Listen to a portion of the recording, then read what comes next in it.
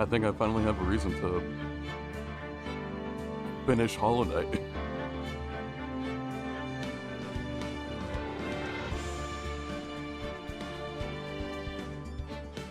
Played Hollow Knight like a few years ago in high school, and I never finished it since. But hey, we finally got a reason. Not because the game is good or anything, not that I have fun with it. It's not that I actually liked it and everything, nah. I need a good reason, and the good reason is here now. I almost tipped over my cup of coffee.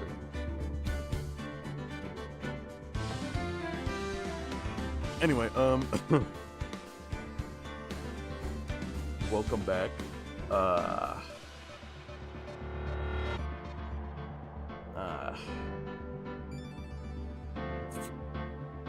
It's been a hot. I think it's been close to 2 weeks since the last stream.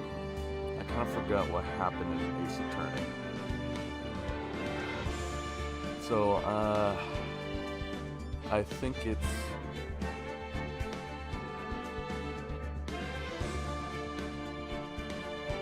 You know what? Just do it. Just jump right into it, I think. I think, do we need to find out more stuff, I think? Do more investigations? How did you think the trial went this morning? How do you think it went? You got a little bit crazy in there. I just wonder how it killed our, if that killed our chances. I honestly kind of forgot what happened. What happened last time? Oh yeah, actually, I think it was the old guy, the old face or whatever his name is. Yeah, okay, I remember now. The Kudo went on the stand and absolutely lied about everything. Got a bit crazy in there. I just wonder if that killed our chances. Yeah, I guess it did get out of hand. Mr. Kudo's testimony did nothing to help us. Plus, now we don't even know the identity of the waitress who laced the coffee. All we know is that old Miss Sakudo is what Miss Sakudo saw the apron straps and the ribbon. And that victim was wearing an earpiece when his eardrum was ruptured. Raptured? Ruptured.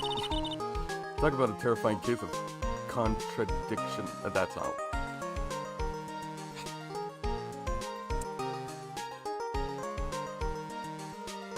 Maya, we working with the law, not... We ain't making up words. Time to play doctor and find ourselves a cure, huh? Yeah, gotta find one for Maggie, or she's gonna have a terminal case of guilty. Okay. Since when was Maya, what's the word? I don't want to be too mean. Why is she like that?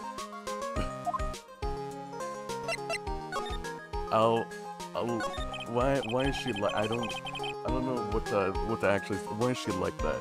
Well, I'm officially at loss as where to start. Yeah, me too. Let's try some brainstorming. You go first. I guess we could try to put Mr. Kudo's testimony to some sort of use. Yeah, that's true. And we need to figure out the identity of the waitress and who the victim really was. And somehow I think the key to this case has to be at Trey Bien.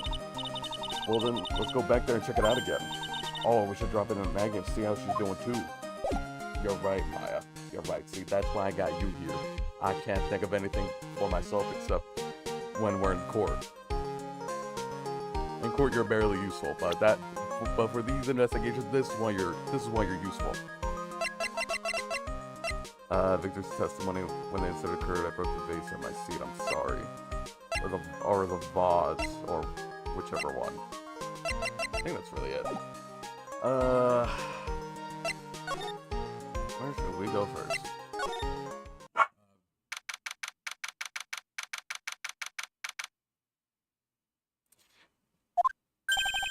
guess Maggie's still in questioning.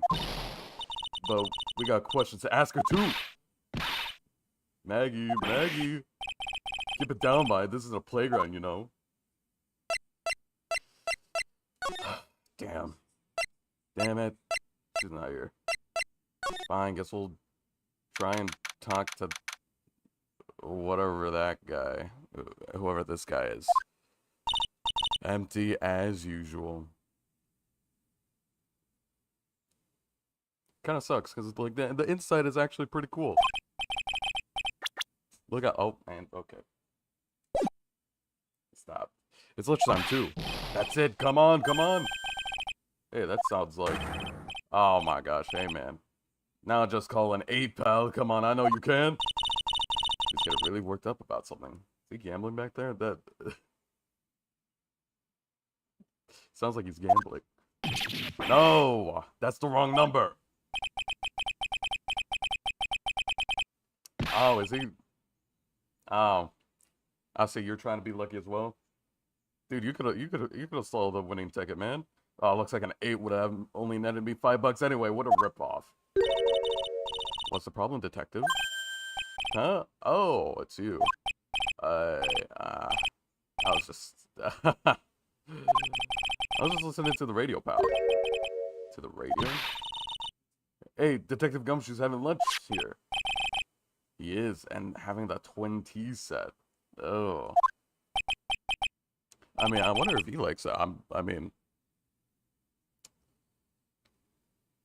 I wouldn't be surprised if he does. What can I say?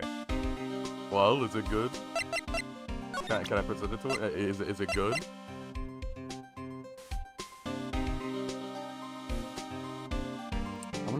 I wonder if the audio's too loud. I'm looking at OBS. I don't think it is. What do you think about the Lotus Industrial? I haven't got anything to say about that, pal. Wait, you got it right in front of you? Okay, man. Take it away already, please. Okay, damn. Spending $20 on this has to be killing him inside. Damn. Poor guy. I mean, I would too. I don't have a lot of money in my pocket. I mean, Gumshoe, he's just like me for real. I know how you feel, man. I don't got money myself. But I mean, we still having fun, right? What do you think of today's trial? This is a nightmare. How am I supposed to look at Maggie in the eye now, pal?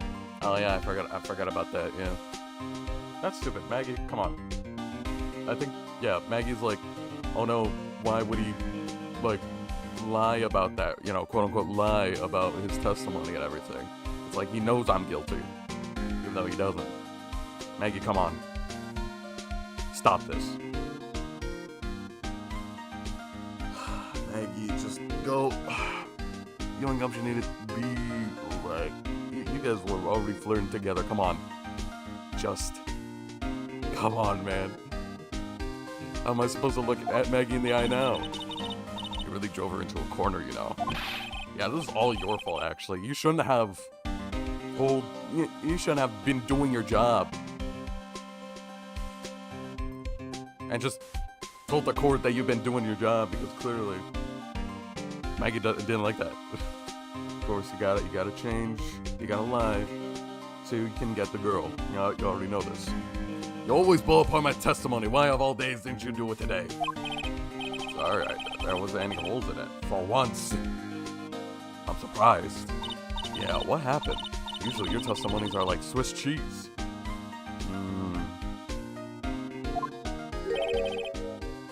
I don't really know where the holes from Swiss cheese come from. I would look it up.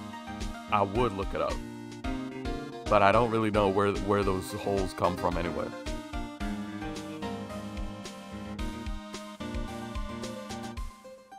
Where do the holes from Swiss cheese come from? Why is it only Swiss cheese? It's only Swiss and no other cheeses.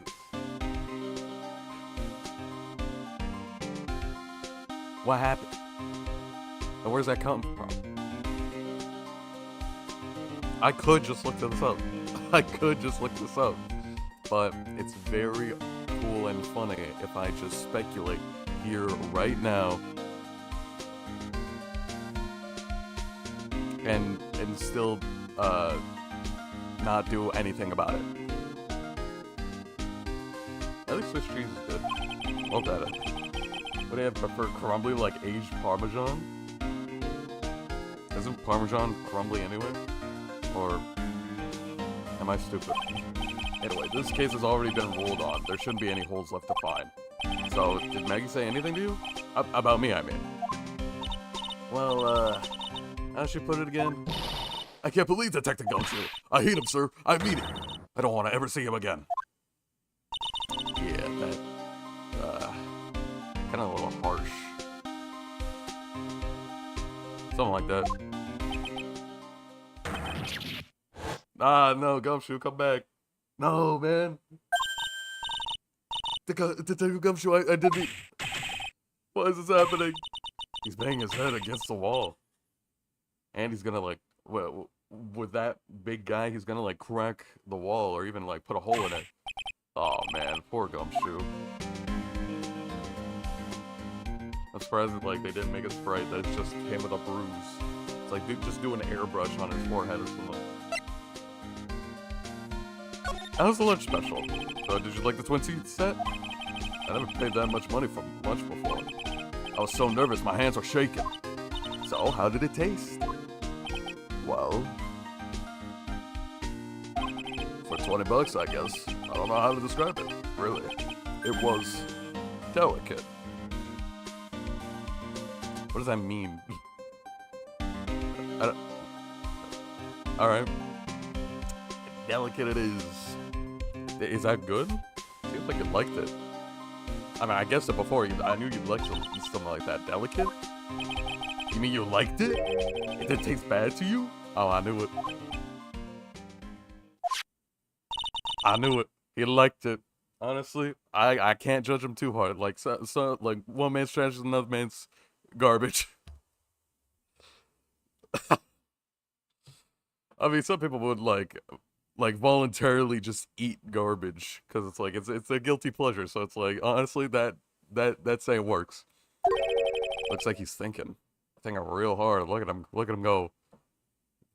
Look at them eyebrows go. Like if this game had like more than like 3 frames, it like imagine like it just does like the kind of worm, like you know, like kind of does like the wave with its eyebrows, because like that, like those eyebrows can do it, but no, it's just 3 frames. That's it. I've been trying to think of the right word to describe the taste, and I just realized it's bad. That's it. It tastes bad.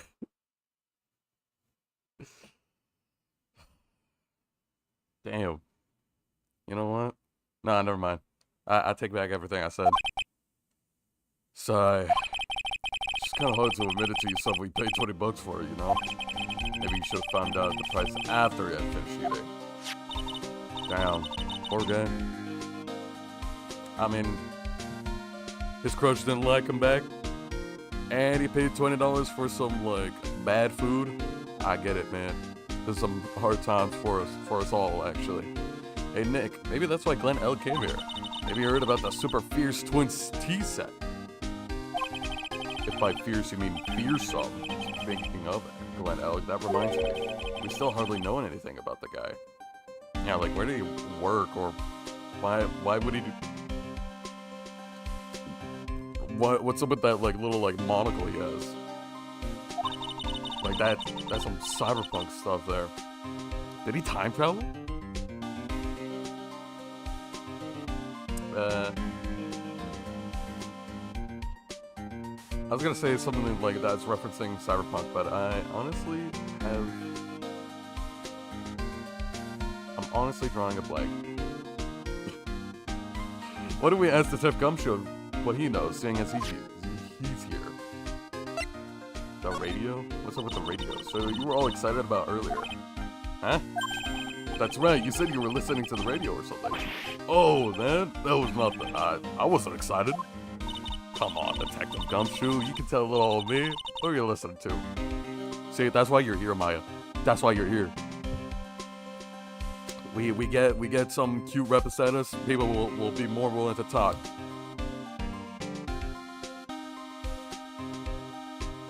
Good thing they only care about looks rather than like personality, because, yeah, she is a little bit stupid and annoying. Nothing really. It was just the daily exercise show. Gumshoe, what the hell, man? What the? A psyche lock? Gumshoe, we're best friends, man. Why would you ever lie to me?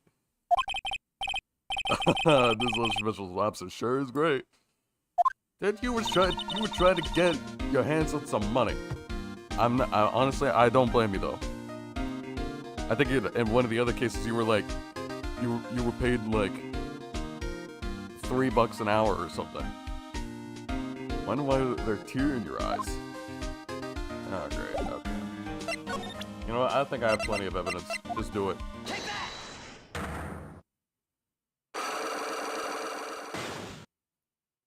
Come on, man.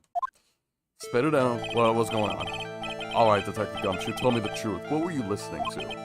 No way, pal. Not that you've made a big thing about it, I'm not gonna tell you. We'll see about that, pal. Considering all the noise you were making while you were listening, it's pretty clear what kind of radio program it was. I'd say it was related to the ticket. I'm right, aren't I? You were listening to the lottery results, weren't you? You thought that you'd try to win big just like Glenn Elg did. But, I mean, did you see what case we're working on right now? It's because he won that he died. Do you want to die? I don't want you to die, Gumshoe. You're my best friend. And don't look at Maya. Don't look at her. Look at me. Actually, look back, and then look back at me. Look back, and then look back at me. Look up, look back at me. Come on. You, my guy, alright? We're kind of have like this, like, Batman kind of, Jim Gordon type of stuff, alright?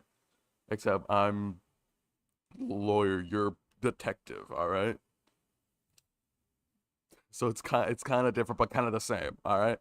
Two different fields, but we're working together. That's why you're my best friend. Maya, she does nothing, but you do something. Even though Maya does also do something, but not as much something as you're something, alright? It's, so you can see right through me. I cracked him already? Damn. Honestly, I shouldn't be that surprised.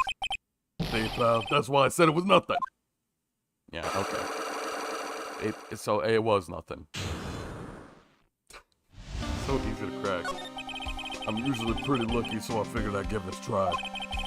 You're lucky, and Maggie is unlucky? Well, we already know. We already know who it is. I'm sorry, I cannot... Hold on. I'm sorry. I'm just checking that everything works. It's like I'm really superstitious about all this. I don't want anything to be broken. What's with everyone in the lottery? So, how did it go? I won 50 cents. It'd be better to win nothing than half a lousy buck. I was so mad. Yeah, I know the feeling. I barely get paid as a lawyer, man. And I work my butt off for this, man. I bought the same kind of tick as Mr. Alex, see? And they got this special radio here where they announce the winning numbers.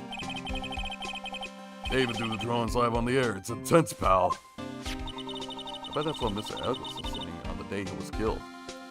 I mean, would you want to listen to the radio and win big just like Glenn?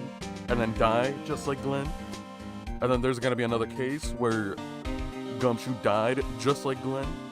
And then there's gonna be another person that also tries to win the lottery through the radio and died just like Glenn? And then it's gonna be a pattern? There's some weird curse that's going around. Yeah. What time is it now? It's just after 1:30. And the lottery results always broadcast at the same time. Yeah, look, I got this right when I bought the ticket. Alright, experience one of the thrilling 10 minutes of your life every Monday at 1:30. Wait. I wonder if this matches up with the autopsy report. Because I think it happened around like 2, I think. Let me see. Oh, 1:30 and 2:30? Okay. So it was probably 1:30. Yeah. Every Monday at 1:30.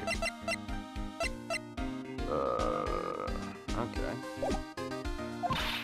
I want to try it, Nick. Then buy a ticket, Maya, with your own money. What do you even do for a job, man? Oh, wait, what? You work for me? Oh. Well, I don't get money anyway. I think it's confirmed that Phoenix is like kind of broke, kind of a broke man. I think there's a lot of cases where like Maya would take on jobs for Phoenix like for free or for like little to no cost. Because that's what good guys do. But Maya, I have a job. Oh, I didn't know I could just slide. Do I have anything to present to you? I don't have anything that I would really want to know right now, unless I'm missing something. The kitchen? Can I go to the kitchen? Oh. Huh? Mr. Armstrong's talking to someone. Oh, so he is here. Oh, it's you. I remember you. You were here, like, in très bien for like a single second. I'll be back next month. Wait, naturellement. I will be waiting for you. I'm not gonna even try doing like a French accent, man. I'm not trying that. If you haven't got it by then, I'm afraid it might get a little hot around here. Oh, damn. She's threatening him with arson? Oh, hell no. No, I have everything ready, I promise. I love fire, you know. I love the way it crackles. It is arson, oh my gosh. Unless she's just saying this because it's like a fun fact. I really like fire, man. Just, you know, fun fact about me. Known. Stop it, I beg you. Then don't let me down. I'll be watching you. Mice? No, this is not necessary. You can trust me, mademoiselle. Talk to anyone, and I'll drive a knife right through your heart. I thought you were gonna like set this place on fire or something. Come on, man. Get your ideas consistent.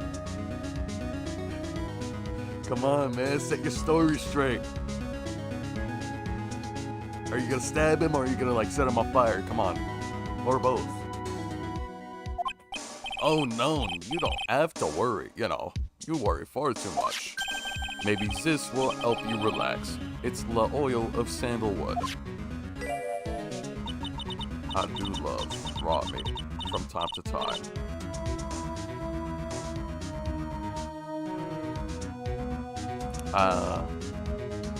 Don't you think you would get sick or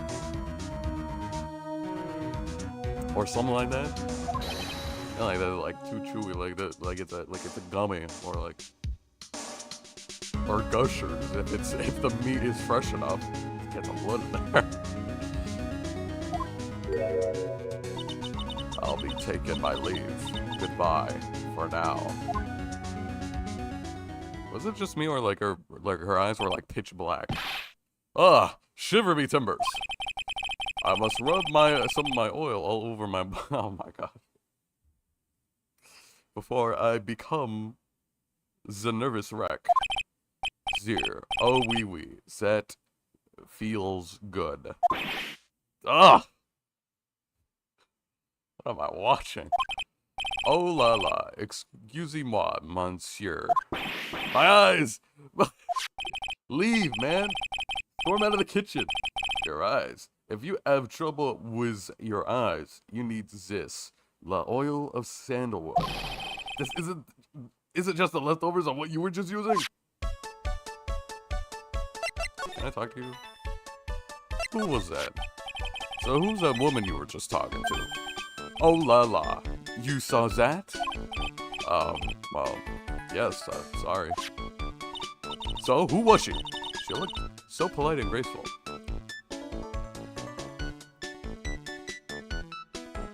Were you looking the other way, Maya? Like,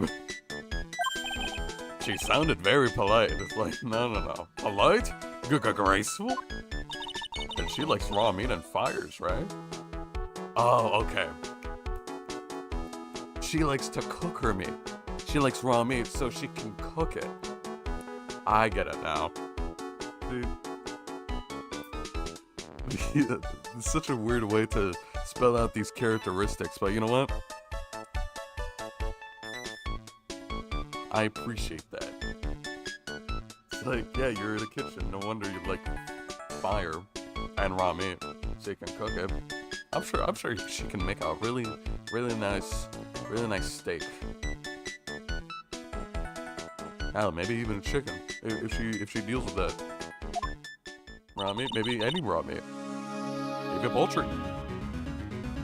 I mean, be a little bit diverse in your meats. I'll be back next month.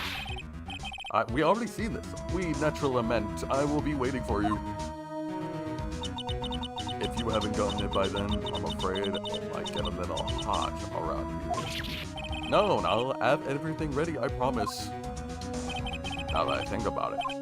Hey, Maya, I think it's pretty clear what kind of conversation they were having.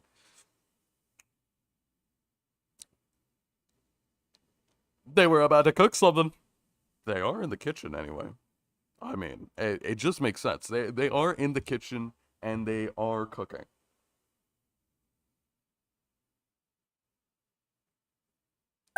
I mean, you can't see me, but I'm like shrugging. I'm like, I don't know, man. I feel like that's pretty self-explanatory.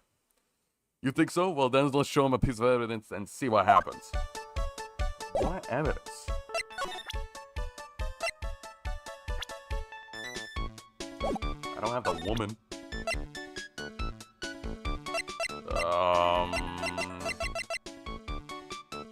What evidence are you talking about, Maya? Just tell me.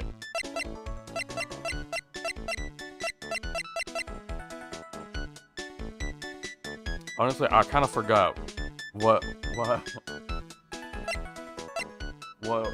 one I'm supposed to select. Millionaire radio, maybe? Yeah, nah, guess not. Prescription bag. No, guess not. I'll just have to present like every single one. Give me a second. Oh, if only I'd taken the right lottery ticket, I would not have any debts right now. I would be free. Look at the bright side, Mr. Armstrong. You won $1, right?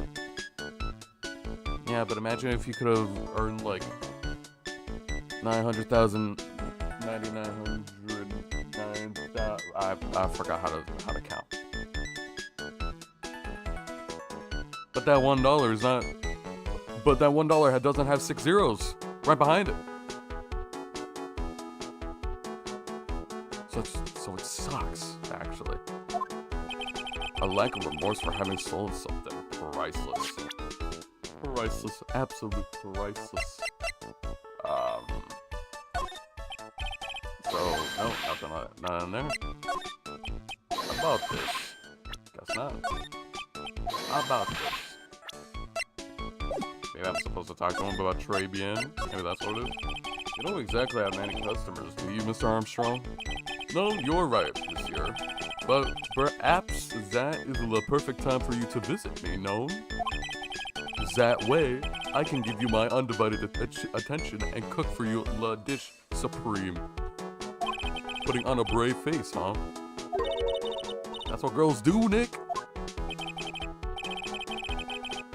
You're the only girl here, Maya. What are you talking about? But you are right. Business is very difficult these days. Perhaps the problem is the problem. People do not understand it. They think it is Trey. I wanted people to think that my restaurant was exclusive, but they think you just serve fast food on cheap plastic trays. Nick, that's the kind of thing that can make a girl cry. Are you crying? No? Then I don't think so. I mean, good thing you're here. I mean, the other girl that I knew was dead. I'm sorry, not girl, a woman. Yeah, the other woman I knew is dead, so she can't cry about. Oh my gosh, she can't cry about it. Have you forgotten Mr. Armstrong is a man, Maya? Yeah, it literally has Mr. Like, we've been calling him Mr. for a while now, so like, and he didn't correct us or anything. But this restaurant is my life. It is everything to me. I will defend it to the finale, and no one will take it from me. Okay. I think there was a mod that let you do like see the dialogue history or something. I don't know what the term is. Should have installed that because I kind of forgot. Glenn Elg. Le Dead Man. The first in my restaurant. No, wait, you mean the first customer you ever had? No. It was the first time I had a dead man in my restaurant. Such a shame. Oh, such a shame to lose a customer after only its first meal here. That sucks.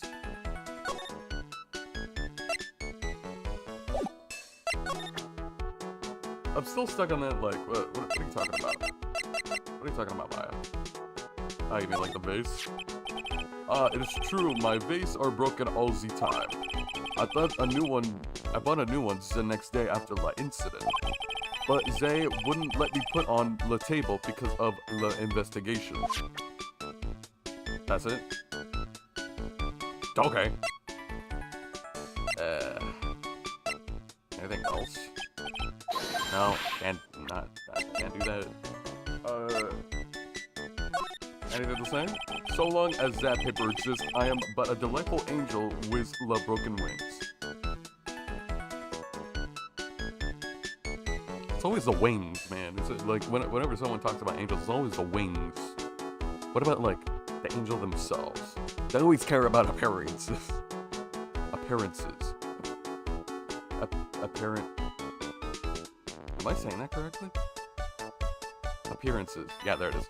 They only care about appearances, so like they only care about the wings. Sure, beautiful wings and all of that. Crows have wings. Pigeons have wings. Y'all aren't saying anything about that.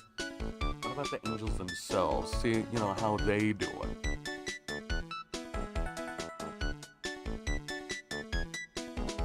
I don't know, man. It's like, yeah, you got like cool hair, but you're also like kind of a dick, actually. So like, never mind. Who cares? An angel, huh? Doesn't bode well when you think about it. They kept harassing me. After month after month. In the end, I had to give in. I agreed to help some. Help them? With what? Mais bien sûr. If I did not owe them la money, I would have refused. But my hands were tied. Please. What did you agree to help them with? No, I cannot say. If I tell you it's that woman, she will slice me up. Will she stab you? Will she slice you? Will she burn you? Like meat. See, she's a chef at heart. But also, she's very inconsistent. Like, which one is she gonna do first? Which one is her preferred way of killing somebody? This is the stuff I gotta know. This is very important to her character, and I gotta know. I don't even know her name yet. But characterization is very important. And eat me with la salad garnish. Ew, I hope he doesn't mean that. He'll literally be sliced up and served with garnish. I mean, judging by the girl that appeared before, I mean, I believe it. I'm going to guess that woman has something to do with your loan contract, am I right? Duh! Please, Mr. Armstrong, tell us about that woman. Oh, again, let's go. The woman who was here earlier, I take it that she's, Why has it come to this? What a tragedy. Suddenly I find myself so deep in la debt. It is a sign of la bad. Bad world we live in, huh? No, I'd say it's more of a sign of la bad culinary skills. See woman who was ear. Z scary woman. She is from la own office. Loan office? Is that where you borrowed $500,000 from? We. Tender lender, it is called.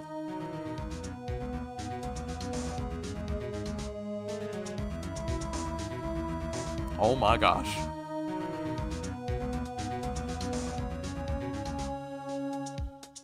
Oh my god, that scared me. That my dog just like brushed his fur up my leg. I thought that was an animal. I mean, it is, but okay. Now he's under my desk. How you doing, man?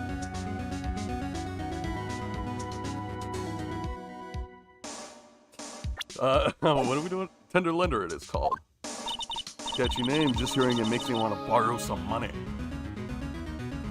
I wonder if like they also do some cooking, so it's like, you know what? That also, you know what's also tender? The steak that this girl did. The steak that this girl did. You see how tender that steak is? She's always wanted to chop up some raw meat and light some fire and cook it. Very delicious. I think that would be a really cool business practice. Like it's just like a loan company, and it's just like the secretary or whoever it is just like cooks whatever it is, makes it tender, like a nice steak, and then boom, it's like, damn, this is already a very good impression. Let me get a loan from these guys just because I can. Ah man, a really good business practice, I think. I feel like somebody should do that in real life, actually. Please, you must borrow from Zup. If you must, no more than $10. $10. Sounds like your whole monthly stipend,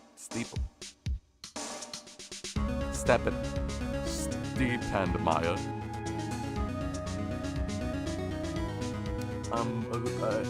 I never heard that word before. Maybe I have. Maybe I'm just stupid. Maybe I'm a little bit stupid.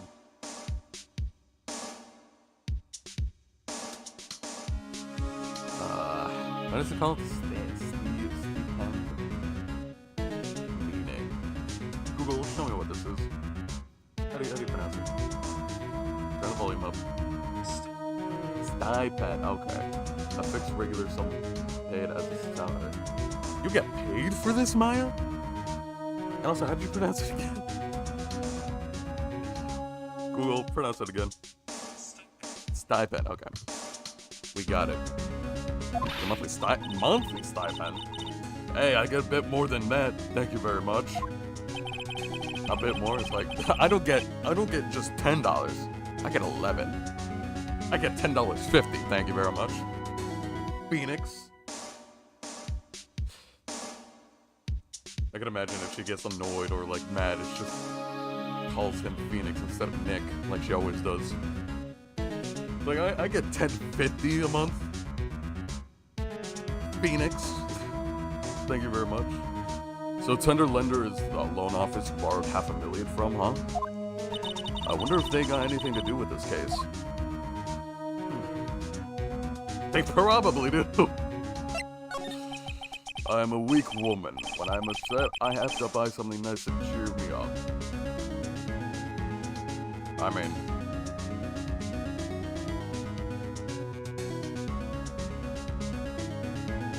Okay. Thanks to him loaning me the money, I have to pay back $500,000 now. I'm like his slave. I have to do everything that he tells me. Who's this he? La Tiger. Oh. La Tiger. Oh. The Tiger? I wonder if he's in the Yakuza. Huh. If he isn't, then I'd be like, I mean, Tiger, Yakuza, but also probably, and also probably runs the tender lender joint. I mean, a loaning company, just like Yakuza. It's like Akiyama has a back tattoo. It's like that's probably what's happening here. He's the manager of Z Tenderlender, a terrifying man, the big city mobster. So he is Yakuza. When he shouts at me, my knees are trembling and his voice is ringing in my ears for 3 days. As soon as I hear the noise of that battered old scooter he rides, I start to cry. Yeah, that guy. The guy who's like very orange. I remember that. He's very orange. I like that is an orange man that only like 2 people in the world can only be orange. And I guess like pumpkins too, like how can he be that orange? He's gotta be an alien or something. A big city mobster who rides a battered old scooter? Yeah, this guy's Yakuza. And he works at a loan office. Everything leads back to Yakuza. What is that saying? Like all roads lead to Rome? Or all something like that. All paths lead to Rome. All paths lead back to Yakuza. No matter what, I'm always reminded.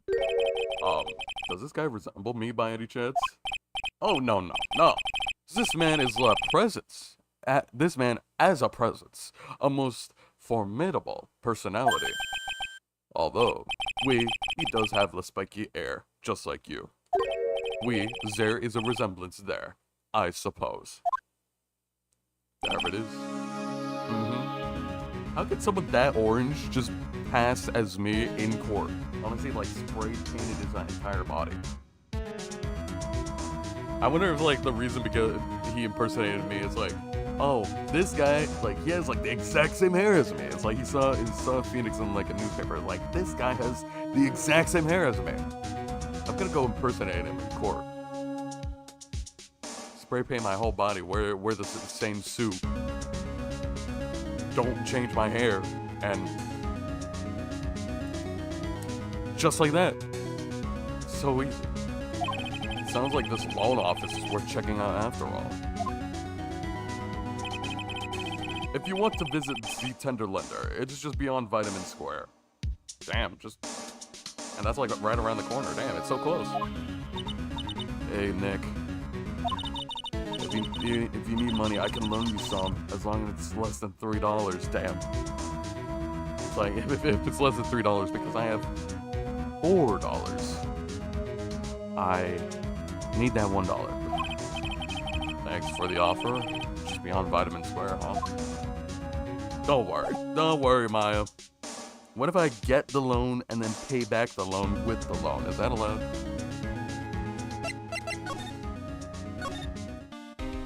Oh, hey, Dick. I forgot you were here. Vitamin Square, January 7th, Vitamin Square. I don't see any sign of Mr. Kudo, do you? Maybe he went to buy another ton of bird seeds. And look whose scooter's here. We know who's here. I think I gave him a voice. I just kind of forgot what voice I gave him. I was kind of hoping he wouldn't be here anyway. At least, not for now. Besides, any more seats today, I'm gonna have to turn into a real phoenix.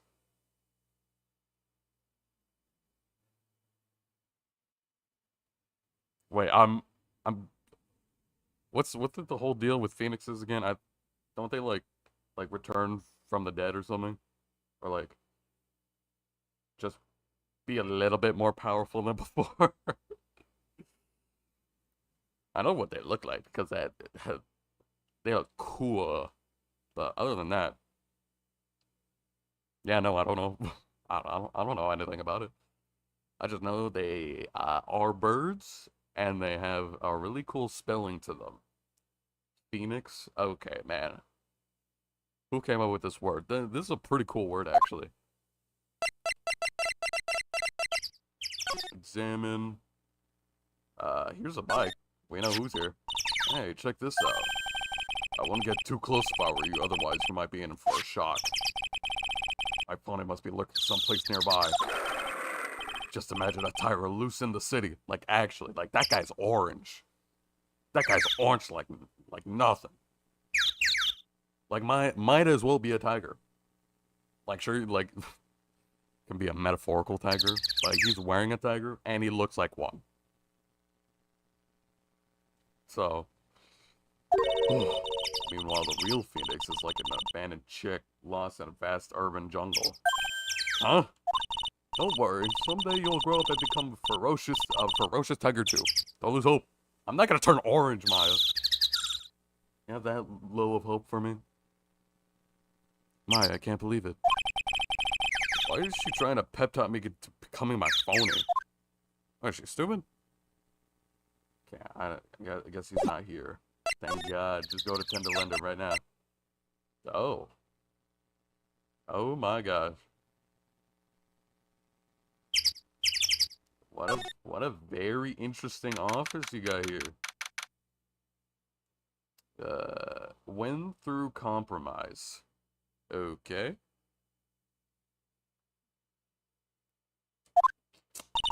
Interesting. Oh, wait, there's something on the floor. I just realized. This place gives off some really strange vibe, doesn't it? Looks like the tiger isn't in his lair. And that is, as they say, a very good thing. Welcome. Ugh, gulp. Talk about a creepy voice. Makes your soul want to shrivel up and die. You're here to discuss alone? It's you. I'm sure you got you got a soft side, right? I feel like everybody got a soft side. Everybody got a soft side once in a bit. No, not exactly. The manager is away at the moment. Wait quietly, please. Okay. Yo, you wanna pick that up? Since I think you're the secretary. You wanna pick that up? That's on the floor, like on the right, like down there. She's gone, just like that. She just disappeared. She actually just faded away. I guess we'll just have to come back another time.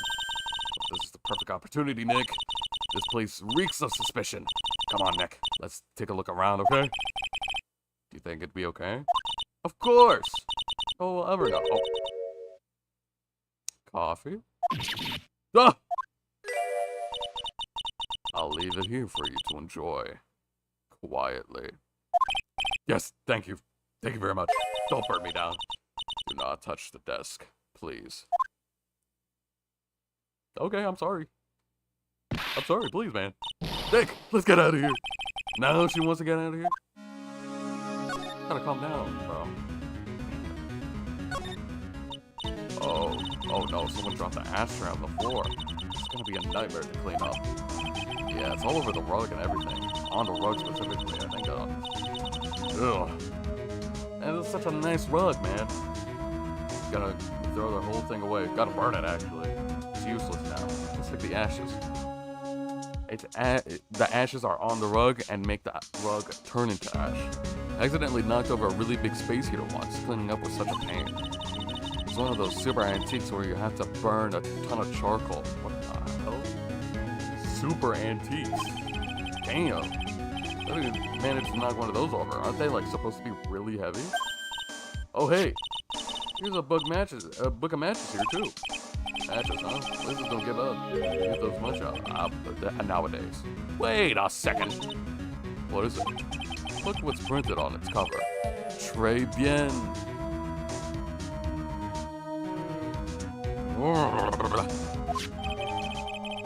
Now this is insane. This is crazy.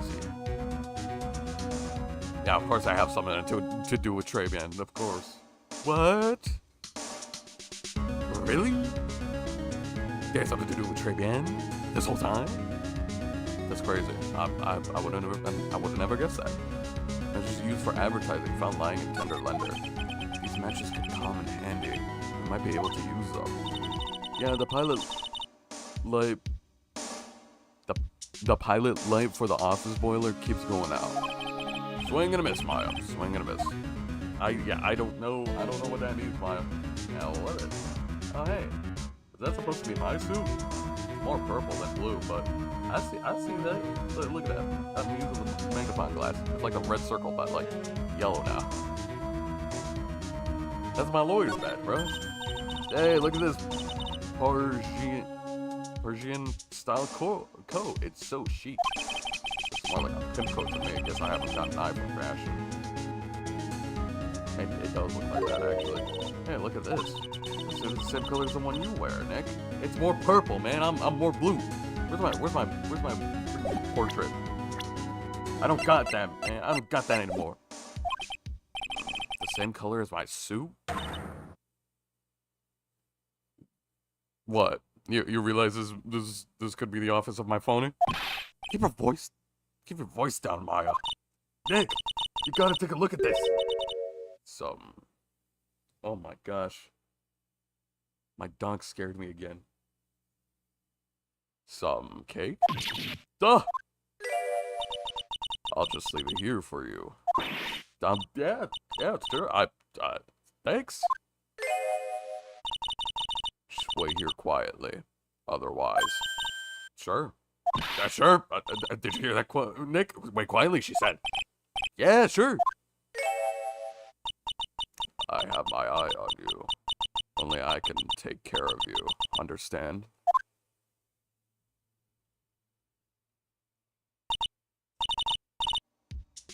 I'm scared, Nick. So, what were you getting so excited about before? Look, on the... I keep forgetting how you're supposed to pronounce it. Is it lapel or lapel? I think it's lapel. I think it's some weird French word or something. Look at the lapel on this suit. That's an attorney's badge. Is the tiger a lawyer? No, wait, look at this thing. It's made of paper. Man, it's made of cardboard. Come on, man. It's not a tender lender made of cardboard and painted to look authentic. It doesn't. Like, not at all. I feel like anybody from afar could actually tell. For some reason, your badge suddenly looks really cheap to me, Nick. Why doesn't anyone recognize an obviously fake badge when they see one? It's because you got a trained eye for this, Nick. Got a trained eye for stuff like this. No normal person will just look at this and it's like, boom, look at that. Whoa! Crazy.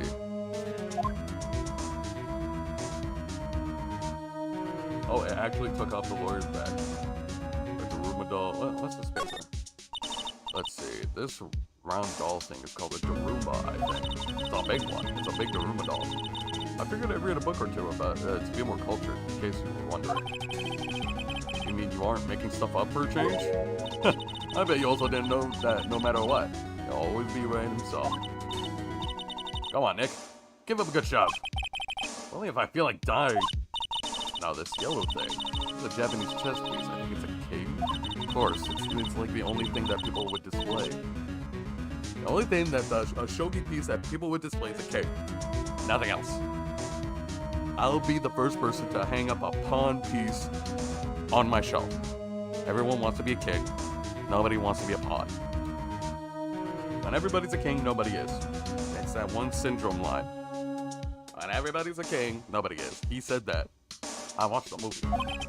Assuming she knows what she's talking about, these aren't exactly your typical mobster wannabe items. They're not trophies, are they? Gulp. Hey. There's a piece of paper sticking out from under here. Ooh, don't mind if I do. What is it? A repair bill? Looks like he did some repair work on his car. Does he even have one? $15,000 to replace a bumper and a light? That's insane! The car's registered to... Cadavernitis? Cadavernitis?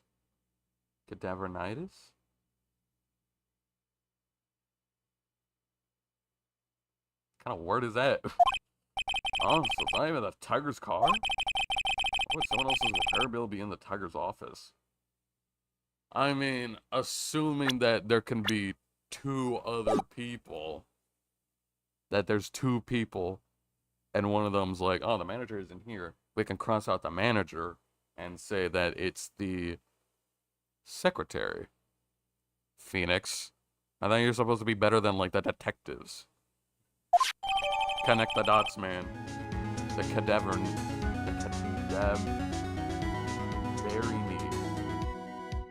The cadaverini. Cadaverini? I don't even know, man. Sounds weird. Or, I guess...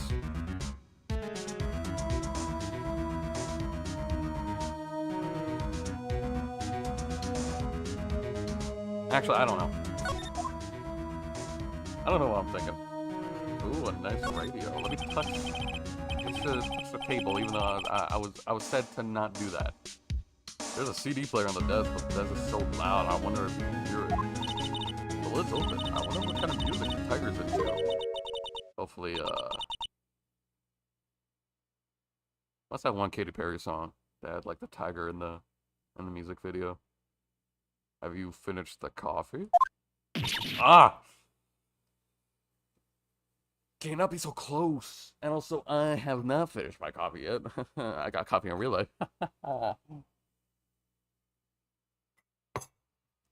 Oh, yeah. Yeah, thanks. It was lovely. So, you drank it all? Did she poison it?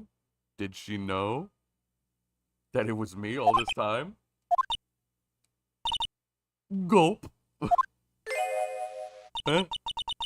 If you touch anything else that doesn't belong to you, there's always another cup. What?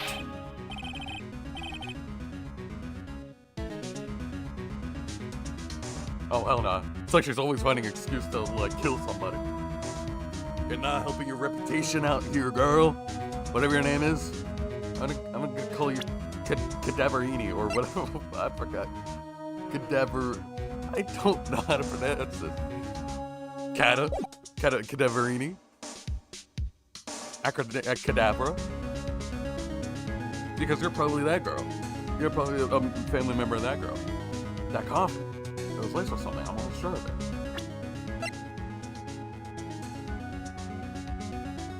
Oh, I'm sorry. It's not a tiger. It's the tigre. You know. I wonder if that's his like actual real name. It's just the name he goes by is the tiger. Paid by tigre to the Cadaverini. Okay. Game theory. My game theory, right? Oh my gosh, my controller almost slipped off my legs. This tiger guy, the orange man that actually looks like a tiger, he perhaps like, what was it? Maybe he like ran into them. They ran into him. They ran into them. Like he ran into them, or they ran into him. And it's like, you know, that or something happened where it's like had to save her life. That's why she had like the bandages on her head. It's like some bad happened, and it's like the tigre like saved her life. That's what I'm guessing. And it's like, oh yeah, me personally, says tigre. It's like me personally, I'll pay $50,000 for the repairing of the car. And I was like, wow, thanks, man. Thanks, Tiger Man. You saved my life. Now I got this bandage on my head. That's my game theory. I'm not gonna go into. I could go more specific into it, but that's the basis. That's what I'm gonna say. That coffee, it was laced with something. I'm almost sure of it. Wait, hold on. I gotta do my inner monologue gulp. Gulp. Nick, my stomach, it's killing me! Oh, wait. Maybe it was just the burger that I ate for breakfast. Why the hell are you eating a burger for breakfast? Actually, I would do the same thing. Sure hope so. Better take a look at that CD while she's still alive. I read that wrong. We better take a look at that CD while we're still alive and have the chance. What the? What? It's not the Rocker soundtrack, is it? Call of the Tiger? It's a demo CD. Oh, don't tell me it has, like, MC Bomber on it. Oh, his name is handwritten on the disc and pen. MC, oh my god! Of course they have something to do with the case. What? This must be the CD Maggie told us about. Let's listen to it. I bet it's heavy metal. Yeah, with that bomber, like MC Bomber, I think it would be. No way, that woman will make us drink more coffee if we do. I'm a fan of coffee, but I don't trust that girl. I don't trust that girl for a second. Oh no, he's here. Oh no, he's here. Are you done? You done, man? Where'd she go? You can't hide her at the table, man. Come out from under the desk. Oh my gosh, she did go under the desk. Maybe, yeah, maybe that little opening where the chair is. But everything else is like, oh my gosh, she had to actually like run around it. What are you two doing snooping around my office for? Ooh. Yikes. Hey, oh my gosh. Calm down, man. So orange. I forgot how orange she is. You's gonna wish your ugly fin never came through my door. It wasn't us. You just wanna argue with me? Oh my gosh, I just realized this sure has like the tiger biting a dragon. With like a pearl. Oh my gosh, this gotta be a Yakuza reference. This gotta be a Yakuza reference. I mean, then again, it's like they actually like have like meaning and everything. But if this was like a normal like tiger and a normal dragon, but this dragon has a pearl. There's no other tattoos of dragons that has a pearl other than Kiryu. Everyone knows that. Obviously, everyone knows that. You just want to argue with me? Is that what you doing? You think you can take me on?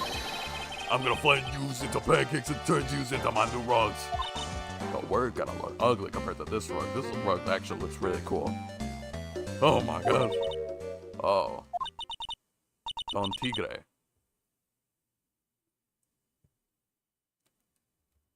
Is this Spanish or something? Is he like Hispanic or something? There's no way that, like, his name is Don Tigre. He's gotta be Hispanic or something. But there's no Hispanic that I know that's that orange. Not that I know of. There's no way.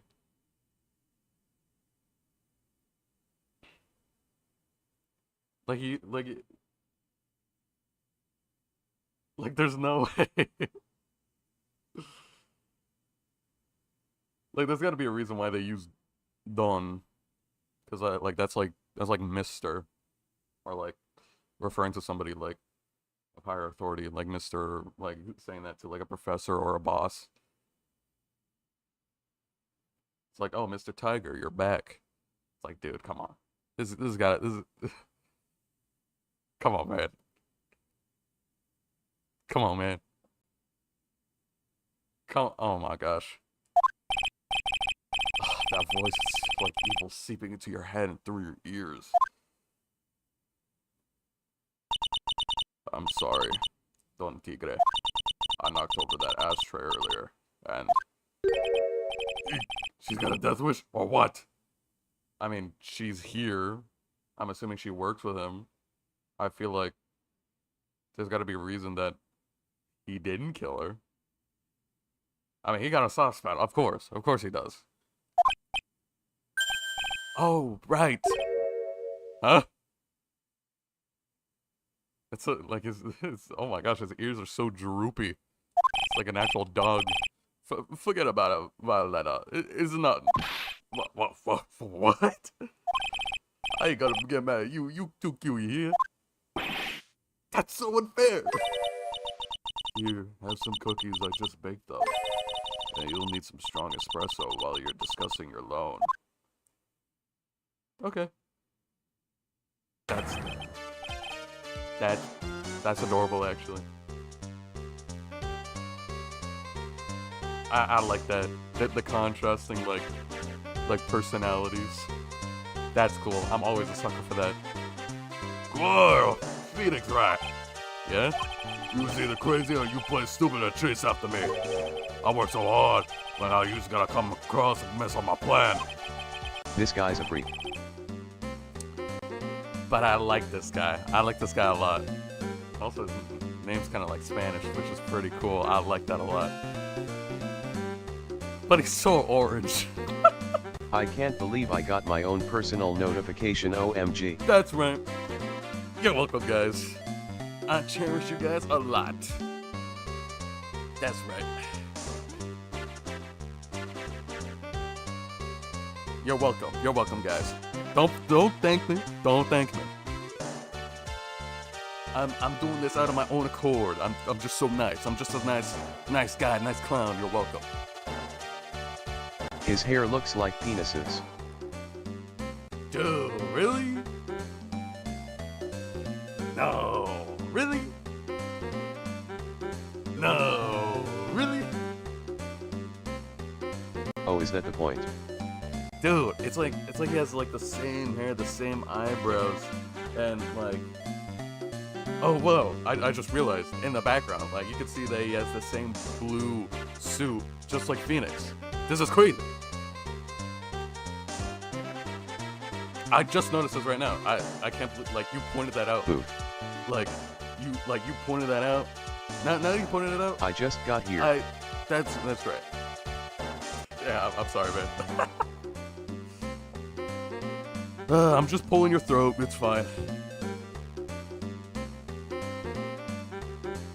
All right. We're doing all these type of jokes because you know how I am. you know how I am, man. And classic. He's just pulling my leg. I never heard of that. What are you talking about? I don't know what you're talking about. That doesn't make sense. Why would you want to pull your leg? That doesn't make sense, man. He's just pulling my finger. Nah, that makes sense. I love how that like early 2010s movies like always has that. It's like, oh, pull my finger. They don't make movies like that anymore. Now that like that reminds me, it's like since Happy Gilmore 2 like came out recently, where's Jack and Jill 2?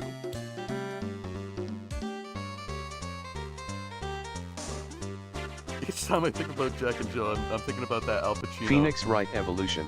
I'm thinking about that Al Pacino Duncan like segment.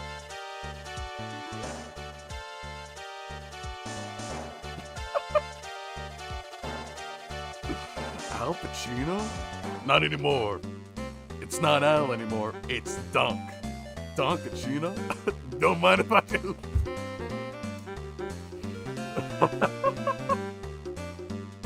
Have you guys seen that? I don't know. When I first saw that, it like absolutely made me laugh really hard. Al Pacino? It's not Al anymore. It's Dunk. Dunkachino. Don't mind if I do.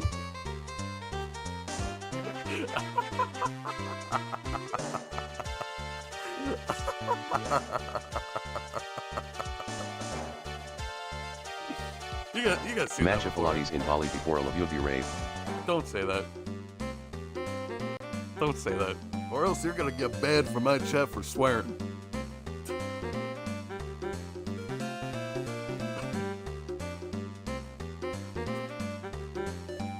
B. Oh, hell no. You know what? just because you're cool, I'll let it slide for now. Green. Green? What are you talking about? Al Pacino. Not anymore. It's not Al anymore. It's Dunk. Dunkachino. Don't mind if I do. But I don't care. No one gets in my way. What? I mean, excuse me? You should have left Wyatt. Wait, what? You should have left the little girl home, right? I have a few things. Ah! Oh my gosh. No questions. This is the last time we meet. Damn. Like, please, I'm investigating something. Please. Let me ask you some questions. How are you weed. so orange? Weed. Marijuana. Marijuana. Marijuana? You didn't even spell it right. Haha, point and laugh. Didn't even spell it right. What are you, stupid?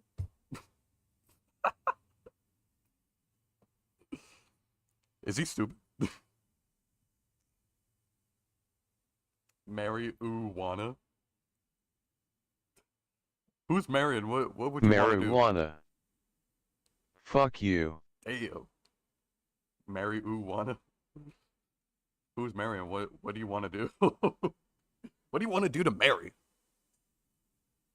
Mary? I hardly know who that is. That was pretty weak, Nick. Says you, Hate. man. Hate. H. H, like the helicopter. H. Helicopter landing pad. Now, that was a cool reference. You waited until he was out of earshot before you shouted after him. Like, you want to talk? I didn't hear you scream, but hold it either. The espresso. Oh! And cookies. This woman is definitely not good for my heart. Helicopter go I forgot days bygone. Raffle cup. Nobody says raffle anymore. Nobody says raffle anymore. I would want that to come back though, because that's a stupid acronym. What is LOL? What is LMAO? Who's the woman with the dramatic brain injury? The secretary. We don't know her name yet, but she's probably the secretary and probably the Why is she bad for Phoenix's heart? because she's so scary. What did she do? She's so Sad face. She's scary, and she probably laced the coffee that they drank with something. Or at least they think so. Also, she threatened a lot of people earlier. Threatened people with arson, so I mean... She's the criminal, she's the big bad evil guy. Yeah, that's it. It's not the weird-looking tiger guy. It's her that we want. Now, what was it that the tiger called her? Violetta? Ow. Is you Violetta? We don't even have like the tiger, Don Tigre. What the freak, man? All right, so what's up? How you doing, girl? She's a mean one, Mr. Grinch or something. She's not green, so also not a Mister. Or unless you're telling Grinch that she is mean. Mr. Grinch, she's the mean one. Compared to you?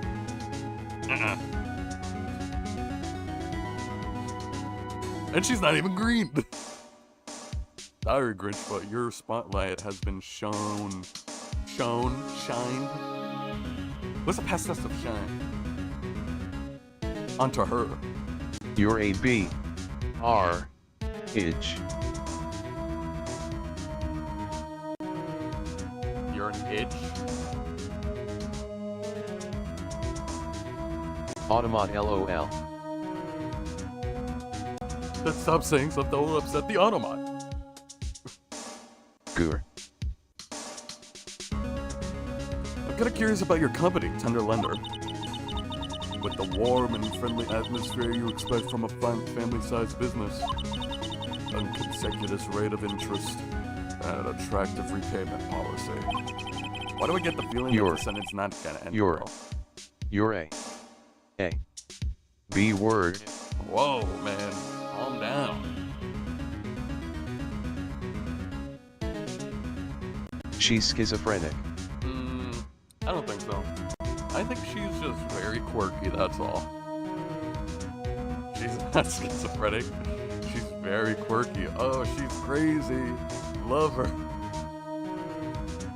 Y'all know that like that picture with the girl with the bag of chips on her head? It's like, oh my gosh, she's so crazy. Love her. We will tenderly lend you that little bit of extra here at Tender Lender. See, that's where the name comes from. Hey, Nick, things are a bit tight for Red & Co. at the moment, aren't they? I mean, there's that $500 you owe me from our card game for starters. Damn, what are you guys doing? You guys were gambling? Why don't you take out a loan? For $500? Would I like to take out a loan from a place like this? Not so much. Tender Lender is on your side. So, let's say I'm late with my repayment. Phoenix sucks ass at card games. Yeah. Unless it's poker, unless they're like playing poker and he just has a terrible poker face. It's like he gets good cards and it's like, ooga. I got some good cards now. It's like he would say that. Maya. It's like, take that, Maya. I got some good cards now.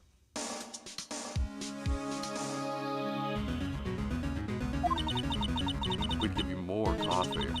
Strong coffee. Right. I think I'd rather skip town. Hey, just remember I can make strong coffee too, Nick. These are some, bad cards right here. MHM. Yeah. Yeah, these are terrible cards. Yikes. Yeah, I'm losing this round, Maya. These are terrible.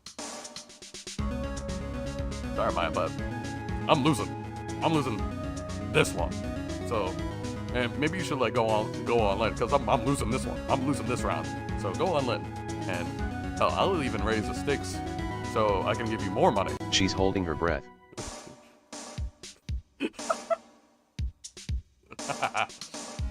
Maya, stop doing that. We're not underwater. She passed out. Okay, damn. Maya, this is not underwater. We're not underwater. We are at the surface. We are not underwater. Strong tea as well. You know about the frog incident thing is canon. Yeah. She's a frog.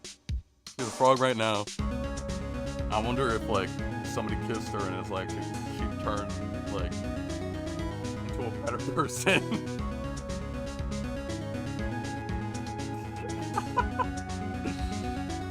Yeah, like a kiss on kiss on the frog. She's got the proportions of a gotcha life OC. What? Dude, that's so mean. That's so mean. She's not that bad. That's so mean. Come on. Am I wrong though? Kind of. You're not right either. Biggest here. Whoa. Head. Whoa, dude. Whoa. Hold on. What about the incident we're investigating? What incident? Well, a man was poisoned in a restaurant just near here. That incident. Let me see. I was here that day with the manager. The manager being the tiger.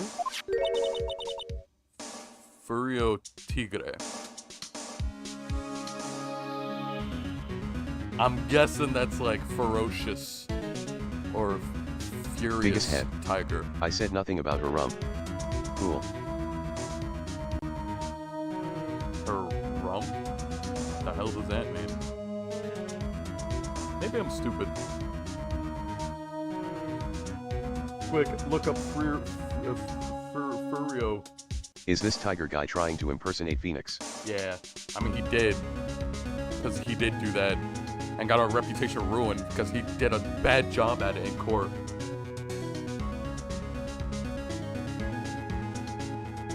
Because anyone who believes that this is him is stupid and deserves it. Dude, it's like he painted like his skin like, it's like he painted his skin and everything. Because like everybody was convinced that it was him until like Phoenix was saying like, no man, what are you talking about? And then they're like, you know what? He did have like a Boston, New York, and raspy voice actually. Maybe it wasn't you. It's like you figured out. You didn't think about it until now. And also, he's huge. He's tall, and he's like ripped. Furio Tigre? Oh, Mr. Wright. You're looking a little, orange, today. Yeah, dude, you got a tan? Holy. Because, like, at the beginning of the case, it showed, like, the exact same, like, Phoenix Wright sprite. It's like, they didn't even, like, paint him orange. Like, the exact same, like, Phoenix Wright sprite that he would look normally in court. So I'm led to believe that he did have a huge makeover. But he didn't change his voice or nothing, or didn't change his, like, attitude. So he's, like, very mean and very, like, New York. Very New York. In Japan? Hell no. Dude, you gotta stop doing that. Got a real name. Nick, hurry up and find out more about him. So, what's the deal about Furio Tigre? Furio Tigre. He was cutting for months for this one court case. Yeah.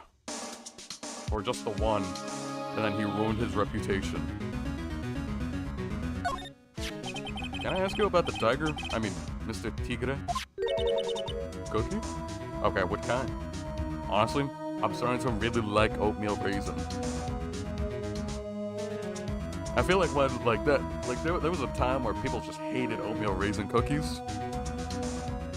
Like it was at its peak. I feel like that point, I'm like, dude, you know what? This is actually kind of cool. This is kind of fire, honestly. Also because like I am a huge fan of raisins. So big fan of raisins. Big fan of old, dry grapes. So I mean, I think I'm just biased. Sure. How do you like my cookies? I baked them myself.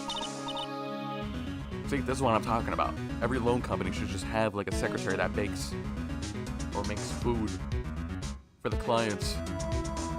You'd have like a booming business. No wonder, like look at the desk made out of pure gold. No wonder She's they have so a good conspicuous, business. money mouth face. Oh hell yeah! So conspicuous. Hell yeah! Not conspicuous, Wait, you got a better word? Joke's ruined. Good job, man. Go ahead, Nick. The honor's all yours. No, ladies first, Maya.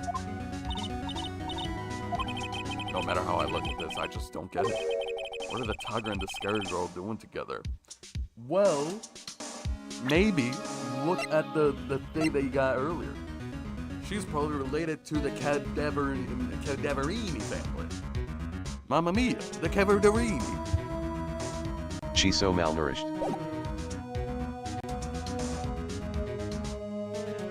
I guess so, yeah. Hear that, or that's how her genes are. Very skinny, like a toothpick. We are lovers, huh? There it is. Right. That's not exactly coming across in your tone of voice. And I own Don Tigre in my life. Maybe the traumatic brain injury came from the car accident. Exactly, that's what I'm saying. But except like maybe like he saved her life. That's what I'm guessing, which is why they're lovers now. Well, according to her. Okay, yeah. I didn't even read that. I just read that. I didn't even read that, but that was my game theory. Like, when we first got this, that he's the one that saved her life. Don Tigre, my life. He's the one who saved my life. The tiger saved you? No offense, girl, but I'm really the nice guy. Please address him properly as Don Tigre. Otherwise, I'll have to. Okay, Don Tigre. Of course, I'm sorry. You saved her life? I'd like to know how that happened. Let's talk about it. Save her life how? Can we elaborate on this? I'm very frail, you see. Oh, yeah, clearly. I don't want to make fun of you, but I'm sorry, but yeah, I see it. Just recently, I died once. You died? About 4 months ago. The doctor said to abandon all hope. I guess they were expecting her to take a boat ride across the Silver Styx. But Don Tigre, he saved me. He gave up everything. Everything? When I found out what he had done for me, I was happy. No offense, but I'm finding that a little hard to believe. But I decided I'd pay him back with my life by serving him coffee and espresso. I still wonder what's in her coffee. So is that why you got the bandage around your head? This? Yeah, what's all about that? So what's with the story about the bandage? They put it on after the operation. Operation? It's just a little injury. A little fatal injury. A fatal injury? And how are you alive? If it's fatal? Words have no meaning anymore. Fatal, yet they're still alive? Okay, man. Okay, man. Maya just suffered one herself by the sound of it. So that's the injury you were talking about before when you said you died once? Oh. Damn! 4 of them! Oh my god. I probably don't have enough. I probably don't have enough evidence. She really creeps me out, Nick. Same here, but we gotta find out the truth. Okay, I doubt that we have enough evidence for that. We're gonna get out of here, man. Madam Viola, or whatever. There he is. Old Seedy's back feeding the pigeons again. There, take this and this. Get out of my park. Damn. Like I thought. He's really mad. Come on, Maya. Let's just keep your head down and sneak away while we still can. What? Why? Hello, old man. What are you doing, Maya? Damn. Huh? Gah. Hey, he just turned his back on us. I'm not surprised. I bet I really hurt his pride in court this morning. Hey, Mr. Kudo. Pigeon. Ka. Look, we really need to talk to you, alright? Out with the demons! In with good fortune! Damn, see, shell splinters, painful. Always knew you were a demon, Maya. Damn, okay, you too, Phoenix? Alright, let's see what the deal with you is. Yeah, how's today's trial, man? How you doing? Pride hurt? I'm sorry about what happened in court earlier today. Everybody talk about me behind my back now. A dirty old man who was so busy looking at a servant girl's backside that he can't even remember her face, a filthy, depraved animal. Not at all. Are you listening to me, boy? I don't care what you say. I saw that waitress put it in. She put some of that powder into the young lad's chavachino. He's got the clown nose. I know, right? I'm saying, I said this when he first appeared. He got that clown nose. I'm just ready to... I'm just ready. I'm ready to do it. And another thing. The young liabout was wearing an earpiece on the same side as the lens of his broken spectacles. We're really sorry. So I made a little mistake about the vase. So what? I know what I saw. I'll tell you. Okay, take it easy, please, Mr. Kudo. Don't tell me to take it easy, you spiky hair brat. Take this.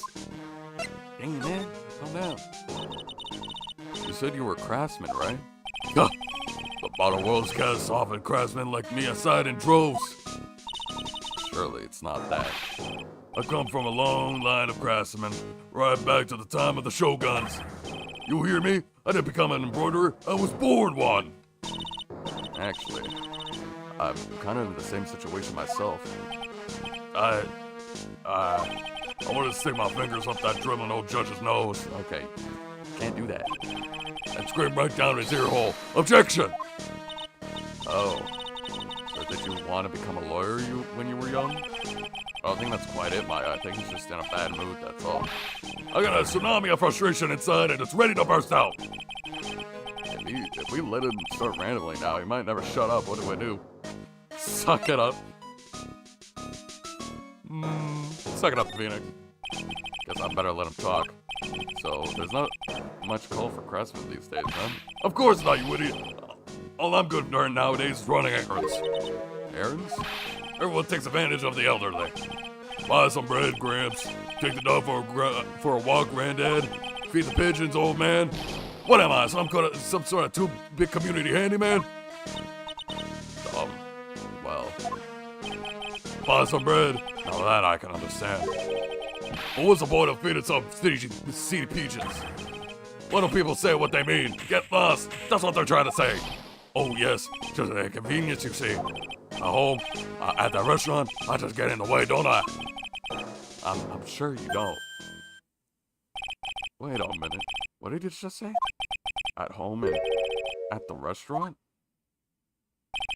Hold up. By restaurant, are you talking about TRIBULATIONS? Did you get asked to run an errand there too?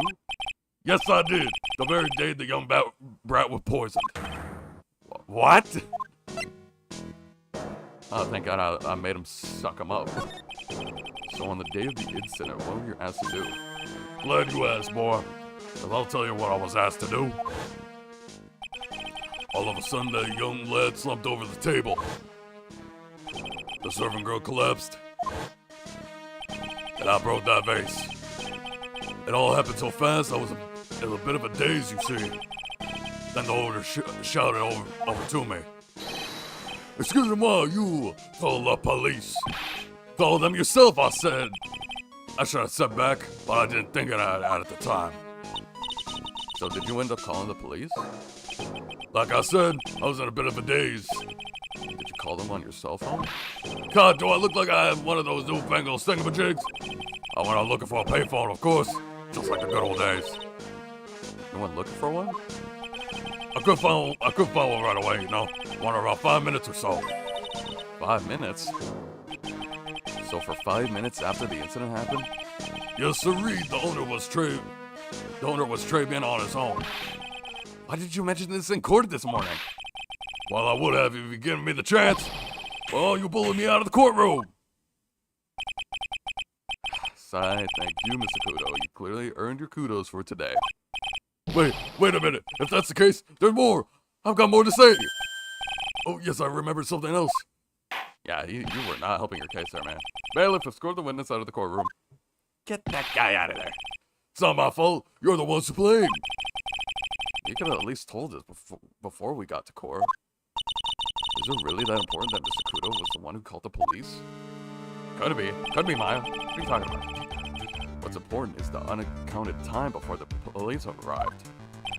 The victim was dead, and Maggie was unconscious, which leaves that man alone in the restaurant. Mr. Kudo might have been chased out of the place on purpose. What do you mean? Maybe a certain someone didn't want him in this restaurant. Ah. Oh, sir, you go ahead and say who was in the way as usual. I suppose I should have been getting myself covered in pitcher poop instead, huh? We need to get more details about what exactly happened. From Maggie. And from Mr. Armstrong. Okay, from Maggie, I'm gonna go directly to... No, not you. No, get away. I don't want to see you. I don't want to see you now. Très bien. Oh, hey, Dick. Don't mind me. Ah, she's not here. I can examine, but why would I do that? Okay, where is he? Okay, yeah. He was here. Mr. Armstrong wasn't here. Where did he go? Looks like Mr. Armstrong is out again, but the place is open for business. You can't have an open restaurant without a chef. Hey, it's not my fault, Nick. Don't take it out on me. Only a couple of minutes after the incident happened, Mr. Kudo left the scene, leaving Mr. Armstrong here alone. Missing when we need to talk to him the most. Maybe he's trying to avoid us on purpose? Why would he do that? Why would he do such a thing? Nick, do you have anything to say? This? Okay, I guess not. How do you feel about this? Nothing. Alright. How do you, hey, here's my lawyer's badge. Damn it, that didn't work. Guess I'll move somewhere else. Nope, still nothing here. Criminal Affairs Department? Oh. Looks like Gumshoe's not here. Yeah, clear. We just saw him. Never mind that. What's going on? It feels different in here somehow. You think? Yeah, everyone seems to be on edge. What are you doing? Call in the officers for a briefing, quick! Can't you shut down the station server? Chief, quit playing on the internet! But my email, pal. 1337 AZNPR Princess. What? What kind of name is that? Save it for later. I'm turning it off now. No. 13337 AZN Princess. Everyone's keeping busy in here, huh? Keeping busy, more like panicking if you ask me. Something's going on. Something big. Something huge. It's kind of unnerving. Something big is happening. But I wonder what's happening though. I don't need to talk to you, man. Can I move to the detention center now? Let me progress. So you, I don't really know what to do with you specifically, Dick.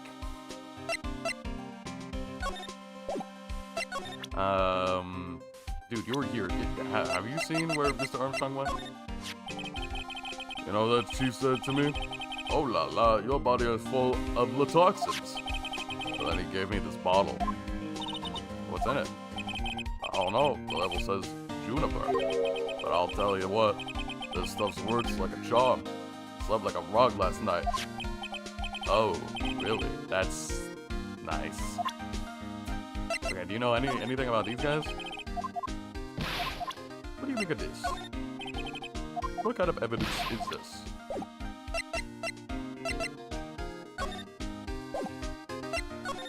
Al Pacino? Not anymore. It's not Al anymore. It's Don. Don Pacino? Don't mind if I...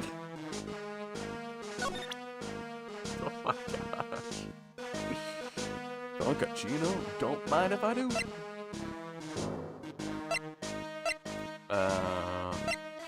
Would you know anything about this?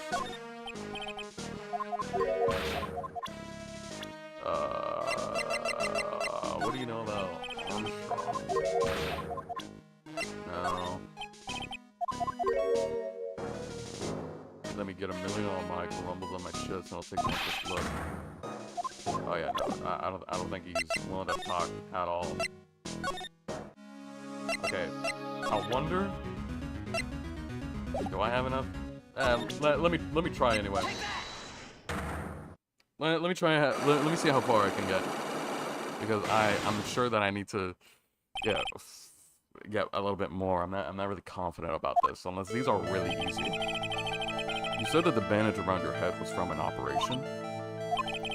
You also said you suffered a fatal injury to the head, correct? Yes. The operation was very difficult, apparently. Now, by fatal injury, you mean you were hurt very badly somehow, right?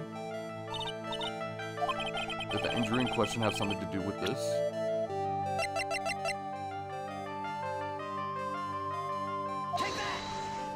No, the music is still playing. No! Damn it! I'm guessing we have to select the repair bill. Yeah, instead of like, I'm thinking the scooter is a part of another one, another question. I have here a car repair bill. From this, it seems pretty obvious that this car was involved in an accident. Let me see that. This bill is made out to the Cadaverinis. Yes, it is. I don't think I ever introduced myself. Tell me, what do the Cadaverinis have to do with me? Something tells me she's not about to say hi and introduce herself. Alright then. The relationship with the Cadaverines is very strong, and this is why. I don't have that. Nothing comes to mind. I don't have that.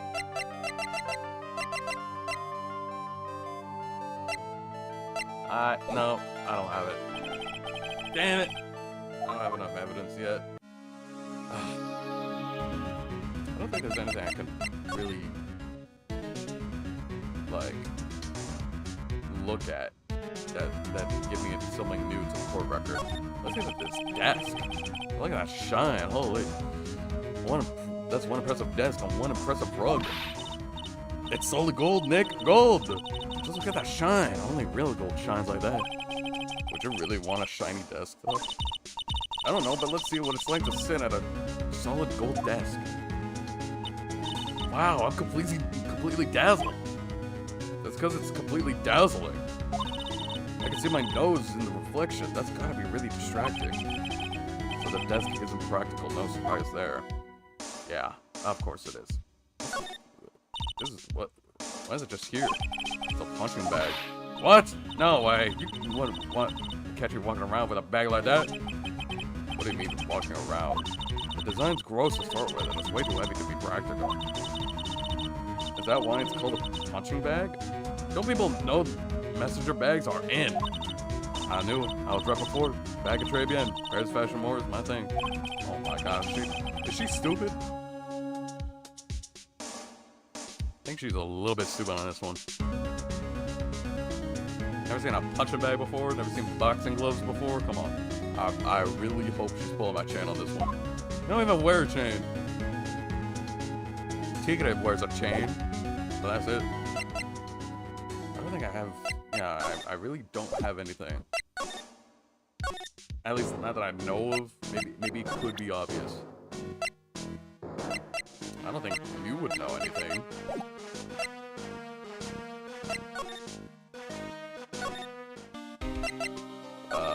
Dick? How you doing, man? Do you have anything to say about... I don't think you have anything to say, actually, like, regardless. I'm sorry, Dick, but I just don't need you anymore. But what can I do here? Oh my gosh. Where am I going? I don't know where to go. Man, I need to examine here, so see what's going on here. Must be the chief of detectives here. He looks not lost now that the power of this computer has been cut. Oh well, I guess I'll just have to write her a real letter instead of an email. Alternatively, you can write up some reports, just a suggestion. Dear 1337 AZNPRINCSESC, how are you? I'm okay. How was the show last night? Wow, what an awesome job. Maybe I should send my resume to become chief. Okay, don't do that. That must be one of the detectives. He's mumbling something to himself. Pickpockets can have their pickpockets picked. That's a keeper. Better to go with someone that doesn't sound too much like a slogan. Must be coming up with slogans for a crime prevention campaign. But I'm not sure he even knows what kind of crime he's trying to prevent. Pickpocketing, obviously. Are you sure? Are you stupid? Oh yeah, these guys. I forgot about these guys. Hey, that's the police mascot, isn't it? That's so cute. That's the blue badger. It was my idea. I made it. And now it's the national symbol of the police. Yeah, welcome, guys. So, what's with the pink one? It's new, right? She's not an it, Nick. She's a she. Right, Chief? His pronouns are they. Yup, meet the pink badger. So, one's called blue and the other called pink, but they're both called badger? It's like the freaking Blue's Clues. Like, there's blue and then there's not blue. You got it. They're married. And I don't see a ring on their fingers. Come on. Mr. and Mrs. Badger seem to be cuffed together, Chief.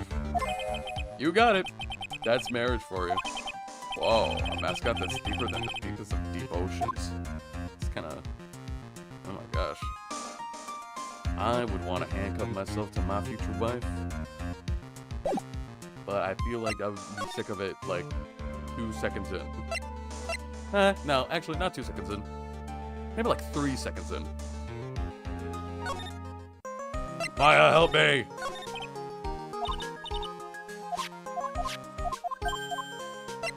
Maggie, I can't talk to Maggie yet. What thing am I? Actually, there is something. I was wondering about, you know, the tigre. You know, like that, like what he's like in... Oh, well, we already know. That'll beat you so hard to feel like it. Okay, yeah. We already know this. He's weird. He's a weird guy. That's got a story anyway. And what does he have to gain by impersonating me?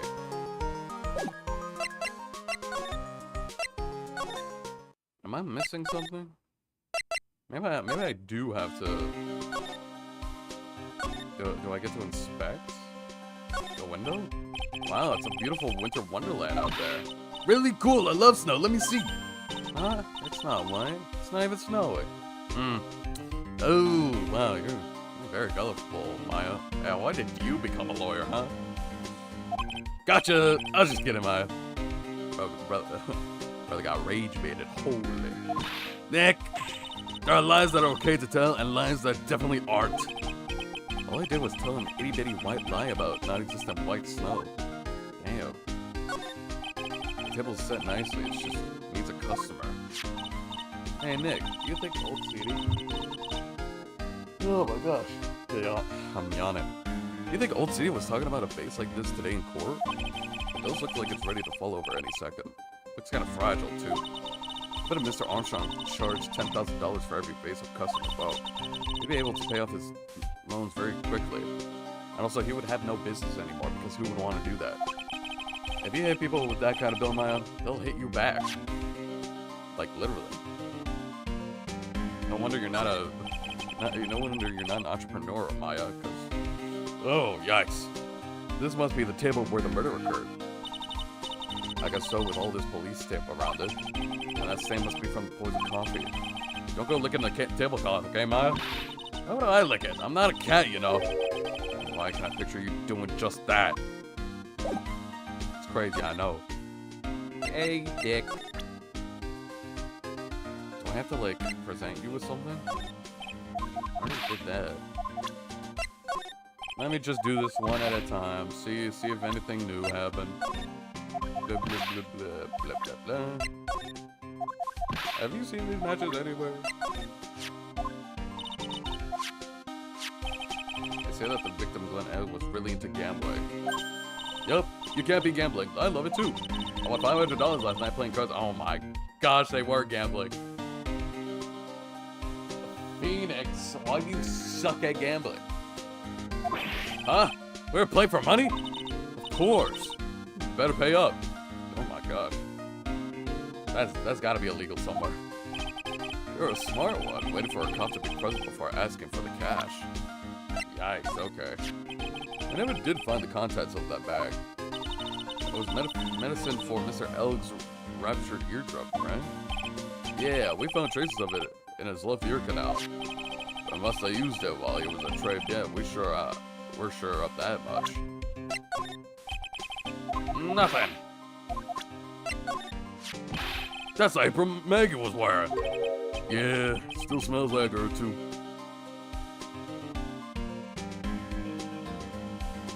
Shouldn't say that, man. That's kind of weird. Does this mean Maggie smells like ketchup? Either it means she smells like ketchup or kind of like coffee. Or kind of like poison, maybe that's what it is.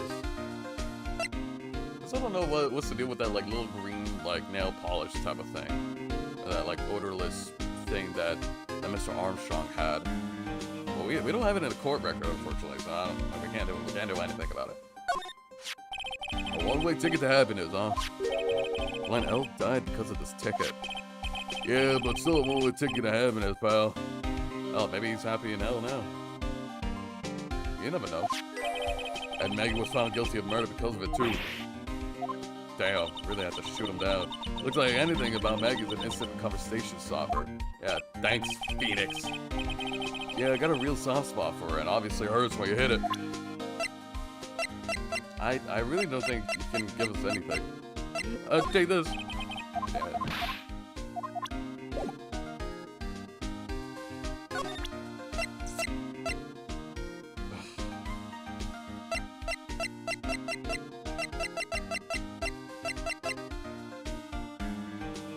Who doesn't know about the Cavardini family? I don't know where... I don't know where Armstrong is. I mean, I need to present something to him. No. No. No. No. Yeah, I doubt he would know anything about this. About any of this, really. So he wouldn't know, say, about El Tigre, but, I like that the angst old guy gets his own theme song. Oh yeah, you're right. Do they all, or did I just not notice that? I think maybe there's probably another song that's also gonna be used for his type of character or this type of situation where someone's kind of hard to deal with. I think did it happen with Tiger? I think it also happened with the Tiger guy. But yeah, it's really you really gotta have fitting music for each scene here, man. You wouldn't know anything. Oh my gosh. Can I present to you anything at all? Yeah, but I don't think she would say anything. She has those things where those psychologies I need a break, but I also don't know what she has to do with the Cadavernini family. Let me see. What kind of poster is this?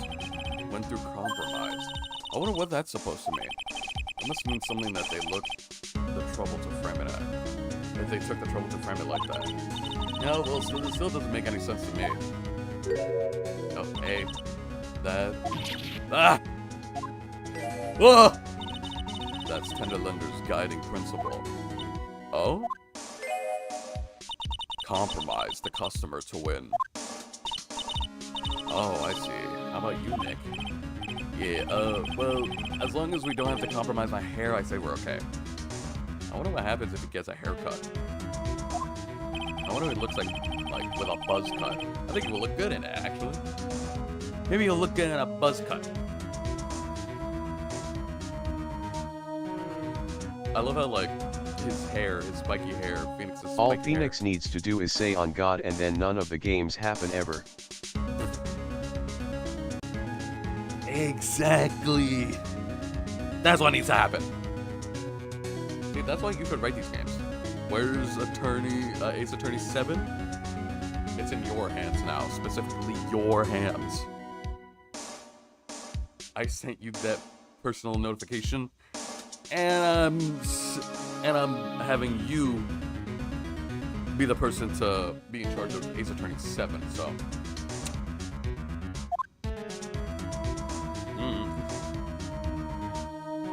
So that didn't help me with anything, really.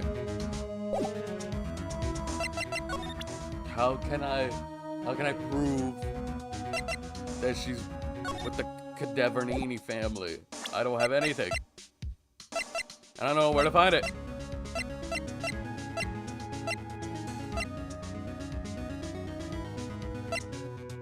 No.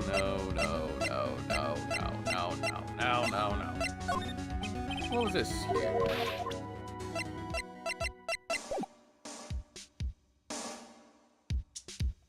I'm not gonna look it up. Or should I? Maybe I will.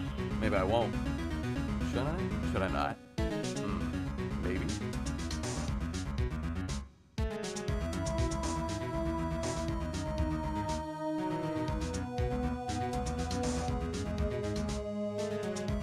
I'm kind of lost here. I don't know what to say to this guy.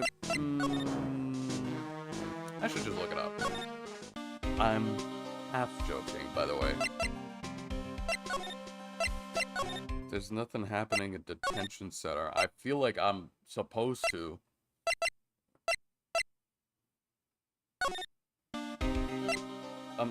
Like there's something supposed to happen in detention center so I can talk to Maggie. But I feel like there's just a sneaky prerequisite, which I don't know where to go or what to do. I would like to ask Mr. Armstrong about what he thinks of the situation, but clearly he doesn't. Because he's not here. Chat, is this real? Gumshoe, help me. Nobody would want to give me what I want.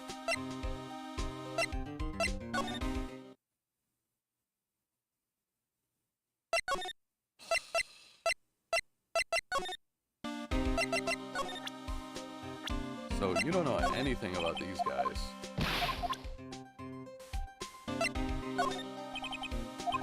What do you make of this? What do you think of Maggie? Maggie's probably crying all alone right now, huh? Yeah, thanks to you. It's all your fault, Dick. Ah! I'm sorry, I'm so sorry! Maya, don't torch poor Gumshoe's feelings like they're cussed off cheap creme brulees. You're really crazy about Maggie, aren't you? No, I'm not that. You don't have to hide it, Gumshoe. It's pretty obvious. Yeah, you're way too plain looking for Maggie, right? What? Dude, I'd arrest you right now if you weren't so right. Damn. Poor guy. Alright. I'm gonna try again. What do you think of this guy? No? What do you think of this guy? No? Oh, what do you think of this guy? No? Oh, what do you think of this guy? No?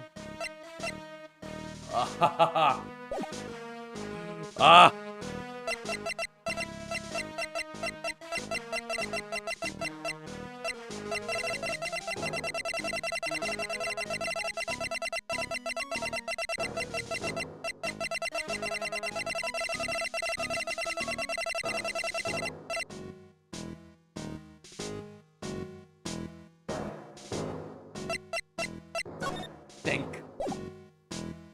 Think. How do I need to progress? The only way I could think I could progress is through the what is it? A violin or whatever her name was? The creepy girl with her psyche lock. I don't think I have a connection to point out how she's with the Cadaverini family. Oh, this Tenderlender. Unless I'm missing something that's super obvious. How can I prove that she's part of the Cadaverini family? Because it just makes sense, you know? It just makes sense. That's just how it is. That's just how it mostly is. That's just how it makes sense.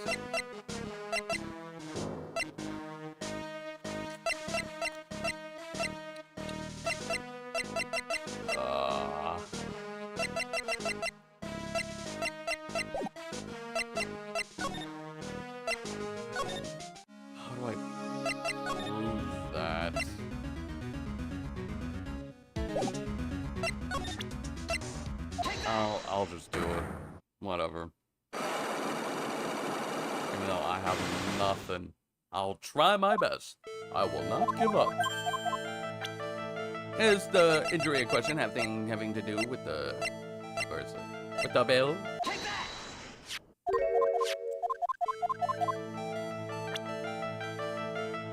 This is why. Because of the MC Bomber mixtape that you guys got.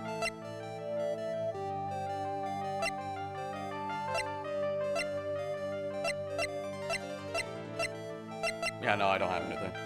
I'm thinking it's because, like, maybe, like, she's Cavadurini family, and, like, the dad is like, oh, like, the tiger paid back the dad. It's like, oh, wow, you're so nice, tiger. My daughter has fallen in love with you, so, yeah, go ahead and, like, marry her or something. I approve. You have my blessing. Dude, there's no way. Am I stuck? Why does this always happen to me? Where I'm like basically soft locked. Basically soft locked myself.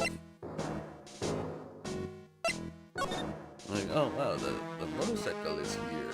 But that's it. Can't present anything to Mr. Kudo. Can't present anything to Dick. What can I do? What can I possibly do?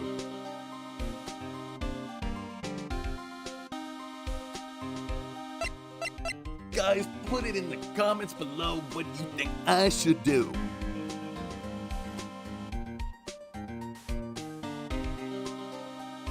Man, I'm so tired of hearing that.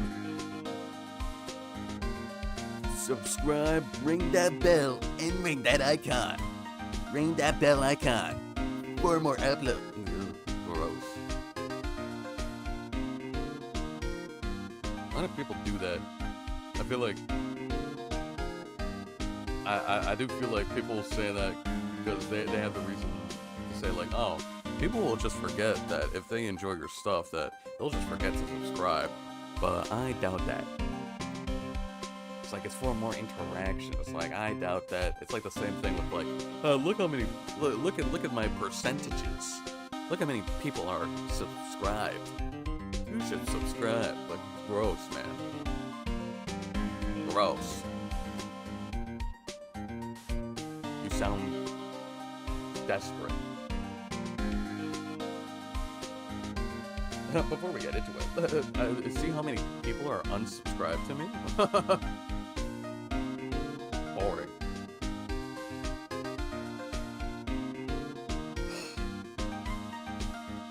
Maybe I should look it up.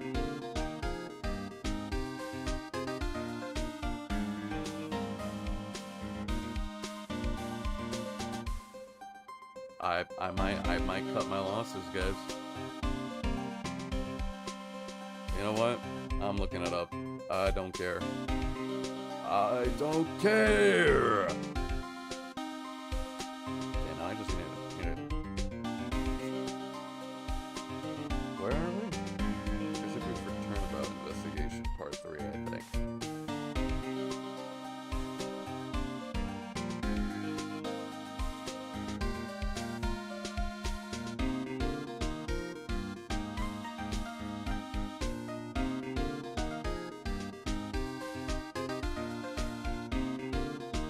Okay, let's see.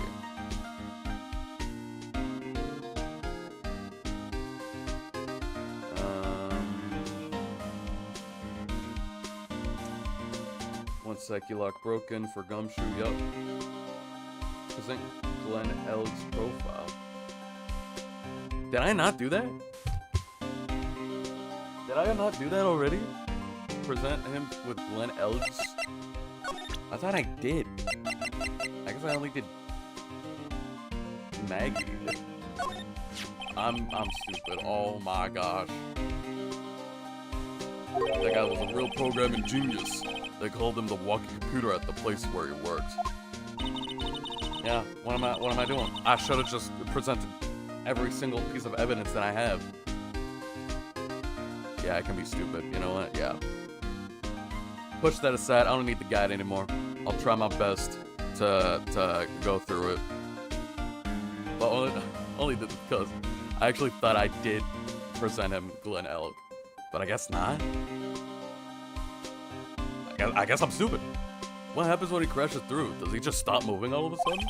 It wasn't literally a computer, Maya. Anyway, there's nothing between Maggie and the victim. Yeah, that's what we found out yesterday, too. Hey, Detective Gumshoe, don't you have any information that's a bit more fun? Fun? Oh, I know. So, have you paid a visit to where Mr. Elk worked yet? You might as well. His workplace? Where's that? A computer firm called Blue Screens Incorporated. Or something like that. Sounds like a real stable company. This should be fun, Nick. Let's go! Computers aren't really my thing, Maya. Which is honestly very surprising, because, like, how old is Phoenix? Like, he's 20.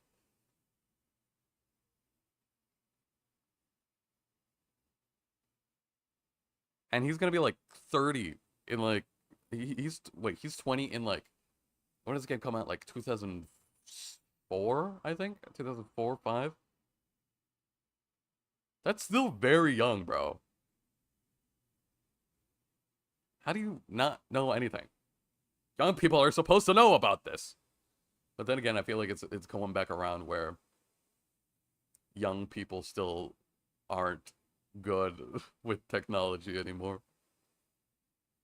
Like they don't know what to do. Despite, you know, having Google and all that. We'll be fine. I know all about that high-tech stuff. I wonder about that. It's just around the corner from this joint. You should take a look. A computer firm called Blue Screens Incorporated, huh? Well, I'm gonna head back to the precinct now. I've got a big meeting starting in a bit. About Maggie's kids, you mean? No, that pretty much wrapped up now. There's another big case going down at the moment, so she's been pushed aside. Okay, well, see you later then. Bye. Oh, and he faded. He's gone. Goodbye, Gumshoe. Oh, and he's back. What do you want? You better get going, detective. You'll be late. I've got a favor to ask. A big one. A favor? Yeah, it's for, Maggie, actually. I was kind of hoping you would give this to her for me. Damn. Okay, that actually looks really good. Dude, meat and rice? Oh, absolutely. Amazing. Hell yeah. What is it? It's a lunchbox. I got up early so I can make it. I've been real worried about her. She looks like she lost a lot of weight. Detective Gumshoe? She's gonna, like... she's gonna, like, interpret this, like, badly.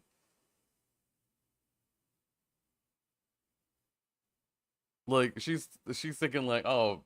He thinks I'm fat, so he's doing this to rub it in. That's what she's gonna think. Like watch it. Like when I talk back to Maggie, she's gonna do that. How many weenies are in there? There's not a lot.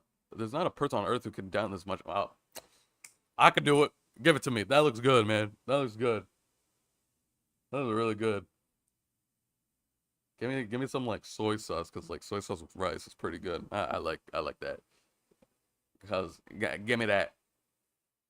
I mean, wouldn't want like more like variety. If I did it, I'll put in like eggs with the weenies. Like I do that anyway. Like I cut up like usually I would like cut up like sausages into like little what's the term? I don't know.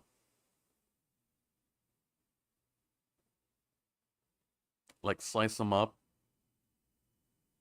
into like coins or whatever. I don't really know what the terminology is there, but it's like the little like thicker chunks and then just stir them around with eggs. I don't know if anybody else does that, but my family does that. And then eat that. Eat that with like, I don't know, beans or something, and then boom, you got a nice breakfast. So I would put like scrambled eggs like right next to like the whole weenies. Cause that's pretty good. I would do that. But I mean, the weenies and rice, that's good enough. I would just want to do a little bit of variety there, but still. You know what's crazy? You know what's on my mind? I would always want to try a rice cooker. Cause like, it's like the same thing with an air fryer. Like I remember going to an Airbnb and then like experiencing an air fryer for the first time in my life, and it changed my life.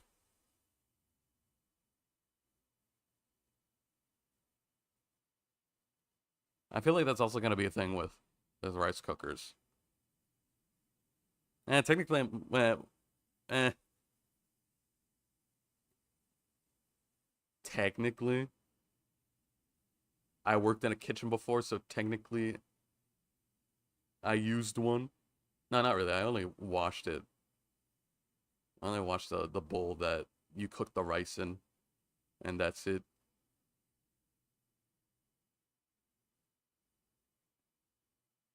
But actually using one would be cool. I would want to do that. That I feel like that would be cool. That would be a cool experience. It's like I swear, like all these like little like mini like portable like pots. Like you don't even need to like go on the stove anymore. You don't need to like put oil on a pan and then like cook the weenies. You can just put it in the air fryer and then the air will fry it for you. Now that's crazy. And then rice, just put rice and water in it, and then boom, you did it. That's crazy.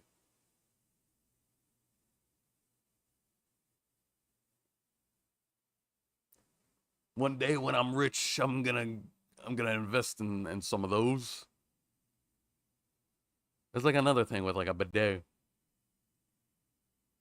Who needs toilet paper anymore? We can get a bidet. That would be pretty cool, actually. It's like all these like new technologies and stuff. I'm glad I was born in the right generation. The other people are saying that they're born in the wrong generation. I'm glad I was, because I was born in the same generation as air fryers and what else? I don't know. Arizona green tea. That. No, that's cool.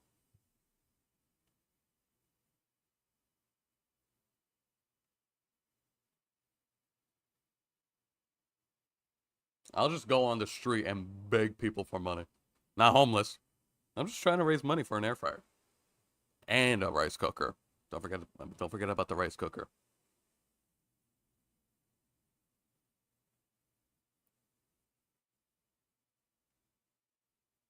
See, that's what they should have been doing. Maybe there's a homeless problem, but what if I'm not homeless? Technically, I'm not part of the problem.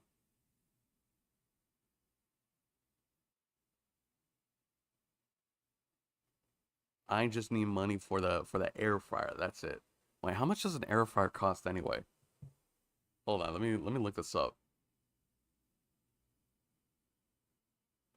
I just see it, and I'm because there's like a lot of air fryers now. I'm guessing there's a lot of demand for it. I don't know. Air fryer. I mean, they're the air fryers that are like that have like two, what is it, two drawers or whatever.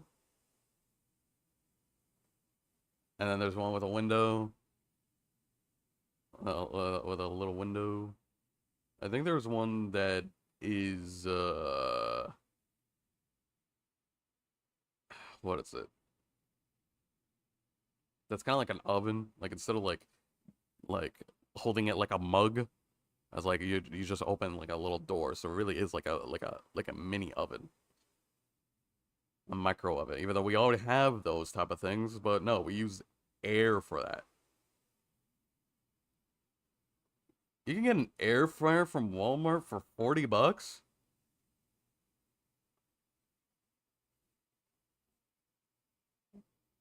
I wonder what's like the quality for these. Because it's like, oh yeah, the Ninja Air Fryer Pro 4-in-1. There's four of them. That one's like $100.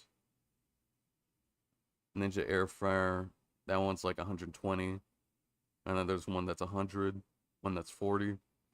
These are all like varying degrees of prices. I wonder.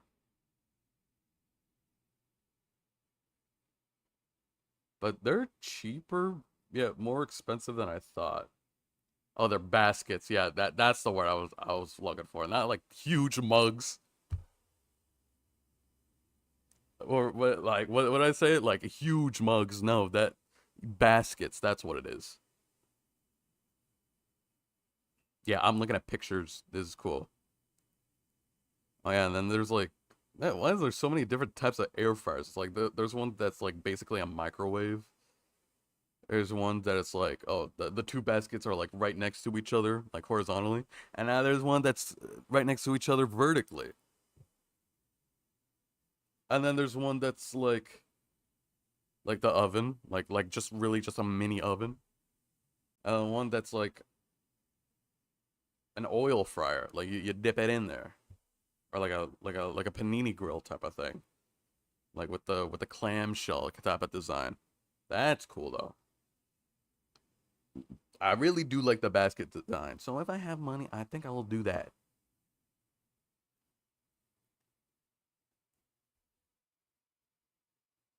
Okay, so a lot of varying prices for an air fryer. But let's see what a rice cooker. How much that costs? $30? 18 bucks?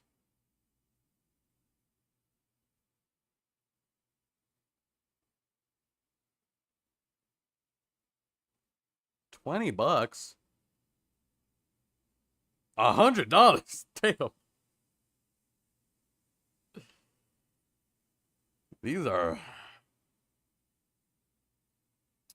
I could get the cheaper ones because they're cheaper, but I mean, a 6 cup rice cooker. I mean, that's a lot of rice.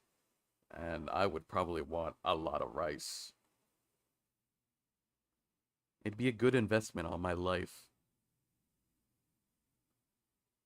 Damn. I've only used like the little like bowl of the rice cooker for like, like a bowl of cereal or a soup bowl. And that's really it. Never actually like made rice with it and never actually made rice with it.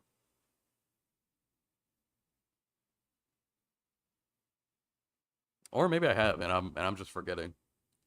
Just like how I kind of watched like the Drive movie for the first time like a while ago, like when I was playing Arkham Knight. And it turns out I watched it before with my family.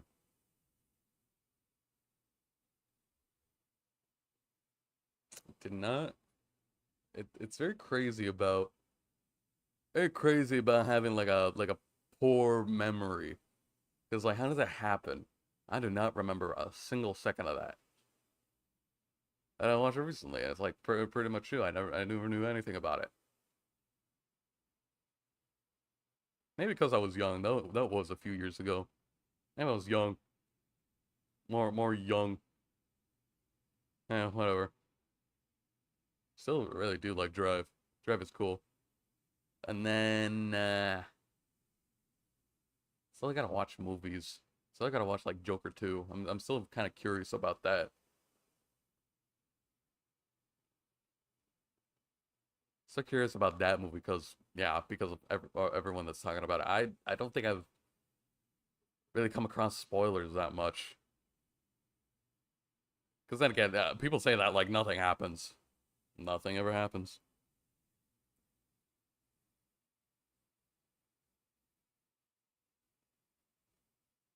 So like, there's a lot more movies I need to watch. I gotta get my game on.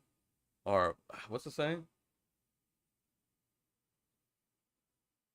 Gotta get a pep in my step. I don't know. I don't know what it is. But that's basically it. It's like I keep like putting movies on my watch list, but I'm not doing anything about it.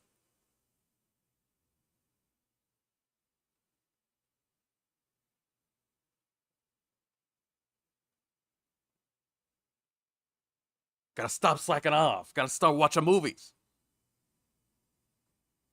do love movies. Why am I not watching movies? Duh.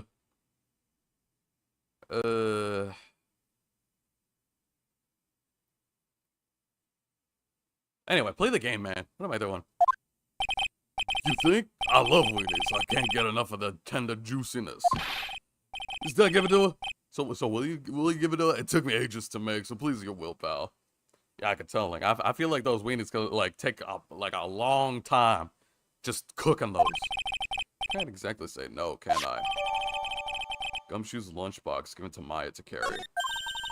Maybe I'll eat it myself if I get hungry. No. Don't forget, okay? I'm counting on you to give that to Maggie. Okay, should I? He's finally gone. Are we going to like the detention center? Maggie, I got a gift for you. Look at all these weenies and all this rice. I feel like with a rice to weenie ratio, I feel like there should be like a little bit more weenies, or like at least like kind of like a little bit more meat than there is rice. Or maybe if you like rice a lot, then yeah, maybe like equal parts rice and then equal parts meat. It's gonna get scarfed down anyway. Because that looks good. I would eat that. Oh, Mr. Wright! Hello, Maggie. So they finished questioning you? Wasn't it just unbelievable in court today, sir? I'm gonna stay up all night and blog about everything that just happened. Were you scared? It was pretty touch and go in there. Yeah, but you totally nailed that old man. Well, he was all over the place with his testimony. He's not the only one. Oh my gosh, man. Oh my god. She really felt betrayed about Gumshoe. It's like, yeah. This old guy, his testimony freaking sucks. Just like another person I know. It's like, oh damn, all the prices for the eggs are rising up. I can't believe about the environment that I don't have enough money for this.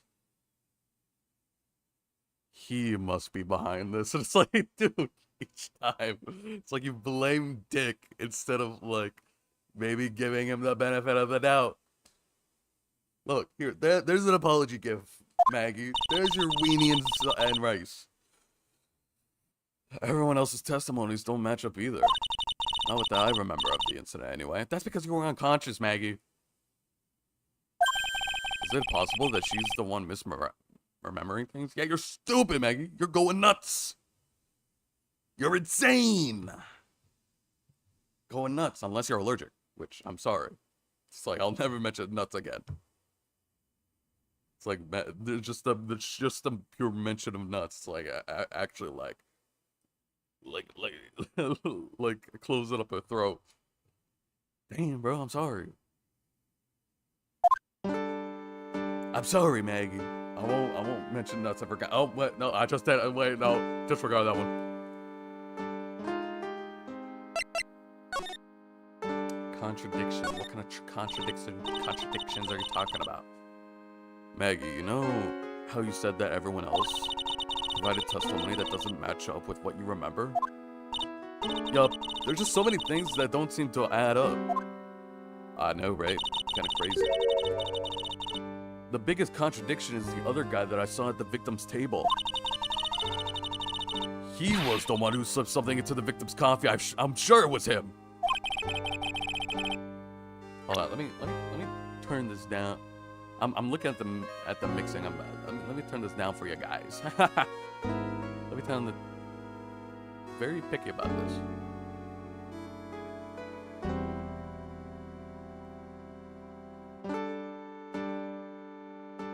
Am I stupid or is like my mic not doing that much like audio, I guess. Maybe I am stupid. Anyway.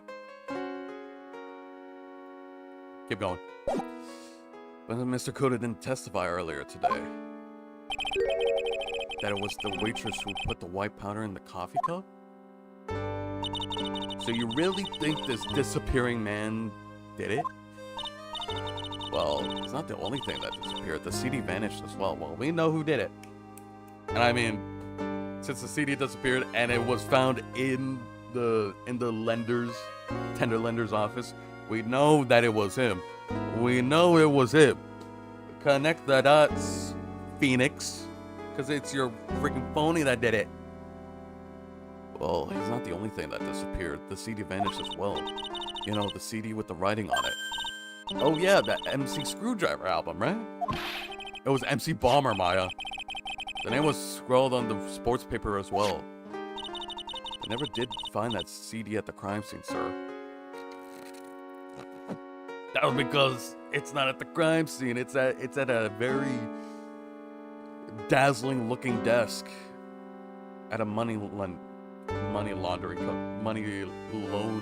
company or whatever. Or the victim's medication, that's gone missing too. Ouch, my head. This is getting way too complicated for me.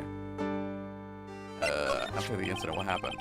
You said that you passed out when the victim Glenn L collapsed, right? Yes, it's so embarrassing. I mean, I used to be a cop. Yeah, that is embarrassing. Point and laugh. Also, what kind of person do you have to be whenever somebody collapses, you collapse as well? I don't know. Maybe it looked a lot more terrifying in person than it did when it's described to us. When I came to, the restaurant was buzzing with police, and before I knew what was going on, they arrested me, sir. So between the time the victim collapsed and the time the police arrived on the scene, you have no idea what went on at TRIBULATIONS? No idea at all. Why, is that important, Mr. Wright? The other witnesses, the old man from the park, was pretty much chased out of the picture. Chased out of the picture? What do you mean? Old CD wasn't inside the restaurant because he was told to go call the police. Exactly. And you, Maggie, were unconscious. That means Mr. Armstrong was alone in the restaurant for a brief period of time. No. You don't think Mr. Armstrong set me up, do you? When you consider the facts, it's hard to imagine that Mr. Armstrong isn't involved with this at all. It's like the master biting the paw of the dog that it feeds. Are you sure about this, Mr. Wright? Well, the old man has said as much when we spoke to him earlier. I don't know, the things that man don't add up for some reason, sir.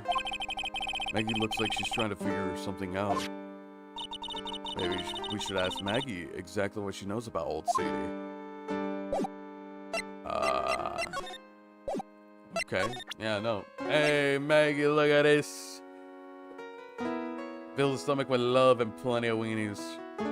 Here, have this. Oh, yeah, I've got some you're going to love. Here, and an apology gift from Dick. Alright. Really? What is it? A lunchbox just for you. Here. Wow, a lunchbox? Weenies too! I can't believe it. Thank you, sir. Did you make this just for me, Mr. Wright? Nah, it was Detective Gumshoe. Who else would make such a nice lunchbox for you? Detective Gumshoe? Puh! That guy? His name served him right, cause he's a dick. Damn, Maggie. Why would you say that? That's so mean. He's doing his job, Maggie. Calm down. He's really worried about you. Looks like you put a lot of effort into making this, too. I can't accept it. Detention center rules. No gift allowed. No gifts allowed, sir. Really? I gave a lot of people stuff before. And also, you're not a cop. Who cares? Hey, come on, Maggie. Don't be like that. The rules are the rules. They lock you up if you break them. They're rules, not laws. Somehow, when an ex-cop turned waitress says that, it seems a whole lot scarier. And anyway, I hate weenies. Really? I don't believe that, man. I don't believe that for a second. Oh, really? It's all yours, Maya. You can enjoy it with Mr. Wright. No! Take it, Maggie. Take it. Just take it, man. Ugh. But she's right. It's better than letting it go to waste. But, I guess so. Going to lunchbox again with Maya. Damn, already? Like that whole thing down? It's kind of sad. I feel bad. I feel bad for Dick. Well, how was it? That hit the spot. I love weenies. Would be nice with eggs too, but it's whatever. Oh, good. I'm glad I gave it to you then, sir. No, Maggie, what the hell are you doing? What the hell are you doing? You stupid or something?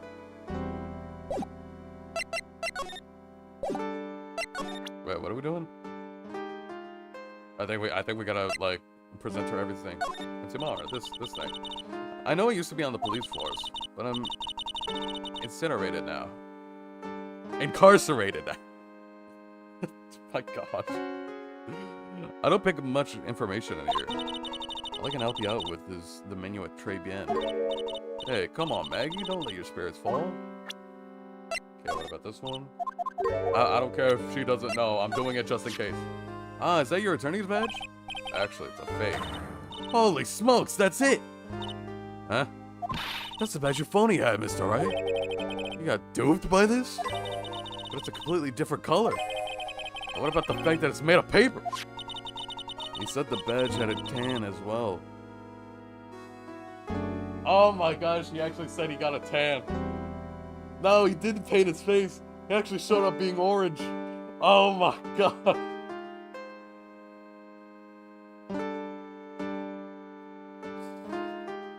This is insane. He said the badge got a tan as well while he was a Hawaii on business. I'm beginning to see how my phony was able to gain her trust. Okay, guess you wouldn't know anything about that. You wouldn't know anything about that. You wouldn't know anything about that. Potassium cyanide? Never heard that poison of my life, sir. Okay, maybe I have. But I've never seen it before. That's truth. I wouldn't even know where the nearest potassium cyanide dealer is in the first place. Oh, yeah, because those guys are just rummaging everywhere in the city. Potassium cyanide dealers? Sounds like another group of drug pushers to avoid. In any case, this definitely isn't something you can pick up just anywhere. Maybe you need to get it from bananas, I think. I know they have potassium, but is that potassium cyanide? I don't really know. Or care. The criminal must have stuck the bottle in my apron while I was unconscious. Clearly. Oh, yeah. That's from when I was carrying a customer's breakfast over to them. The ketchup splash, you mean? My whole face was fire engine red, thanks to that stuff. But you spilled the ketchup on your apron, didn't you? I don't see how the ketchup-covered omelet went flying and hit the customer in the face. Oh, talk about a tomato red face. Makes me wish I could have seen it myself. Wish I could have seen the murder itself. Then I could actually testify and tell the truth. Yeah, I guess. It's kind of a sight to behold. Okay, you don't know anything about that. That's the cup I took over to the table, sir. But I didn't put anything in it. I can never do something like that. And why would you put it like?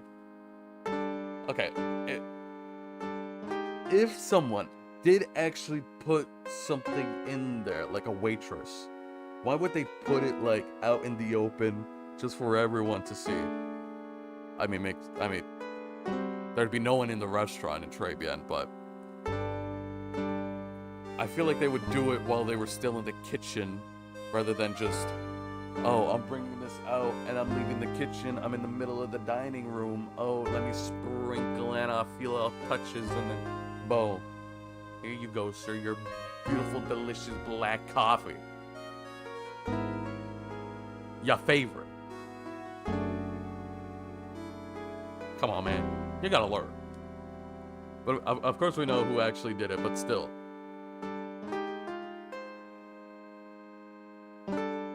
Now, so how did he put it in without him looking? Maybe he went to the bathroom or something. I can never do something like that. That's right. You can never do anything like that. I'm not good at carrying those large trays, you know. Trying to balance a tray with one hand and put something in the coffee with the other? That's just asking for trouble. I dropped something for sure. That's right. I know you're so clumsy. That's why you didn't do it. Because you're stupid. Is she expecting me to claim that she's too clumsy to commit the crime? Okay. You don't have anything. You don't have anything. I feel like I... what about the twin tea set? Nope, nothing. Okay. Would you know anything about this guy? Oh, holy smokes, that's him! Huh? That's your phony, Mr. Right? Just look at that ridiculous suntan. Is that a tan? Don't tell me that's a tan, like that's an actual tan. I don't believe it. Like, I don't think that's an actual tan. He's so orange. Would a tan actually look like that? What the hell, man? I don't believe it for a second.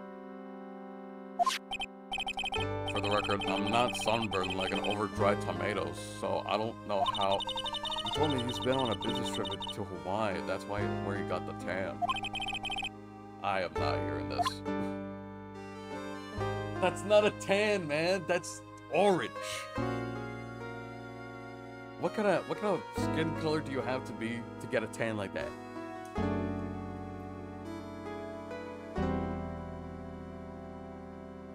How does he look normally when he gets a tan like that? I'm thinking... Yeah, maybe he is white.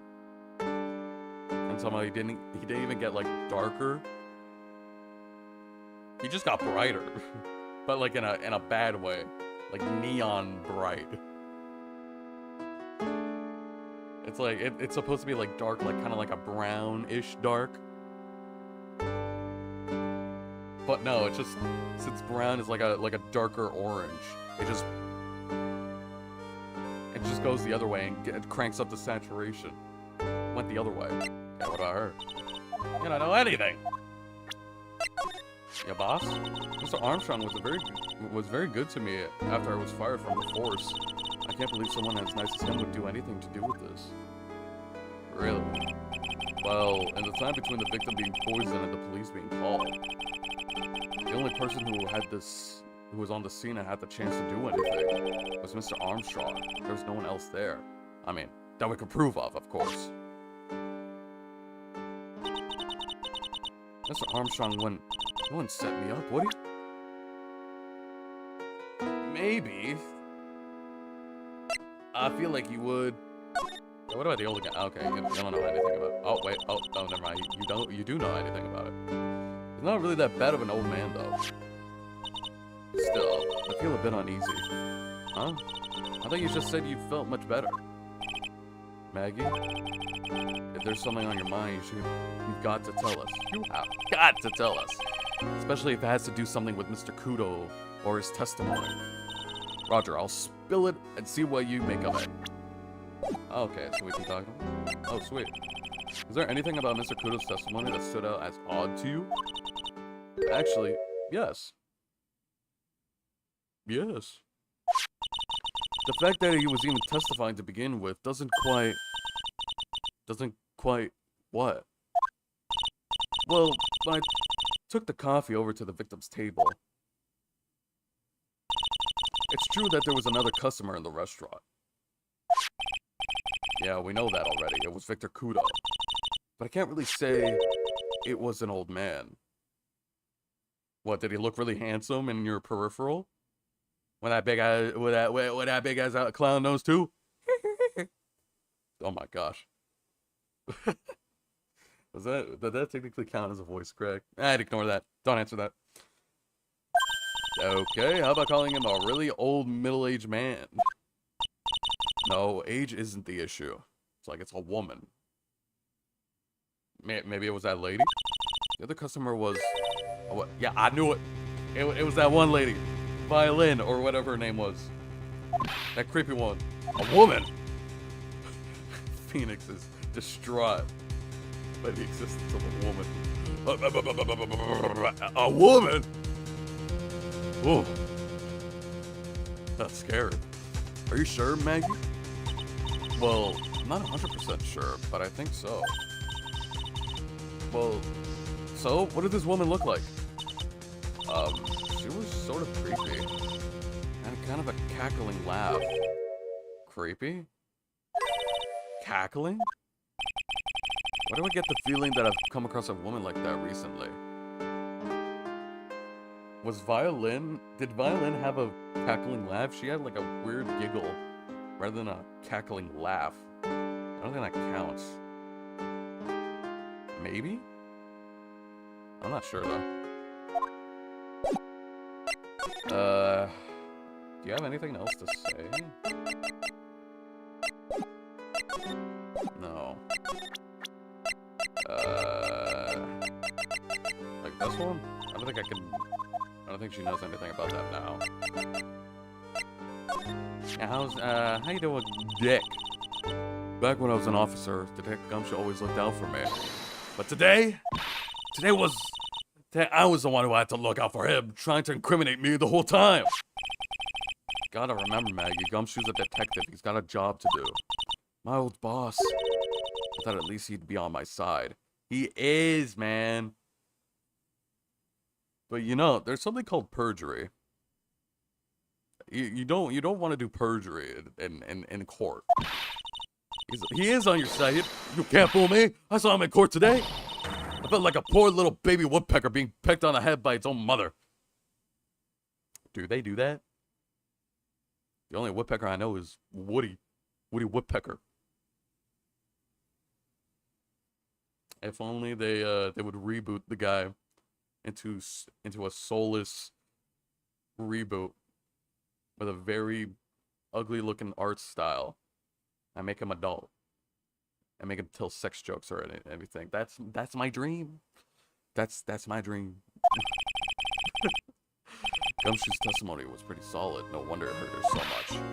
I hate him, sir. I mean it. I don't want to ever see him again. I don't want to see his ugly mug. I don't want to see his dick or his shoe.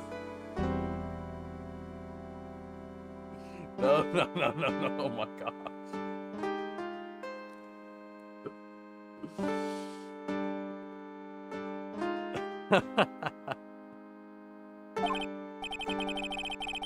Stop. Ouch, I think I just saw Gumshoe's chance to go down in flames like in the Hindenburg. The Hindenburg is real in Ace Attorney. I don't think it's getting through to her that he really was trying to help. Ah, that's the victim, isn't it? That day, the first time you ever seen this man, right? Yes, I never met him or seen him before, though. I just happened to be his waitress who served him his coffee, sir, that's all. It seems like he was a computer programmer. Really? I'm useless with computers, completely hopeless. I don't know any computer programs.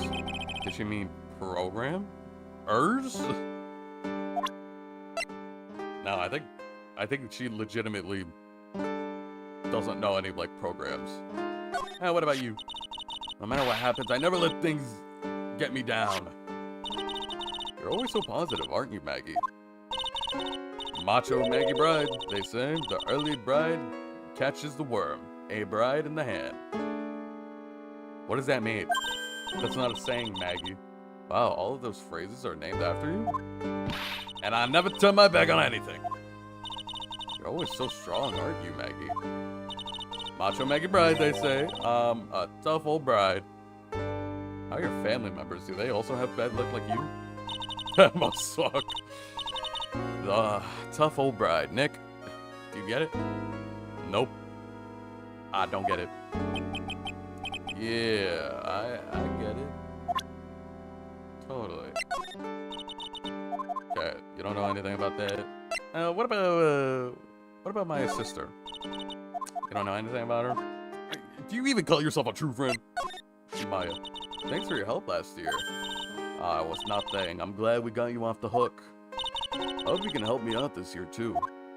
Nah. Sure, I mean, we're like halfway into, like, the case, but I don't know. I don't really feel like it anymore. I'm not really feeling like it. Yeah, me too. It'd be sweet if we could get that verdict overturned. Okay. Can't one laugh? I feel like that was important, but I guess not. Maybe we can go to... Oh, there's blue screens. But I want to see if I can talk to Gumshoe and tell him that he got rejected. I'm sorry, Gumshoe. I'm sorry, man. I know she's your true love, but she just doesn't know it right now. Love is blind, and she's hella blind. That's all the love. She's in denial, I swear. That maid server just went up in smoke. Why the heck isn't any... my gosh. Why the heck isn't the press conference set up yet? The superintendent's here already. And there's a problem with the internet too. I already told you to stop using your computer, Chief. But I'm watching some videos online. I'm catching up on my Asian soap operas. I'm gonna have to wait, Chief. I'm throwing the switch. No! Just when some young guy...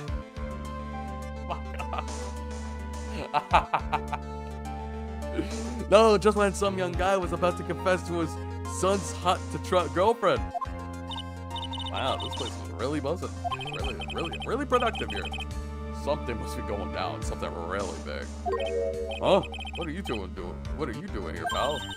The Gumshoe. Sorry, man.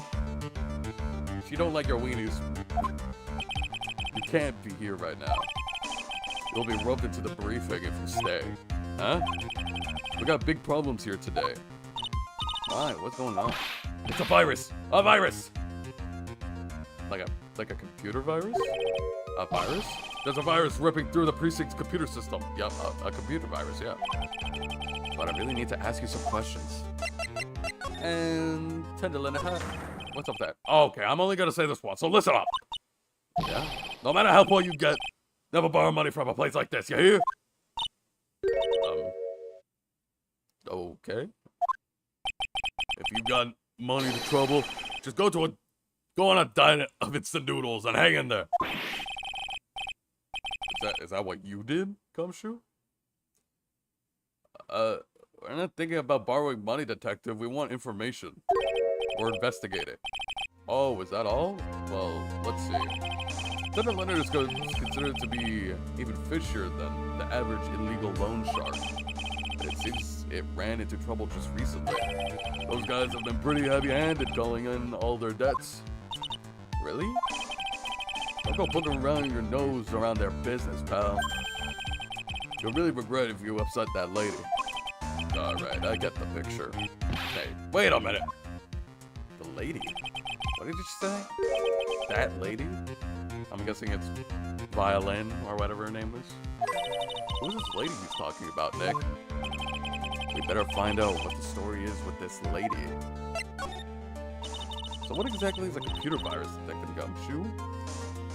I know this came out in like 2005 initially, but this is crazy to me. I feel like I'm watching like... It's weird seeing young people question like, what's a computer virus? I don't know what that is. I never heard of a computer before. What is Google? I don't know. What? Look, I just go with the flow, alright, pal? And here I thought detectives were supposed to be somewhat knowledgeable. What's with that face, pal? You think I don't know? You think you know what a virus is? Well, Nick, do you? A computer virus? Sure. I mean, only in simple terms, of course. Really? Wow, you must know everything, Professor Nick. Yeah, I'm gonna call you Dr. Wright from now on. Because viruses, like, you can get those from humans. And, doctors work in healthcare. So, that's why I'm calling you Dr. Wright. Hey, that sounds pretty cool. Don't you agree, Dr. Wright? Don't call me that. Keep calling me Nick. Why do I get the feeling that they're making fun of me? Because they are. Okay, fine. I'm no expert, but I can at least explain the basics to the two of you. What's a virus? It's like a real virus, except in a computer. Like, actually. A virus is a program that gets into the computer and causes damage. Damage? You mean it makes the machine go boom and explode? No, like the damage is, well, it's all internal. So it goes inside, it goes boom, right?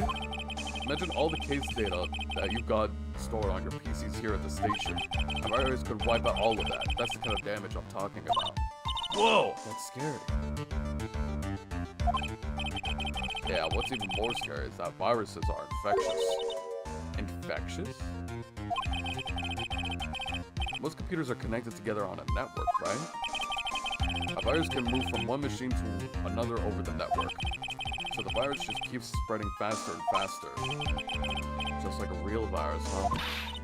But Nick, why would anyone want to make a program like that? Because it's funny, Maya. It's funny.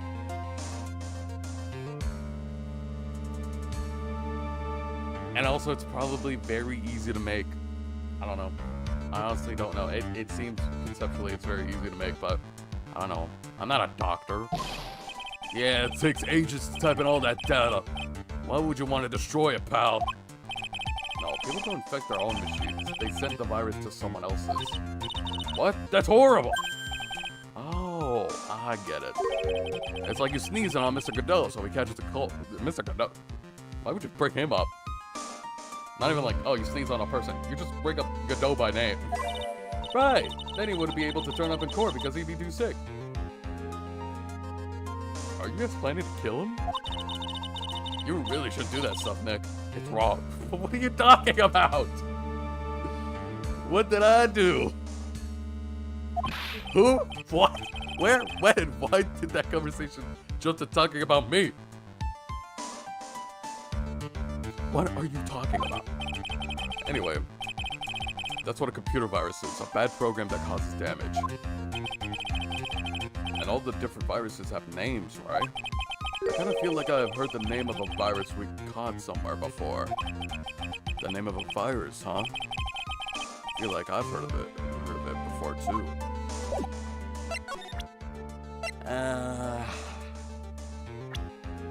Tell me. Is it this girl? That's the girl who works at Tender Lender. You want to stay away from her, okay? I mean it. But she makes cookies and makes coffee. Pretty nice person, I would say.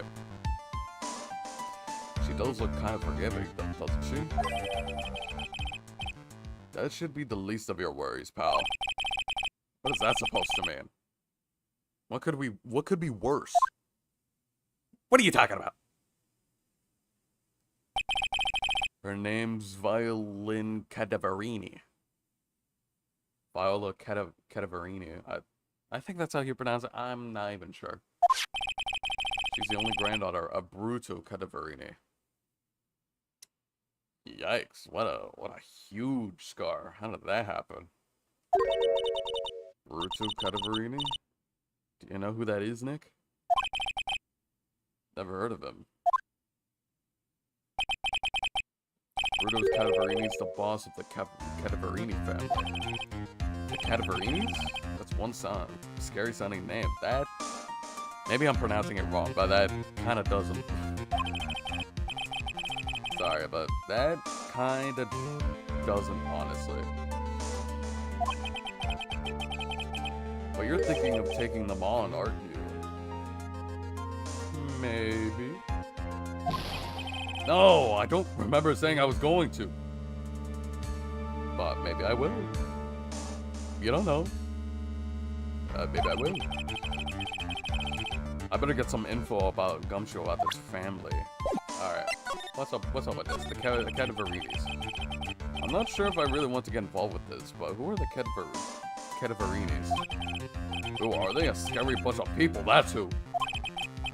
You're a cop and you're scared? What's that all about? Trust me, it doesn't matter if you're a kid or a cop, these guys are scary. They got some serious clout in the criminal underworld. We can't touch them, they got too much moolah. Moolah? As in money! They pretty much got a lot of control of all the cash on the city's black market. The black market, huh? And And that includes the tender lender, I take it? Sure, no one stands up to Bruno Cavarini. I mean, no one. Interesting. So, Viola's the granddaughter of some mafia boss then? Yeah, everybody knows how much Bruno loves his little girl. She means everything to him. Oh, so how did she end up at Tender Lender? I don't know, pal. I heard she and the boss of Tender Lender are pretty tight. Like, very tight. Like, oh my gosh. Like, get a room, you two. And they did. They got Tender Lender now. Tight? That's what it said in the file I read related to Maggie's case.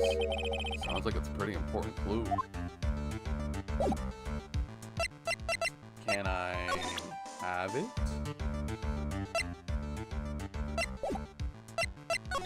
Can I have it, perhaps? That thing real, pal? Why does everyone keep asking me that? I wonder what this phoning of yours is like. You had Maggie found guilty of murder, doesn't that tell you? It tells me that the guy is cruising for a bruiser. You're really caring, aren't you, Detective Gumshoe? About Maggie, I mean. Yeah, he's just so adorable.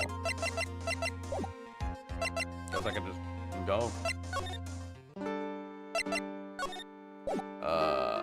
Okay, I don't think, like, now I know that, of course, she's, Cadaverini, but I don't have the proof so I can, like, present it to her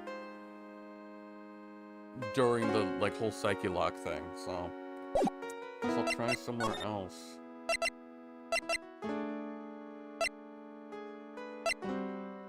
Très bien. Blue screen thing? Yeah, we should probably go there. Oh my gosh. Why can't buildings look like this? This is freaking sweet. And holy posture. Wow, this place is so high-tech. You can almost smell the electricity in the air. It is a computer for Maya. It can't work without electricity, you know. Who are you? Oh my gosh. You're so blue. Hello? I'm sorry. Access is restricted to authorized personnel only. This is a computer programming laboratory. There are far too many trade secrets that could be leaked. Wow, what secrets? Everything you see here is classified. No information can leave this building. Understood. Who is this woman? She's like a robot from some kind of whacked educational. What the hell kind of word is that? Man, like edutainment?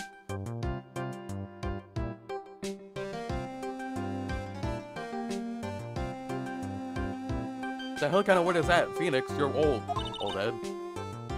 My name is Lisa Brazil. I mean, Lisa Basil. I'm the company director. Director? She's human? She seems more like a ghost in a shell.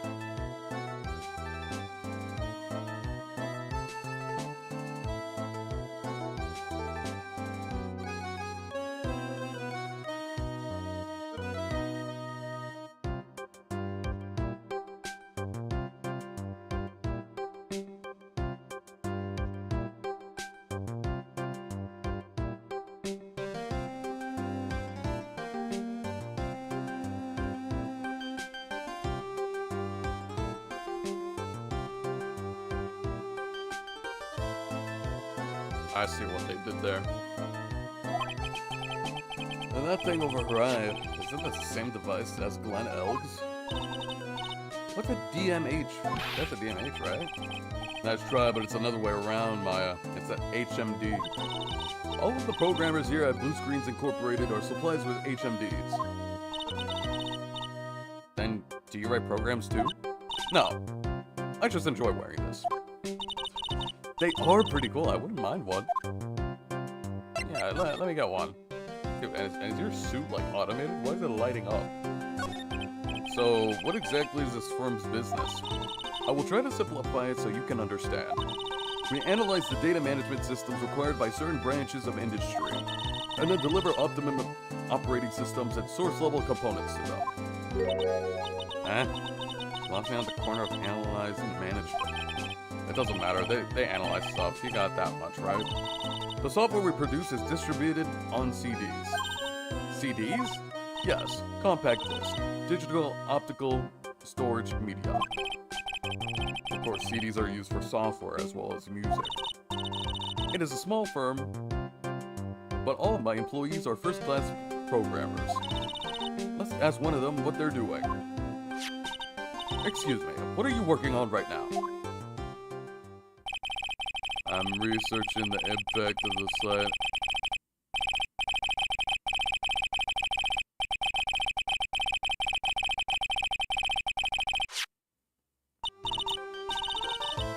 Well, you get the idea. There's some sort of thing we're involved with. Did you good people follow all of that? Yeah. Your blank smile just said otherwise, Maya. What happened? You know about what happened, right, Miss Basil? You mean about Glenn being poisoned? Yes, I know. It's terrible. Can you tell us anything about that might be helpful? I don't think so. A police officer was here earlier too. But I couldn't tell me anything either because the waitress who committed the crime has nothing to do with Blue Screens Incorporated. Oh. How about Mr. Eld's desk? Have you cleared that out already? Hold on, I feel like audio mixing is hard, man. Hold on. Maybe I need to... Let me fix this.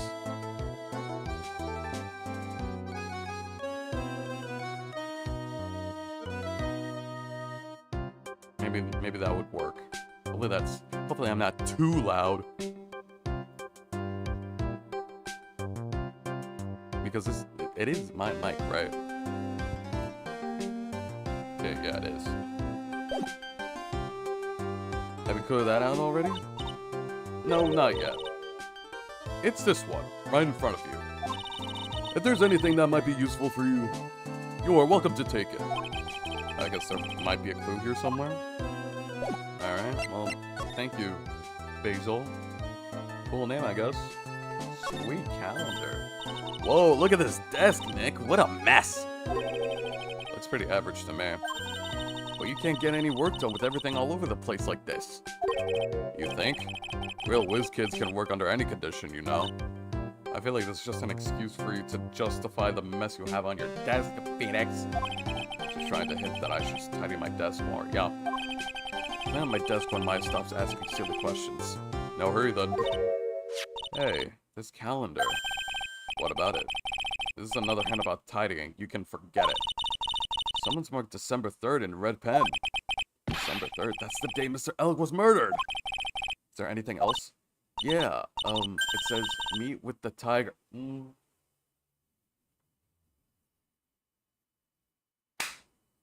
Hot dog! Damn, not just me saying that. Now I want a hot dog. We did it. Yeah, there was somebody there. Now it's undeniable proof that there was somebody there. Undeniable proof. Boom, baby. The tiger? El tigre. No way. What the hell is all this? I can't even search it. Who is all that? Wow, look at all this mess. Looks like they're all betting tickets. What kind of betting tickets? For betting on which horse will win in a given race. They're horse racing tickets. Oh my gosh. Is this guy one of them Uma Musumes or whatever? I have no idea what Uma Musume means, but I'm kind of sick of seeing it. Also because I don't get it. I did try playing it, but it's a gacha game, so I automatically hate it. Well, I should say that. It's a gacha game, so I automatically don't care. Looks like they're all losing tickets, though. Glenn Elg's losing horse racing tickets gathered up. Doesn't any tickets would get you, what, a buck down in the recycling center? But I didn't know you were so hard up that you tried to profit from the dead, Nick. I'm just making them as evidence, Maya. Damn! Get off my booty.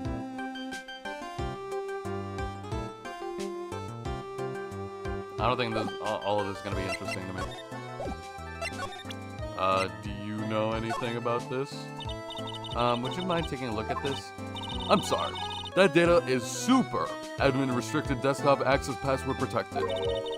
Super admin restricted desktop access password protected? What? What? This is madness! No, Maya. That is Sparta.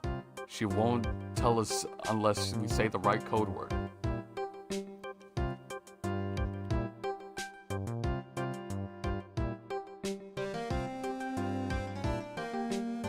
I like this a lot. I'm a huge fan of this. I like that a lot. I see what you did there. I see what you did there, Phoenix. I see what you did there, Ace Attorney. I didn't know it was that influential. I feel like I'm old. And young. It's like I'm young again. Except I'm old. Because I'm reminded how young I was when this Sparta was popular. On 9gag. Oh my gosh. A code word? Sesame.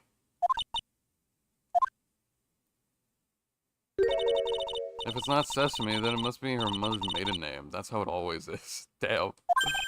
There's no point in having a password if it's always the same thing, Maya. I guess she doesn't want to talk about this. Maybe we should focus on asking about Glenn Elg. What do you say? I guess so. About Mr. Elg. He was a top programmer. I would say he was a genius. But he did suffer from one or two bugs in his personality. Oh? Like what? He was a bit of a loser. Perhaps that would be the best way to describe it. That is what got him into trouble. What's the matter? He was a top programmer. I would even say he was a genius. So he was really no trouble at all. A model employee. Hey, wait a minute. Just now you said about him being in trouble. I gotta find out what this trouble was exactly. Oh my gosh, she's gonna have a psyche log, isn't she? About Mr. L. Was he in some kind of trouble? I'm sorry? Why would you think that? I thought you said something about it just now. You said he got himself into trouble because he was a bit of a loser. Yep. I love how in other environments, the room would become, like, white. Now this one is, like, very dark. 3 psyche locks? Why are you surprised at this, man? Freaking, like, violin got, like, 4. I guess Mr. Elg is like every other man with his own pile of secrets. Don't look at me, Maya. Let's try this out. Now, what's your deal, girl? With your weird haircut? Yeah, damn. So how about you tell me what kind of trouble Mr. Elg was in?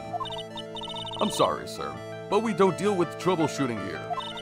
Perhaps if you'd like to speak with someone in customer service? What's she talking about? I guess I just better take a shot and see where it gets me. Miss Basil, let me ask you something. Did Mr. Elg's troubles have something to do with this?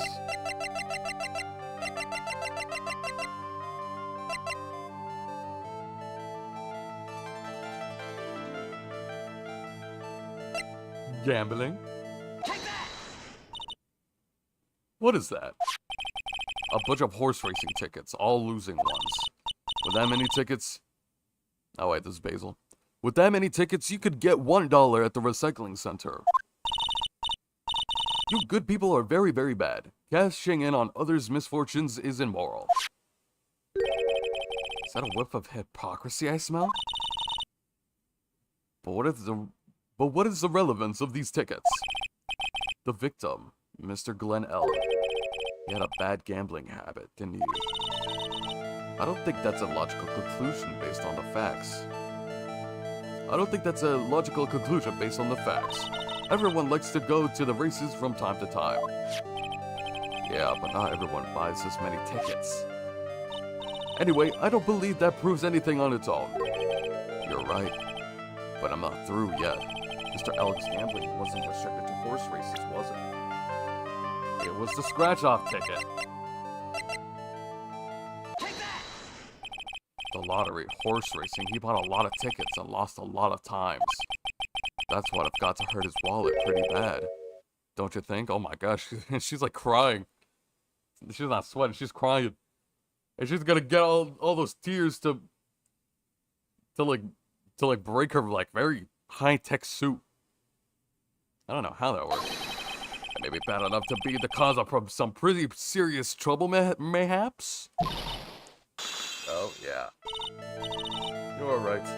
Glenn did have a gambling habit. You good people must not follow his example. Do you understand? Trust me, even if I wanted to, I don't exactly have the money to buy any. See, that's how you not get into gambling. Just don't have any money to begin with. I mean, I don't have money, so I don't gamble. And Glenn had a winning ticket, didn't he? For $500,000? Yeah, but it's hard to imagine how he could have been in trouble then, isn't it? It's true that Mr. Elg won $500,000 in the end, but that was his first stroke of good luck. He was in deep trouble before that. Deep trouble? What do you mean? Mr. Elg's real problem was with someone or something more terrifying and ferocious. I think this. Yeah. Mr. Elg met with someone on the day he was killed. He even made a note on his calendar about the meeting. Meet with the tiger. What is the relevance of that? Are you trying to suggest Glenn was meeting with him to discuss his death? Yeah, that's what I'm thinking. But I have never heard of anything about this tiger before. Maybe he's not even human. Maybe he really is a tiger. Well, I mean, that's what I'm thinking too, but how he looks, there's some leeway of him being a tiger. I'm no programmer, but does she really expect me to buy such messed up logic? In that case, I think it's time for you to introduce you to the tiger.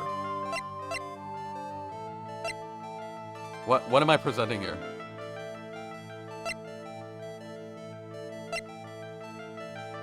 Does that have to be related to Glenn?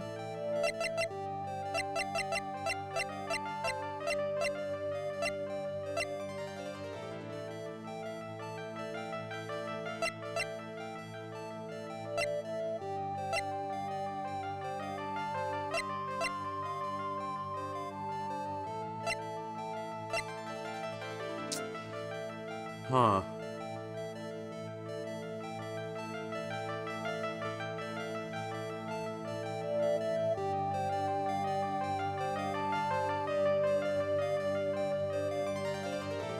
I'm sorry, I'm just like, I'm wondering if like, if I'm overthinking this a bit. Maybe I just do need to like, present him. Let's do it. Yeah, okay, yeah, that's it. I was overthinking, of course. Furio Tigre, aka the Tiger, is the boss of a loan office called Tender Lender. This is who Mr. Elg met with on the day of his murder. And the only thing a loan shark would talk him with about would be his debt. It's true that Glenn had racked up quite a bit of debt from his gambling habit. About $100,000, I think. $100,000? Yeah, ouch! But I heard he won the lottery, so he should have been in the clear. Shame Maggie couldn't get a bit of that good luck. Okay, so the guy got lucky and won the lottery. But what if he hadn't won? What's his plan then? Well, this isn't very easy to say, but he said he would use his talents to repay the money. His talents? I suspect he was talking about programming. What computer program is worth $100,000? Perhaps you good people should leave so I can get back to my work. I'm so close to cracking her. The program in question, was it by any chance this? It's probably FC Bomber. Damn it! Because it's a CD. I'm sure the program itself has the evidence.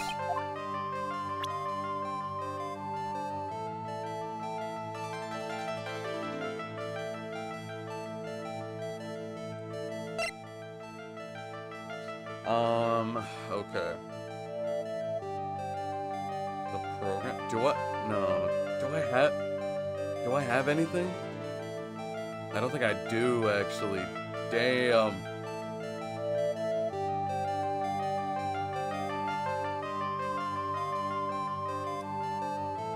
I would have thought it's MC Bomber, but I guess it's a mixtape, not a program, I guess. I don't know what to think about this. Okay,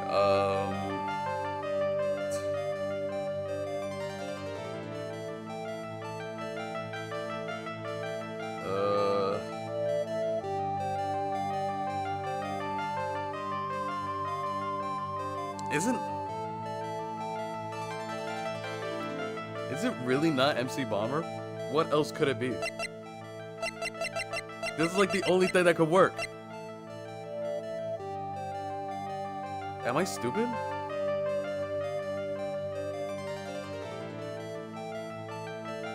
I did present MC Bomber, right?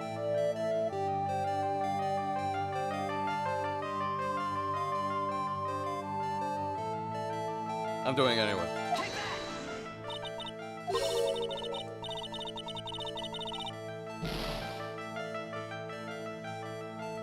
What else could it be? I know Mr. L created some stuff, and he did! He created MC Bomber! He created MC Bomber, man! The program itself has evidence. You're telling me to do it, and I did! It's MC Bomber!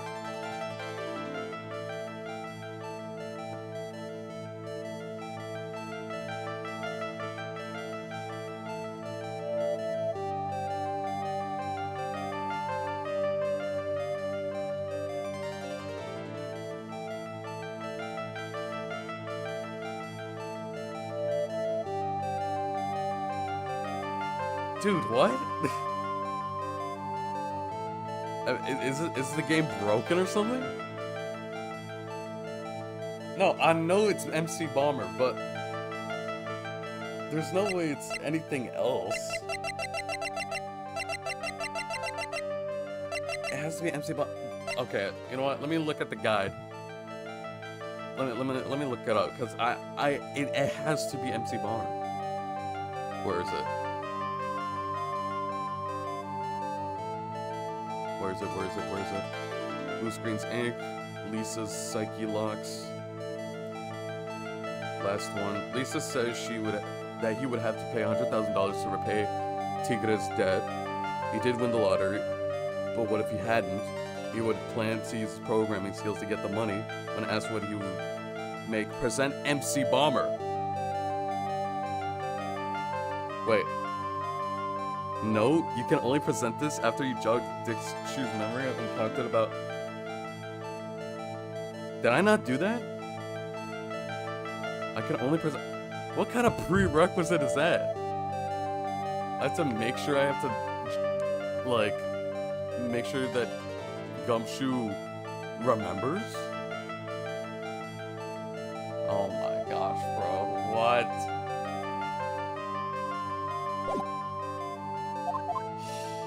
So lame. Gumshoe, where are you?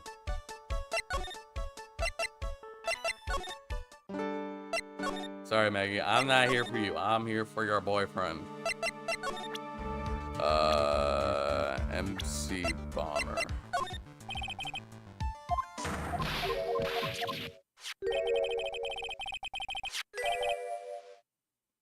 Oh, he did know something. Oh my gosh, I feel so stupid. It's because, like, I'm so used to, like, the picture, like, popping up right beside it if they do know something. Okay, my bad. Name scribbled on that sports paper and written on that CD. That's the name of the virus. MC Bomber. What? Yeah, the virus that's just infected every computer in the station, pal. It's MC Bomber.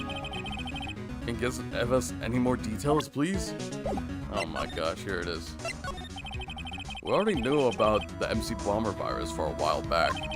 A group of criminals issued a series of demands to the head honchos of law enforcement. They threatened to release the virus if their demands were met. Who are they?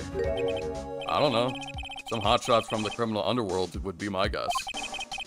And now the virus has been released, huh? Yeah, it's in every computer and every public office in the city. Everyone's going nuts! They're hopping around like they're dancing at a carnival. All this stuff with criminals and viruses almost feels like we're in a sci-fi movie. Apparently a programmer who made the virus was a real genius or something. The focus right now is on tracing the route of this virus on the black market. You mean someone put this virus up for sale? Yeah, because this one's so powerful. They're estimating its price tag is in the millions of dollars, pal. Hey, and he could just clear his debt, just like that. In the millions, a virus can be worth that much? Okay, yeah, there it is. Ah, I can't believe it! I almost forgot the most important thing! And that is, you know, the lunchbox! How did everything go? Oh, Gumshoe, I'm sorry. She hates it. Lunchbox? You remember, the weenies? Oh, I hate weenies. Yeah. Oh yeah, those weenies. So how did my weenies taste when they went down the hatch? Well, it was delicious. Yeah, that's what she said? Really? Well, not exactly. Don't worry about it, pal. I figured something out what happened, so I can prepare. Don't tell me you prepared another lunchbox. Another one! Oh. Do me a favor again, huh? And deliver this? Sure is a heavy burden. More ways than one. I can imagine Maggie's little eyes sparkling with joy while you bring her that. Weenies again, Nick? Please tell me you don't have to eat all. We don't have to eat all of these too. Dude, what? You complaining, Maya? In the other games, you were also always asked, like, once we're done with that case, you're always asking for burgers. Is this not enough? Is this not enough, Maya? How dare you? I'll eat this myself. I really can't eat any more. Then I'll eat any. I'll eat all of it. Hey. Ah, damn, she's gone. Damn it. I mean, I'll eat it anyway, so.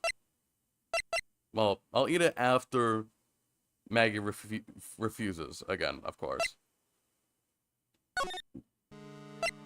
Okay. Oh, no, wait, I gotta go to trade again. And then to blue screens. And then do this, because it's a stupid prerequisite. But I guess it makes sense. But also not really.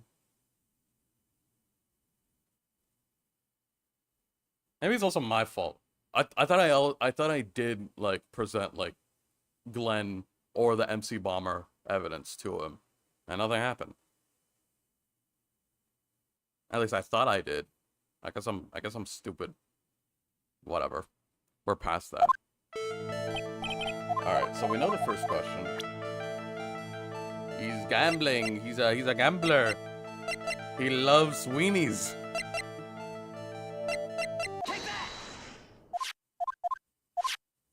Yes, we get it, we get it, we get it.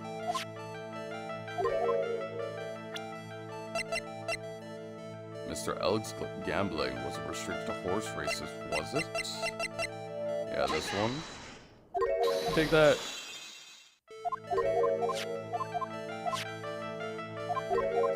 Real problem with something or someone more ferocious. Yup, that tiger. Wow. And it's like time for you to meet the tiger.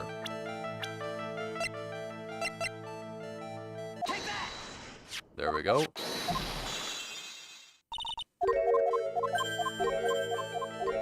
Yeah, now we know it costs millions. That's what it is. But I could have just assumed that, man. We know it was him. I don't think that was the point of the question. But whatever. See? Wow, look at that. Well, this is it, isn't it? This is a virus that is affecting computers on the... Okay, yeah. Okay. So I guess that was required to know. Man, my mouth is dry. I'm gonna drink water. Come on, guys. Take this time to drink water.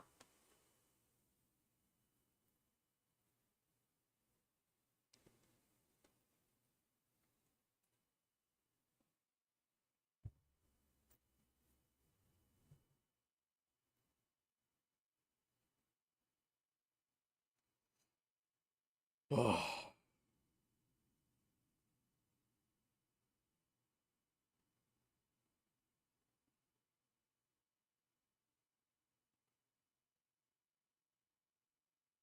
All right. MC Bomber. No. Yeah. Boom.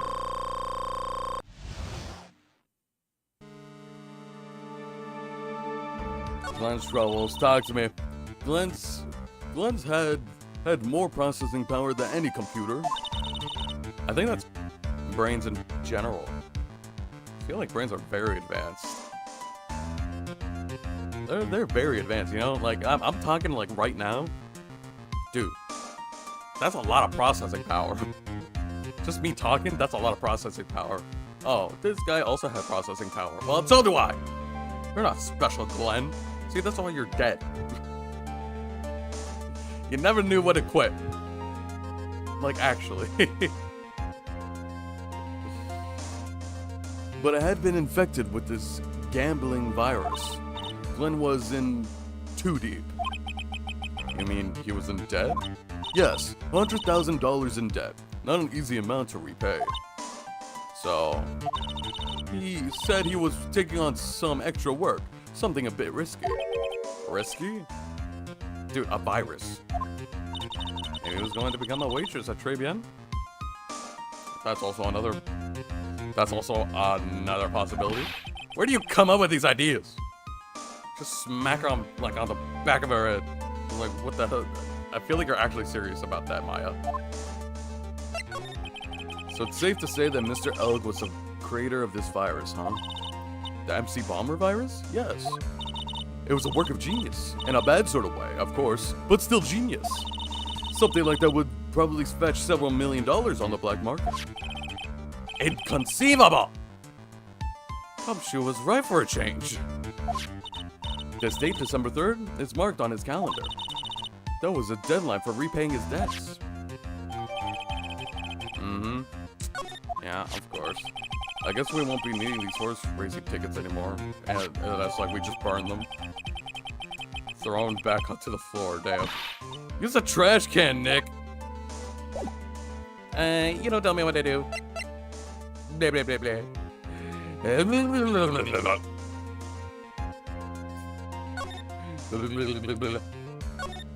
You don't tell me what to do.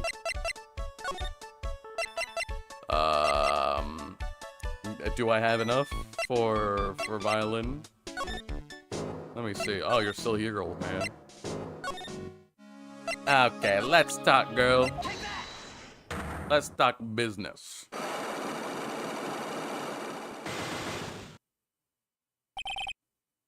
Okay, we already know everything else. The injury had to do with the repair bill.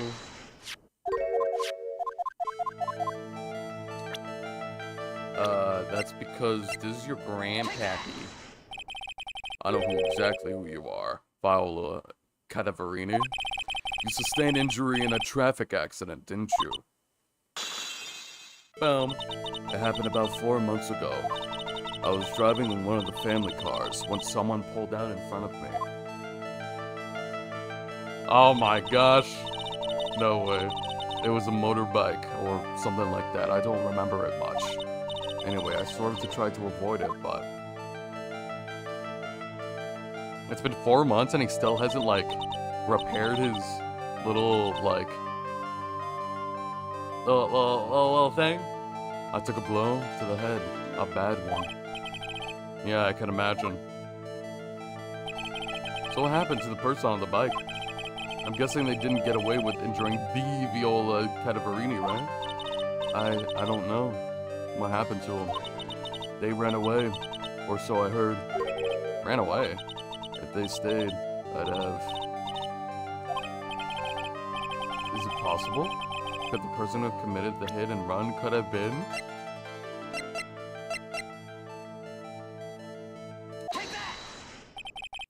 Was it this man, wasn't it? He was the cause of your incident. Accident, I mean. It wasn't Don Tigre. I refuse to believe it. Yeah, but I broke it. I broke it anyway. We collided. The motorbike and my car.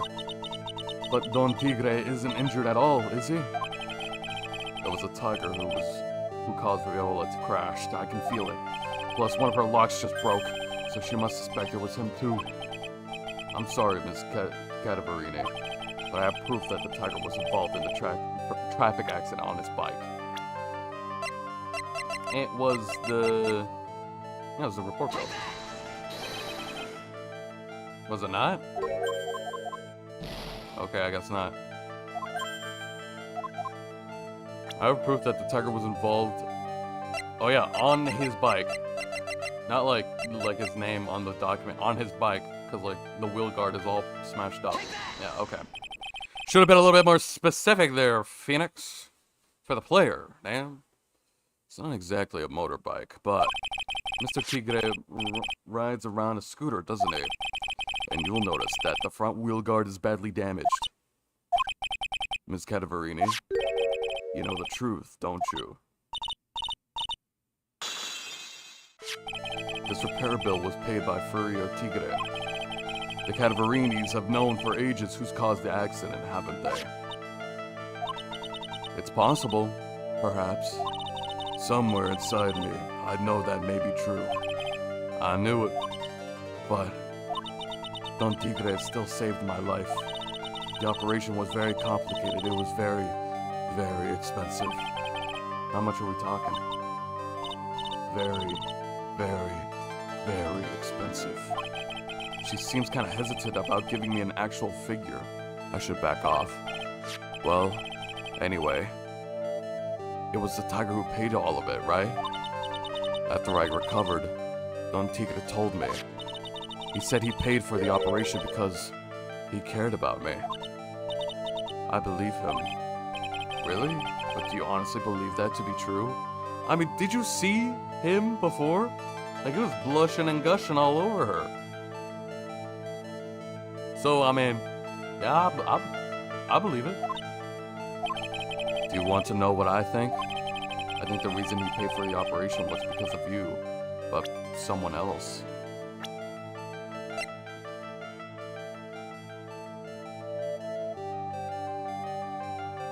Maybe it was Cadaverini. Yeah. Perhaps I shouldn't be saying this, but your grandfather, Bruto Cadaverini, controls a lot of dubious cash, right? And you are his beloved pride and joy. Sure, I don't know exactly how much the operations cost, but if you weren't the granddaughter of Mr. Cadaverini, do you think Mr. Tigre would have paid the money? $1 million.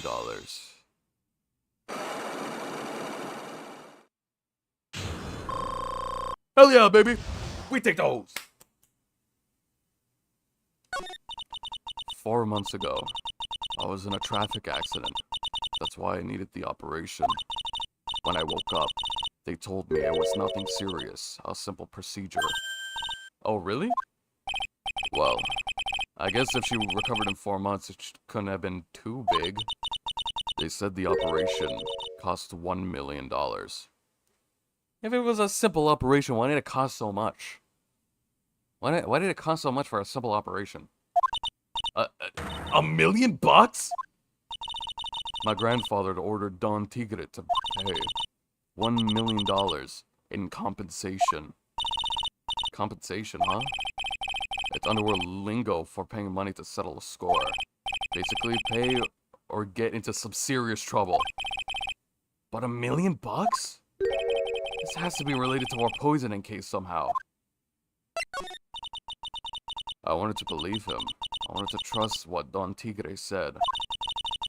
He said it had nothing to do with my grandfather being Bruto Cadaverini. I wanted to believe he helped me because he cared about me, not about my grandfather. Damn, but I knew it. That wasn't really true. Wow, I'm so sorry. What did he get the money? What he did to get the money, it was evil. He said it was all for me, so I helped him. You helped him? In what way? Dude, it was the poisoning, wasn't it?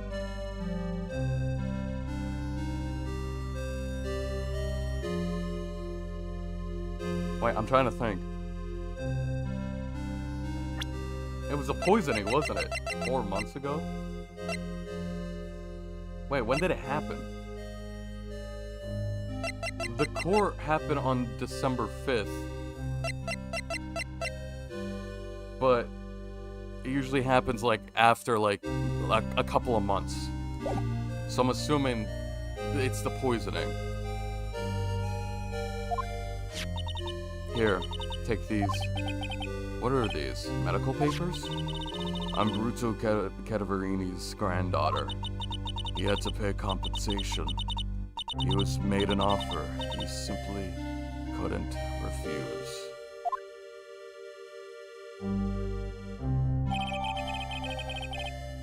For cranial surgery, payment was due last year. Yeah, so poisoned Glenn so he can just get the $1 million for her surgery. Damn, okay.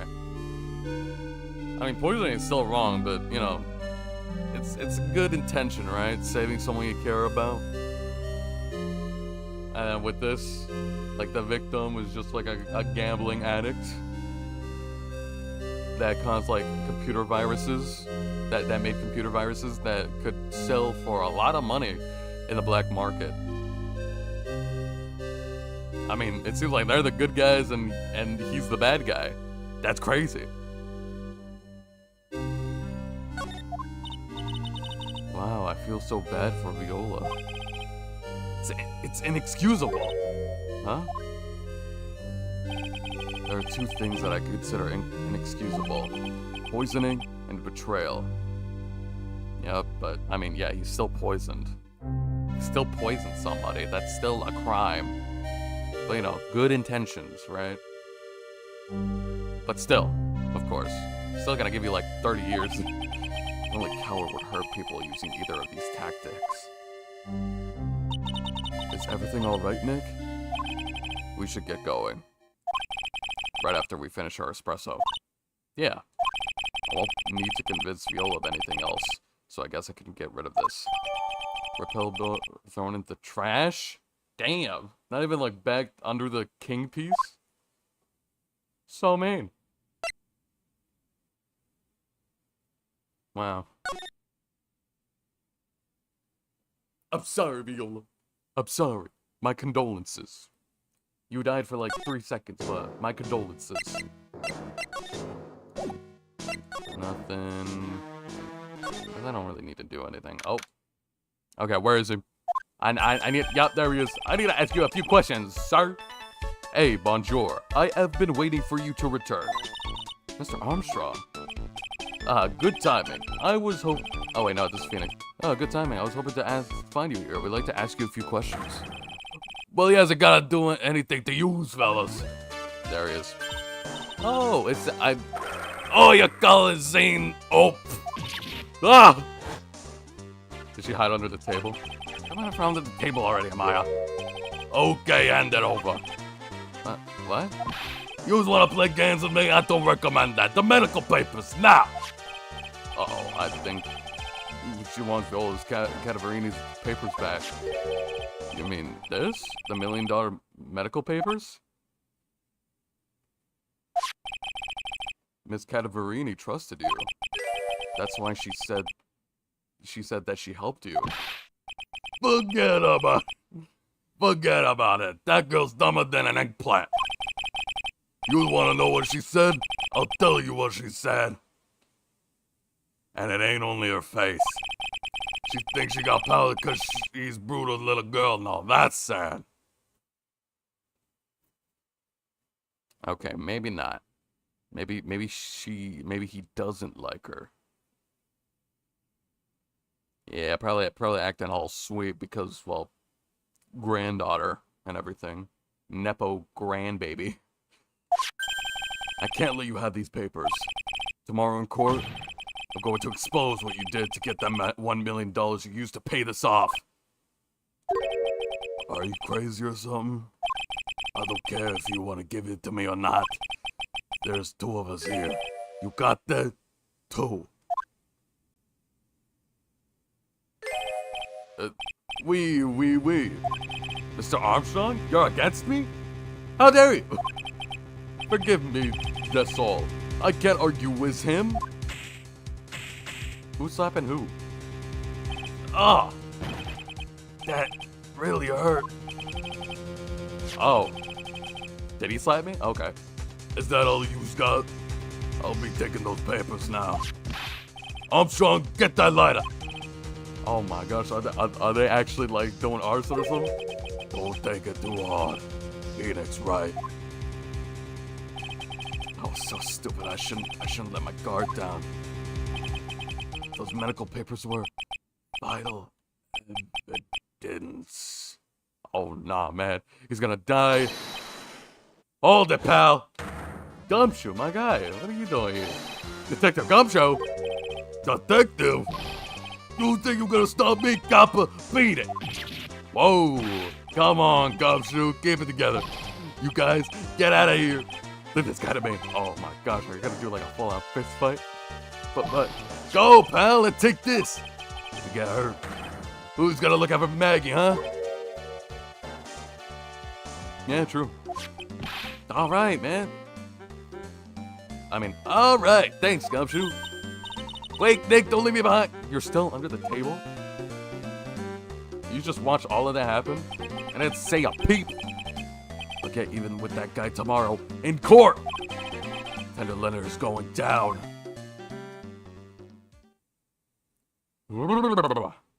It's been 4 hours. Damn. Save for progress? Yes, sir. I would love to do that.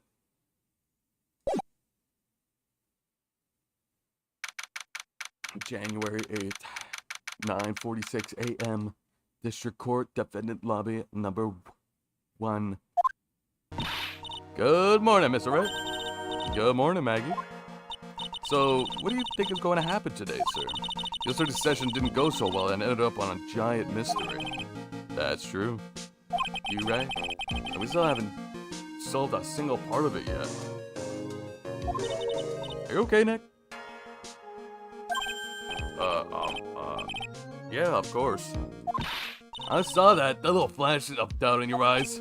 No, that wasn't doubt. That was determination. Of course. I've played Undertale before, even though it wouldn't release for another 7 years? Yeah. I think. It released in 2012, right? No, wait, no. It just turned 10 like a few days ago. And in like 10 years, damn. Why don't I believe you? It's nearly time, Maggie. You better get going to the defendant's seat. Roger. Don't let me down, Mr. Wright. I'm counting on you. Don't let me down like the other guy. It's like, how can I bring up Gumshoe in this? It's like, don't let me down. Unlike that other guy. I hate that guy. Oh. Hey, pal. Hey, Detective Gumshoe. Quit stressing Maggie out. She doesn't need that. What are you talking about? How did you know she was stressed? I was watching through the doorway. Oh. You look like you lost the case already. Show a bit of confidence, will you, pal? Yeah, maybe this'll help. Oh, no, wait. It's the green polish. Have you taken up on aromatherapy, too? Not in a million years, pal. Don't tell me you don't remember this thing? Come to think of it, that does look like one of those aromatherapy bottles. This is a small bottle that turned up in the TRIBULATIONS kitchen a couple days ago. Wow, look at all these little bottles. Yeah, that's when she was also in a waitress outfit. Oh, the aromatherapy pills. It's got so many, they're overflowing on the floor. Hey, wait a minute. There's one bottle that's different from all the others. Well, what do you know? And it doesn't have a label either. And it doesn't smell. We finally got the analysis back from the lab. So, what is it? Is it the poison? I'm afraid not, pal. It's medication. Ah, maybe the same medication for Glenn? Yeah, for ears. Topical use only, apparently. Yeah, we found it. So it was there. For some reason, like, maybe, like, he, like, Armstrong took it for some reason? For ears? You mean... Yeah!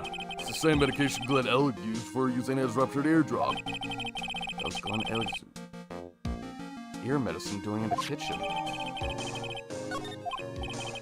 What about the unidentified fingerprints? Anything from that?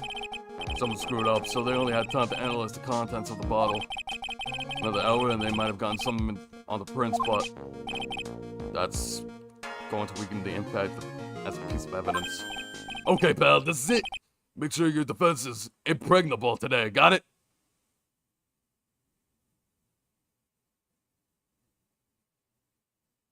What the hell are you talking about, bro? What the hell are you saying?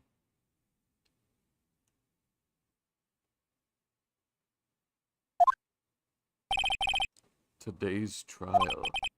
I'm gonna expose that guy for what he's done, or my name isn't Phoenix Wright.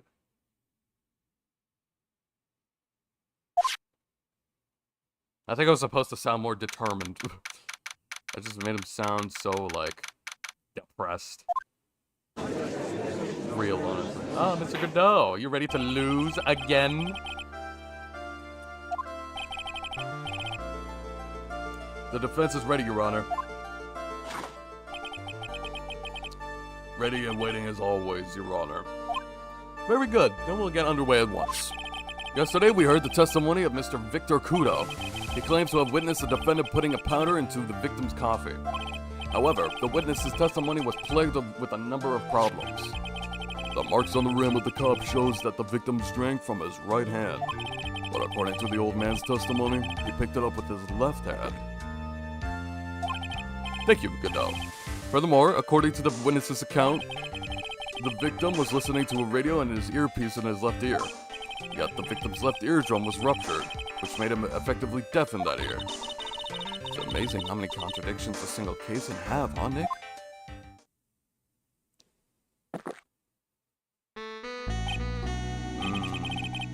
That saxophone coming back. Oh, allow me to enlighten you, Your Honor. The world, you see, keeps turning, and we must turn with it. I don't think we really have a choice, Godot. You lost me already, Mr. Godot. Don't let the mysteries of yesterday mystify you today. Only losers think like that. You've got to change with the times. That is one of my rules. Are you implying that you've resolved these contradictions? You know the answers to these riddles? The old guy wasn't throwing seed in there. He was throwing us off the scent. And today I'll prove it. Very well. Let the first witness take the stand. Now, you couldn't have, like, dressed more appropriately, Mr. Armstrong? Maybe, like, in a suit or something? And you are? Oh, bonjour, everyone! I am Gene Armstrong, the owner and head chef for La Trabian Restaurant and Chante. Forgive me for asking witness, but are you a woman? Oh la la, monsieur. As you can see, I am La Pert and La Perky gentleman. Known? On the day of the incident, you were in Trabian's kitchen. Isn't that right? Whiz you, monsieur. What? Everything feels right. Oh, okay.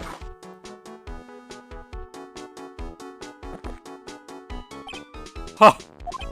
Wow, he's totally unfazed. Doesn't anything intimidate this guy? Very well, your testimony please, witness.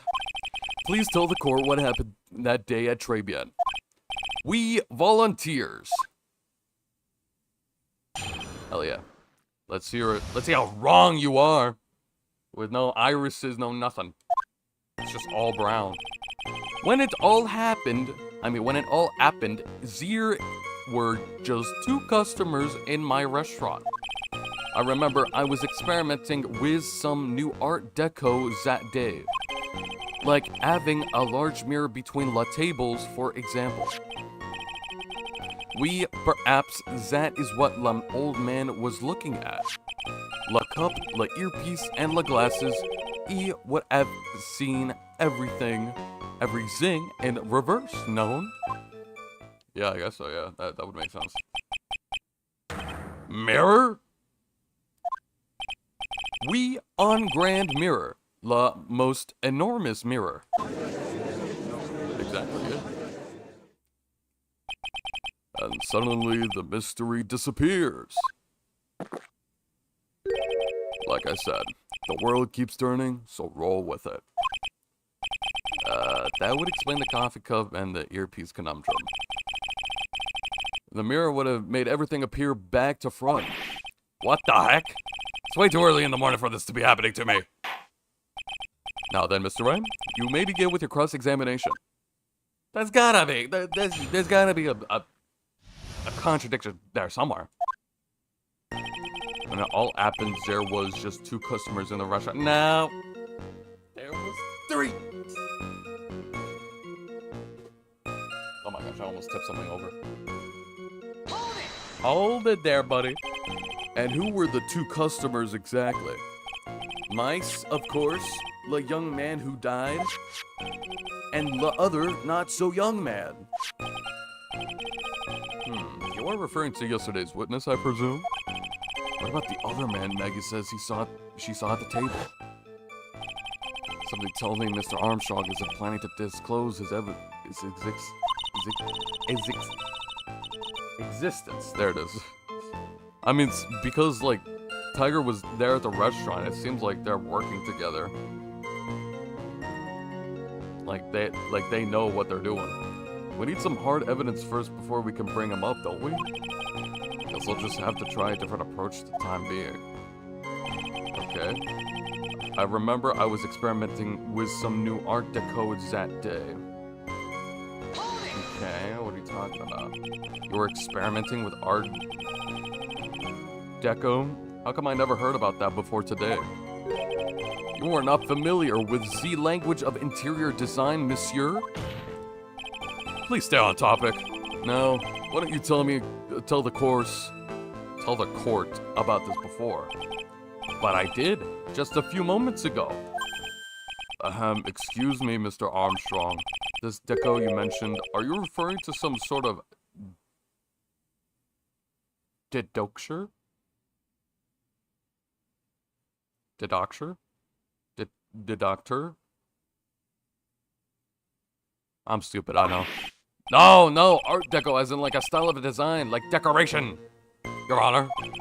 He's talking about interior design, walls, ceilings, carpets, that kind of thing. Yes, of course. That deco. I was trying to achieve la effeminate look for my restaurant. I was planning the most bold remodeling of le decor. Like adding a large mirror between le tables, for example. Wait, hold on.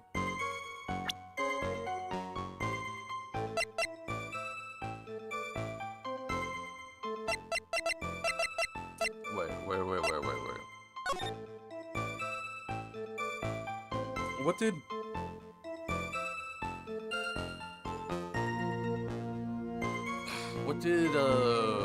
Kudo say? Or I mean, what did Kudo like? Where was he sitting? Because like it's impossible for him to sit like the upper left table, because initially you couldn't see what was happening because of the little barrier, the little shield that's covering up. So I think we moved it so it's like the one down below, the bottom left, so that he has a nice angle where he can see. But if it's the angle, if it's the mirror, I feel like he couldn't have confused it regardless if he was sitting there. That means he'd had to be sitting up there so that the mirror maybe down like at the bottom right, could reflect whatever happened with Glenn.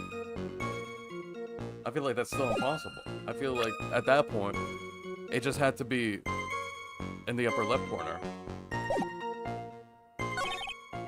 That was what the old man was looking at. What can I do? Let me save this, just in case. Let me save this, just in case. Old man was looking at. I doubt it, Your Honor. No, the music is still playing. No! I know, I'm a coward, and I hate myself, I know. Le cup, le earpiece, could have been everything in reverse, no. Do I do that one? Okay, no. Like, I feel like I know what he's doing. Or, like, I know what I'm supposed to do. I'm just...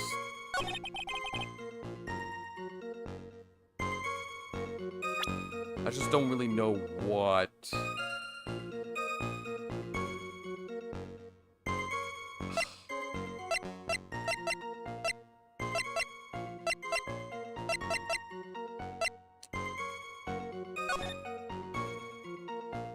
Wait, yeah, there was no mirrors. What are you talking about? Do I do this? Oh wait, maybe I need to put it in another statement. Oh my gosh, I'm so stupid. That is an omen between le tables, for example.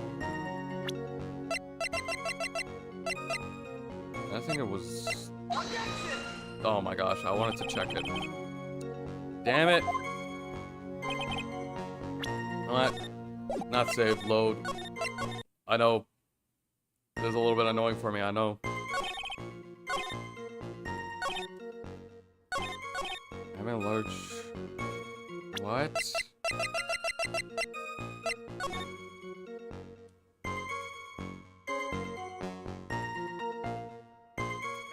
Am I still supposed to press every single statement? Large. Okay, let's just do all of that. See if we can get more stuff. How big of a mirror are we talking about here? Boss, something about 4 meters wide and about 2 meters high. Let's see. 1 meter is about 1 yard. Holy glass in the frame. That's huge. I was intending to stall it on the ceiling and eventually. The ceiling? Is there a mirror on the ceiling? I don't remember. My snow. I decided not to go through with it in the end. What should I do? Should I ask more about the mirror? Yes. If we really had such a large mirror in the restaurant, someone would have noticed it. But there's nothing about a mirror in Mr. Kudo or Maggie Bride's testimonies. But... Objection! You didn't ask, Tried. You'll only have yourself to blame for sloppy work. That shouldn't be on me to ask! What? A mirror was delivered to Trebian the day before the incident. Really? As Mr. Armstrong testified, he was carrying some design changes.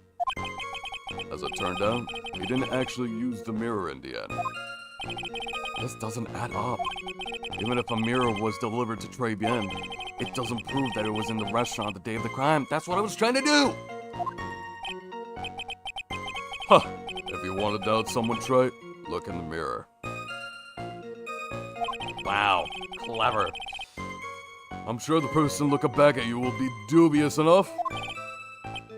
Wow, is this a court case or like the school playground? What are we doing? Yesterday? So the witness yesterday has seen the mirrors reflected in a mirror.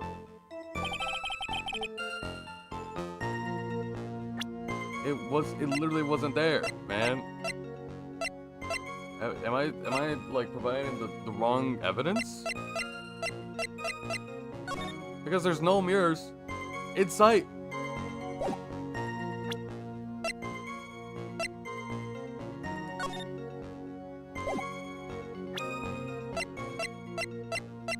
He still had no excuse.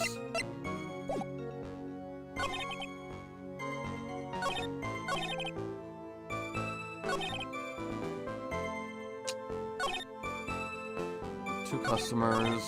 Dude, I think it's this one. Having large mirrors between the tables, for example, or that is what the old man was looking at. No, it wasn't. Normally, I expect people to know the difference between a reflection and a real object. Objection! Well, that is an old man. Normally? How does normality come into this? That's lame, Trite, even for you. Huh? Are you trying to say that if something isn't normal, that it is impossible? Is that it? Where does that leave the porky-head lawyer and the... Oh, wait, that's... Where does that leave the porky-headed lawyer and the top-knot chick over there? Says you, man. You look more like a porcupine than I do, bro. Like, look at you. Look at your spiky hair, bro. You're just falling around like it looks like you're about to turn into a ball like Sonic at any second now. And the ungodly cool guy with the mask over here? Well, try... Ah, not the hair. I do not have a top knot. Okay, quick hitting yourself, man. Mr. Godot is correct. You do have a stupid-looking haircut. A lack of normality is no basis for discounting an argument. Yeah, logic has one day. Look up the earpiece and the glasses. You would be everything in reverse non. Everything would have been seen in reverse? Hey, Nick, we should take a second think about what that old CD said in his testimony. Can you phrase it again? The boy was wearing the earpiece on... Oh, wait. The boy was wearing the earpiece on the same side of the green lens of his specs. No question, you can look me up if I'm wrong. It was his left ear, without a doubt. And then he used the same hand to pick up the cup with his left hand. It's not everything described reflected in a mirror. Then everything he said on the left was actually on the right, huh? And that clears up all the problems in this testimony, I think. Or does it? Huh! It's kind of hard to believe everything's the fault of a mirror, though. Think old CD saw everything through a reflection? If he did, it would explain all the contradictions in his testimony. But that just makes the situation worse for Maggie. There's gotta be something in that old man's testimony. We gotta dig deeper.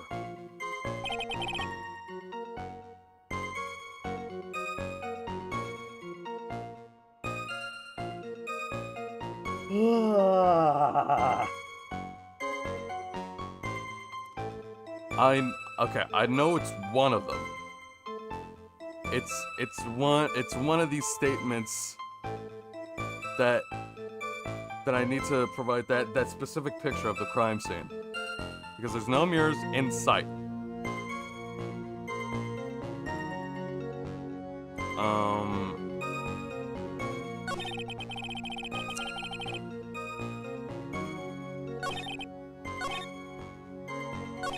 A couple of earpiece and the glasses would have been on everything in reverse no.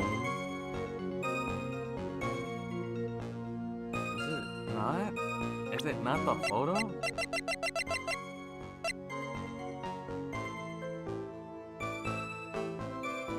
Then maybe because of that he wouldn't have seen the earpiece? I feel like I'm reaching a little bit. Like, we don't even see the earpiece right here. I don't see anything.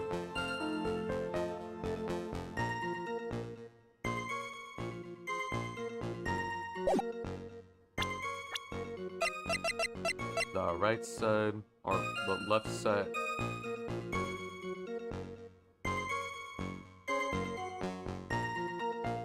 Wait.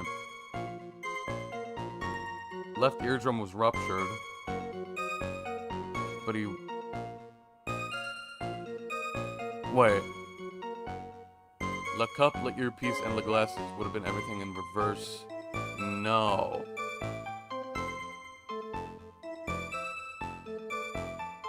Wrong! Objection, Your Honor. This guy freaking sucks. And I hate him and he's lying. Charge him with perjury. Or... It's perjury, right? I don't know anymore. Coffee cup, the earpiece, and the HMD. Let's think back to Mr. Kudo's testimony for a second, shall we? The boy was wearing an earpiece on the same side of the green lens of his specs. No question, you can look me up if I'm wrong. It was his left ear, without a doubt. So, to summarize, we were told that both HMD and the earpiece were on the victim's left side. Now, if Mr. Kudo saw that as a reflection in the mirror, it means both the HMD and the earpiece were actually on the victim's right side. Exactment. You see, monsieur, now that you think about it, it's not so hard, no? Unfortunately, that's where we run into a monumental contradiction with the facts. If Mr. Kudo really did see everything in a mirror, why is it that the HMD is now on the wrong side of his head?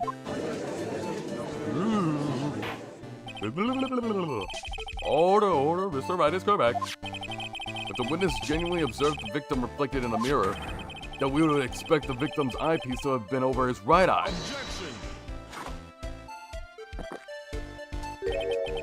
How bitter. That's right.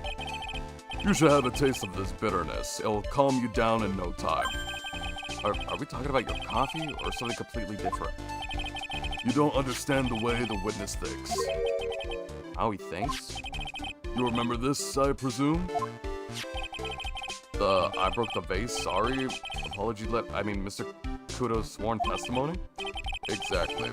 The man has one very grievous habit, other than throwing seeds. The more of an impression something makes, the more muddled his mind makes it. And that's what the most striking thing about Mr. Elg. Clearly, it's the victim's eyepiece. And that is my point. The old man strikes again. Mr. Elg's HMD made a big impression on the old man.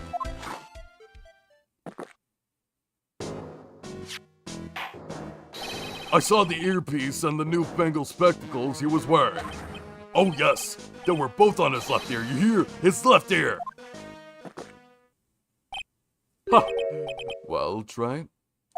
That's the worst, but the best impression of Kudo. Oh, okay. If he was supposed to be doing an impression of Kudo, I thought he was just quoting him. I should have done it. Whatever. Wow, I really thought he was an old seed there for a minute. Kudo's good.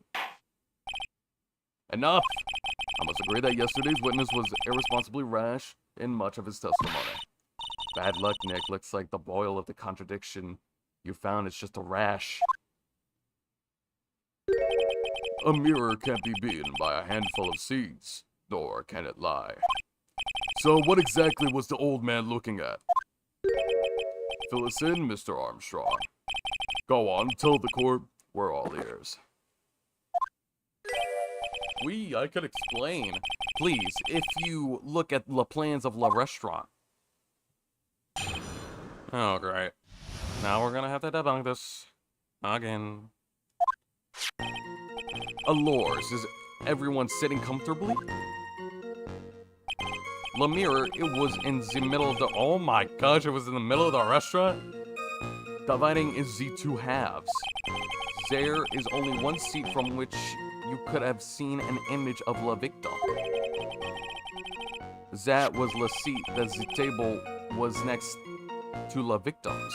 That was where the old man was sitting. Really? I thought we established that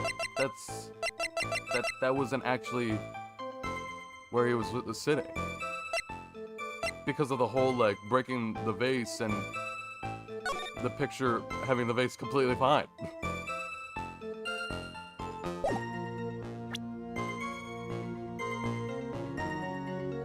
Maybe cleaning up after. I don't know, man. I smell a what's the word? What's the haps? What's your major? Discrepancy. Yeah, there it is.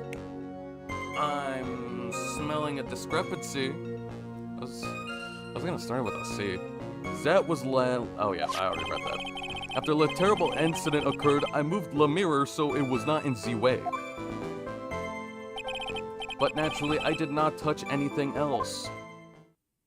Okay, great. I see no problems with the explanation we have just heard.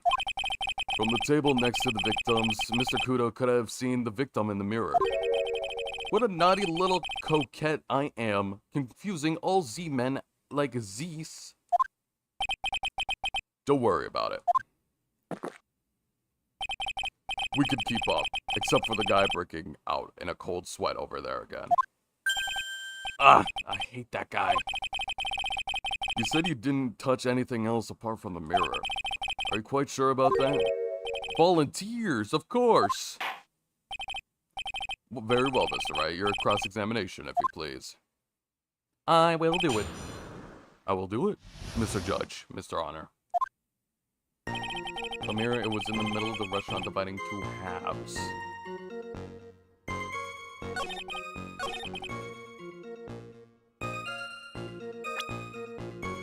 Is there something about the broken vase?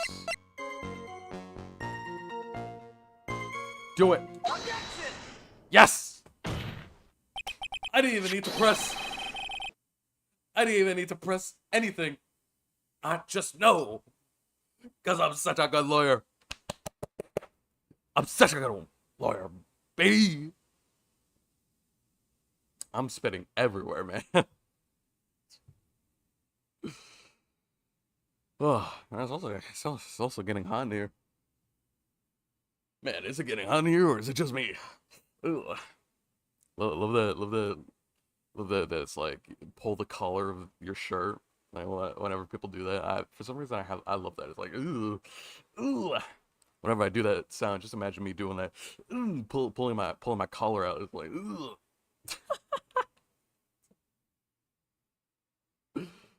Oh my gosh. Your Honor, Mr. Kudo's words yesterday strongly contradict Mr. Armstrong's testimony. This is the letter of apology that was written by Mr. Kudo, is it not? I realize it looks useless, Your Honor, but this is still testimony. Huh, I guess useless people are still really good at identifying useless things. What relevance does this scrap of paper have to the trial, Mr. Wright? Mr. Kudo's testimony is actually really relevant to the question at hand, Your Honor, because it very clearly contradicts with this piece of evidence.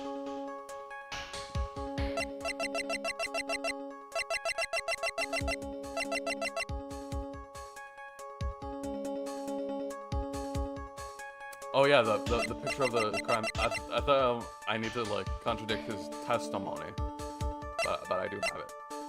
It's this one, yeah. Yeah. It's that one, Your Honor. That picture right there. The piece of evidence contradicts with the testimony we have heard, Your Honor. The crime photo? Yes, this photo clearly shows something that theoretically should not exist. What on earth do you mean by that, Mr. Wright? What the hell are you talking about? Should not exist? Ah, sounds like you're describing yourself, Trite. Dude, what the hell's your problem? What the hell's your problem, man? I didn't do anything. Now then, if the defense would please clarify its statement. What shouldn't something not exist? The guy, he should not be here anymore. He's dead. What is he still doing here? He's dead. Get him out of here, man. Where's Photoshop when you need it? Yeah, Photoshop was like a thing in 2005, I think. Yeah, I think it was. This thing right here. It's like, Your Honor, I swear this is AI generated. There's one thing that clearly demonstrated by yesterday's testimony. Mr. Kudo broke the vase that was on the table where he was sitting. And yet, the court could see There's an unbroken vase on the table next to the victim. Why? Because Mr. Kudo was not in fact sitting at the table next to the victim at all. Objection! Don't be an idiot, right? That's impossible. That seat's the only one Kudo could have been seeing the victim's reflection from. Exactly. There is only one conclusion we can draw from this contradiction. There was no mirror in the tray bien that day. Your testimony, Mr. Armstrong, is an elaborate lie. Ooh. Ooh. Your Honor, kill this guy. Don't try to... Yeah, I know, right? Don't try to convince the court, Try. Obviously, the witness cleaned up the vase. And while the police were taking their time to getting to the crime scene. Why are his pants so tight? Ask him, bro. Don't ask me. And I'm sure he'll love to explain it to you. Unfortunately, Mr. Godot, that doesn't quite work for me. Mr. Armstrong already testified on the contrary. In Hey, his own Mr. words. Armstrong, why are your pants so tight?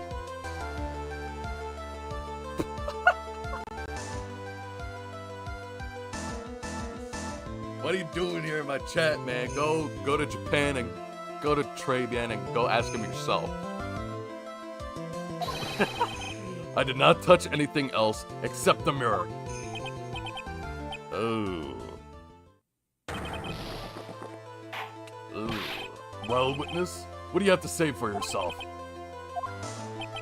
I was right. There was no mirror in the restaurant that day. In the restaurant. There's nothing there. In light of this revelation, we return back to the original problem. Why did the victim have an earpiece in the ear in which he could not hear? Holy bars. Damn. Holy, next SoundCloud rapper in this room. Ha. You only get one shot in life. There's no turning back. If you want to claim Why are that all the of mirror defendants wasn't there, always so wacky and whimsical? makes everything interesting, makes everything wacky and whimsical. Is that a bad thing? Would you want to have Gary from HR mean, here? no. Okay. But like, What? What? What's up, What's your deal? Do you not like whimsy? Do you not like whimsical? Do you not like wackiness? Do you not like quirky, funny times?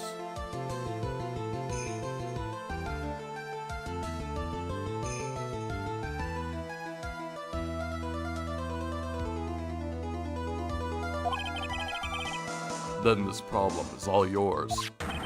How do you explain what the old man saw?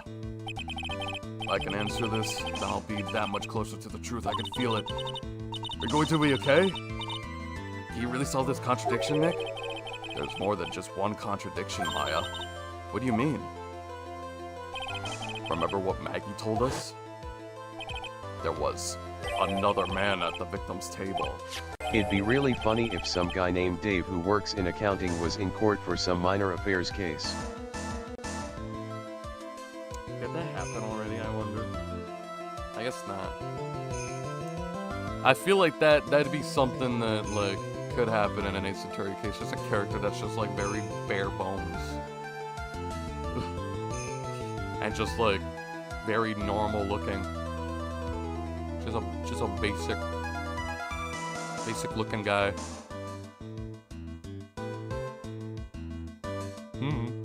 Maybe. All the files in the face of Mr. Kudo's testimony. And I think I know the reason why nothing in this case is adding up. They're all being paid off, Your Honor. They're all being paid off. I knew it. Let's hear your answer. Yes, Your Honor. The reason behind all these contradictions in Mr. Kudo's testimony is simple. The ear doctor made a mistake. I like to do work at my job and then go home and eat boiled unseasoned chicken with the old ball and chain, hee hee. Hell yeah. They're like, yes, Your Honor, I'm I woke up today. I went to work. I did my job. And then I went home. What would his name be in one of these games? It's got to be like some sort of pun. It's got to be like some sort of pun or like very on the nose like wordplay. Or just a very creative name. Uh it's just like some stupid man called like maybe he is actually named John Doe. Like his actual name is John Doe. Anthony employee. Oh my gosh.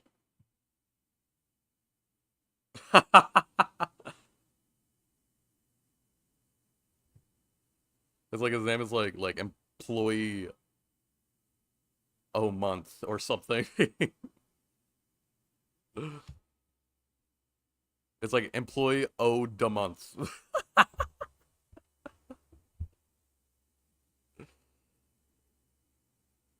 But like we gotta like spell this differently.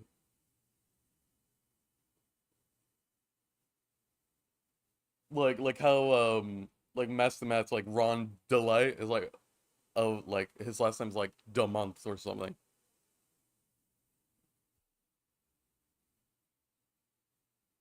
It's like M Employee Odement. O Demont.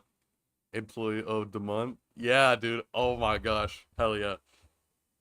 With all like the apostrophes and everything. Hell yeah, dude.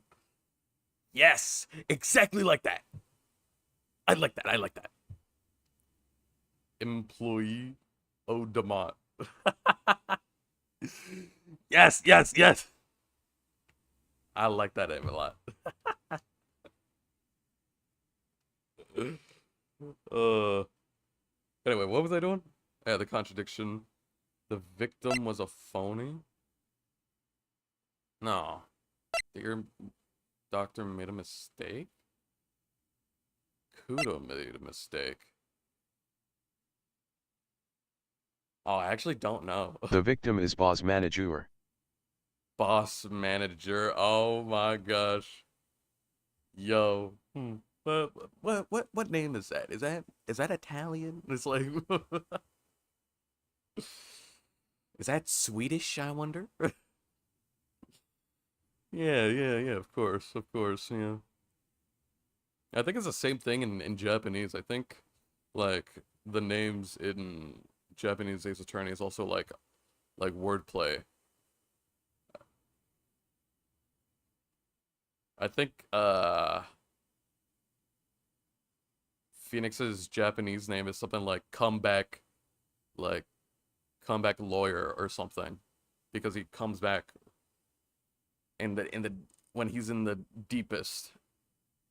He comes back somehow. I don't know, something like that. Like the play on words like exist in the Japanese Ace Attorney, which is awesome.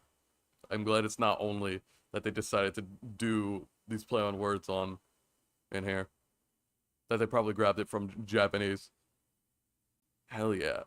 Employee Odemont? Yes, that's me. Uh reason all the because he's What I'd give to live in a world where your name literally determines your entire character and profession. exactly. Or just a really like creative name. Like Phoenix, right? Like what's oh actually? Damn. You know what I just thought? It's like Phoenix, right? That's also like a play on words, and that's also like his whole character. Oh, come on, man. I thought it was just a really cool, creative name. Because it's like Phoenix, it like comes back, like from the dead, basically. I don't know how Phoenixes work. But it's like they come back better than ever. Like they somehow come back. One of the witnesses is June, Silent J, employed. Unemployed. Nah, keep it in there. June employed. Yeah. It's like the J is silent. Phoenix comes back, like the bird comes back or something powerful as ever. And then he's right. He's right about this.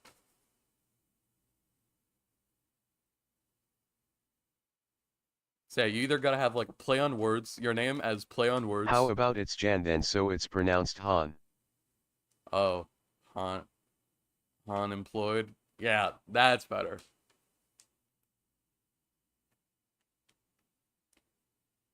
But just do Han, like HAN. Just do Han. Han employed.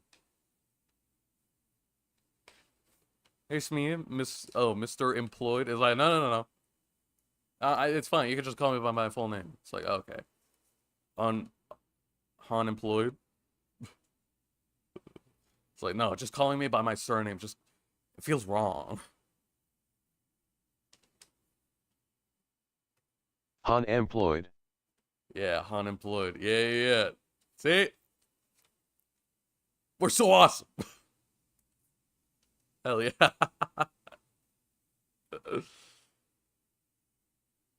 Now I'm wondering, like, what's like, yeah, play on words, pun, or a really creative name with, like, a meaning behind it, like Phoenix Wright. It's not like play on words, it's just Phoenix. Witness 2 is BAL and chain. Ball in chain? It's gonna be pronounced like ball and chan, or ball and chan. Or Ekin. That one's weaker, I think. Yeah, I don't know. I don't know about that. I feel like that's too on the nose. You know, compared to, like, everything else. Like, I remember that there was a guy named, like... Her name's wife then. Her name's literally wife. Do that thing where, like how everyone, like, pronounces, like, Wi-Fi poorly. Like, Wi-Fi. Or something. Or it's like wifey, you know? It's like Wi-Fi? I was like, no, wifey. Because I'm the wife. Like, I'm his wife.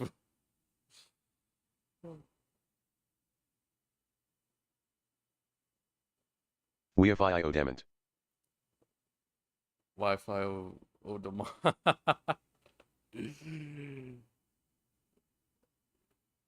Wi-Fi of Demont. Dude, that sounds so fancy. Hold on.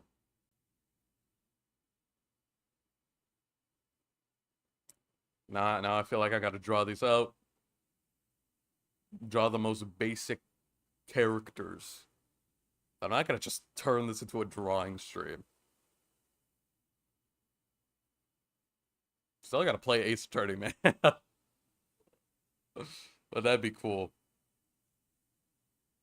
You know what? I'll make my own Ace Attorney. Well, technically I already have, but grab like different games. If you take a look at the evidence. If you take a look at the evidence of Wi-Fi Demont, of Demont. I actually don't know. It's because he wasn't. It's like he was sent out to call the police. The victim was a phony ear doctor. Did the ear doctor make a mistake? I don't think it was. Mr. Kudo made a mistake. Clearly, Mr. Kudo made a mistake. Mr. Wright, you're the one who brought up all these contradictions. And if you're trying to tell us the old man just made a mistake, we can wrap up this down with the guilty verdict. Except he just runs a legally distinct KFC.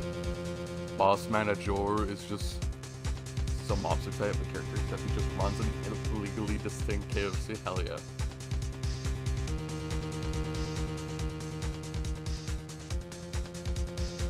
Oh my gosh. I remember when I was very little.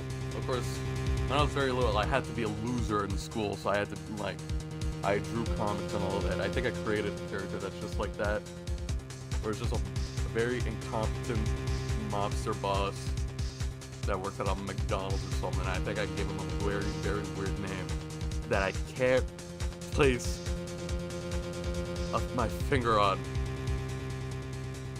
Oh man, me younger when I was more of a loser. Very creative guy. Now I'm just a loser and pathetic, so it's kind of balances out.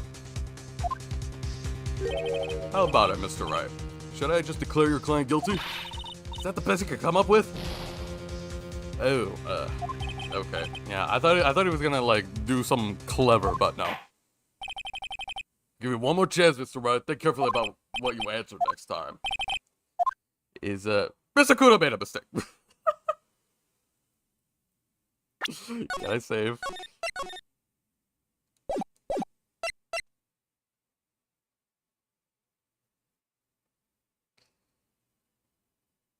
Don't tell me that whole thing was set up. This case is riddled with contradictions. Yet, this one very simple answer that clears them all up. And what is that? The incident Mr. Kudo witnessed is the incident the victim experienced. Were two completely different events. Oh my gosh, not this again! Mr. Wright, you said that last case with the mask. What are you talking about? What? Yes, the victim that Mr. Kudo saw wasn't Mr. Glenn Elg at all. It was an imposter, a phony pretending to be Mr. Elg. Obviously, unlike the victim, there was nothing wrong with the imposter's left eardrum, which is why he had the headphone in. Okay, yeah.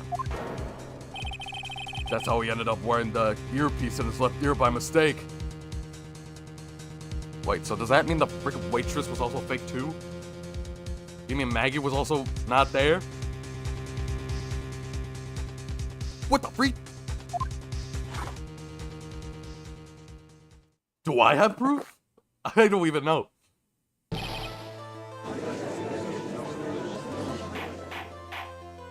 Do I even have proof about it? Order the court, settle down while I'll clear the courtroom. Just wait. Quiet, Gramps. Why don't you clear out of here, huh? What'd you just say? Trey?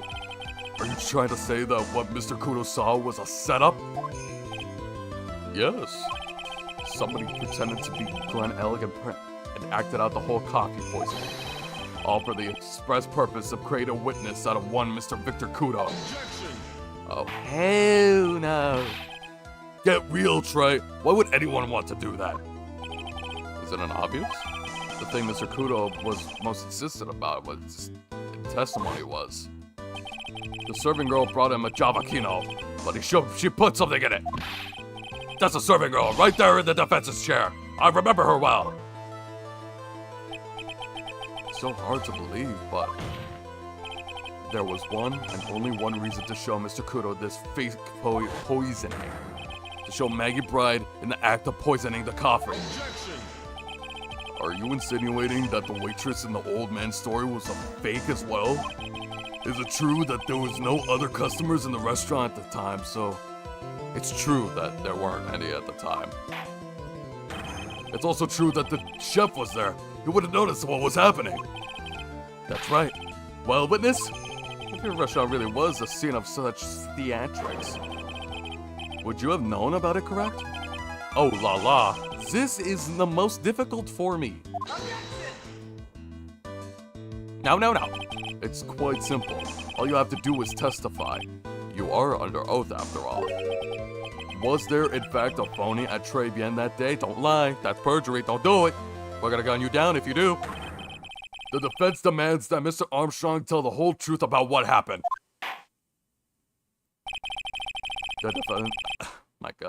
The defense's request is for additional testimony is accepted. You will accurately explain in detail the events of the restaurant that day. Oui.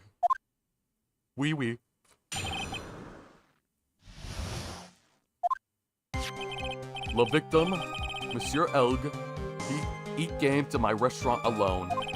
I remember the old man arrived not long after him. There were no other customers. The other one got word that you won the lottery, man. He You know it's rough when even other Ace Attorney characters are calling Phoenix's claims nuts. Yeah. That's because it is. That's because it literally is. Like, he does this every other case. And he ends up being right. Phoenix right. When he got word he won the lottery, man, Alec became very excited. It was approximately 5 minutes later that the poisoning incident occurred. There was no time for La Phony to do la acting. Damn. Just so we're clear, there was no mirror in the restaurant after all. Je vous demand pardon. Forgive me, Your Honor. I lied because I wanted this mess to be cleared up quickly. Perjury! Mister! Commit perjury, Mr. Armstrong. We're gonna take you out back and gun you down. Because that's illegal. And you know what we do to illegals. I don't even have to say anything. I will decide how to punish you later. For now, we'll hear your cross-examination. Mr. Wright, if you please. He took that perjury charge a bit too well. But I'm guessing he will be in more serious trouble after this cross-examination, because I'm so cool and awesome that I just love doing cross-examinations, baby. The victim, Monsieur Elg, he came to my restaurant alone. Stop. No. That poor Rose. Yeah. And like, but then again, kind of impressive because he's like, it's like endlessly growing, but he's also endlessly picking. So, must have found abuse or something. Is he alone at this table as well? Mice, I saw him from La Kitchen. Yet the defendant, Miss Bride, remembers it differently. She swears there was another man at the victim's table. Unfortunately for you, Trite. Yesterday's the ever-growing pile of rose debris on the floor. Dude, you should be like a, what is it? Like that thing that, like, weddings do, that they spread the roses, like that. He would be proficient in that. He would get actual money instead of running a trash restaurant.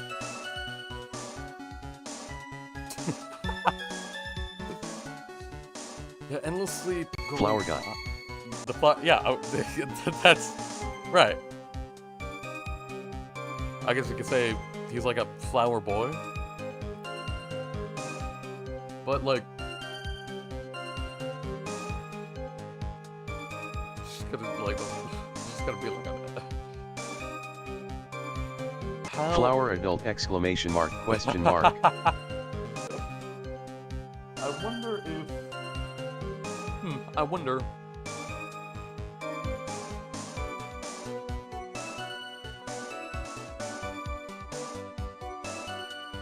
I completely forgot what I was gonna say. Where did my train of thought go? It derailed and everyone on it died. That sucks. R.I.P. I completely forgot what I was gonna say, so... Oh well. I'll have a urethra moment later if it comes back. Yesterday's witness also testified that the victim was alone. You know, seeing you squirm like that reminds me of a certain coffee's bittersweet vibe. Urethra moment. Yeah. What kind of coffee has he been drinking? It's not coffee, it's love. It's love that's bittersweet. You're saying that he has a girl? Godot, I thought we were friends. Can you not introduce me to your girl? Come on. Hearing Maya say that makes her seem wise all of a sudden. Even though she isn't. I wonder if it's like the little petals like just go down into a portal and then come back. Like they despawn and then they come back. There were no other customers. Wrong. So your only customers were Mr. Kudo and the victim? Wait, this guy's jacked. How didn't I notice that? Who? The, what's his name? Mr. Armstrong? Who could have guessed? The guy with the name Armstrong. His arm is strong? Wait, yeah, his name is literally Armstrong. Yeah, are you stupid or something? I'm calling you out specifically. How dare you? Frowning face. His name is literally Armstrong, buddy. Gene Armstrong, because he got some strong genes. How many times do you need to ask the same thing, Trey? You ever catch me drinking the same blend twice? Or you'd never catch me the same blend twice. You're trying to establish the presence of a phony victim in the restaurant, but you're wasting your time. You can't grind birdseed and make coffee if you catch my drift. Yeah, because that's gross. But there's a hole in the testimony somewhere, I'm sure of it. About what? He became very excited. The poisoning incident occurred. There's no time for phony to do acting. There's gotta be something. What has there got to be? So I do the, where is it? No other customers? But it said right here in the calendar, England's calendar, that it said to meet with the tiger. Am I wrong? That'd be funny. But other than that, I don't really know what else. You want the lunchbox? You want the lunchbox, baby?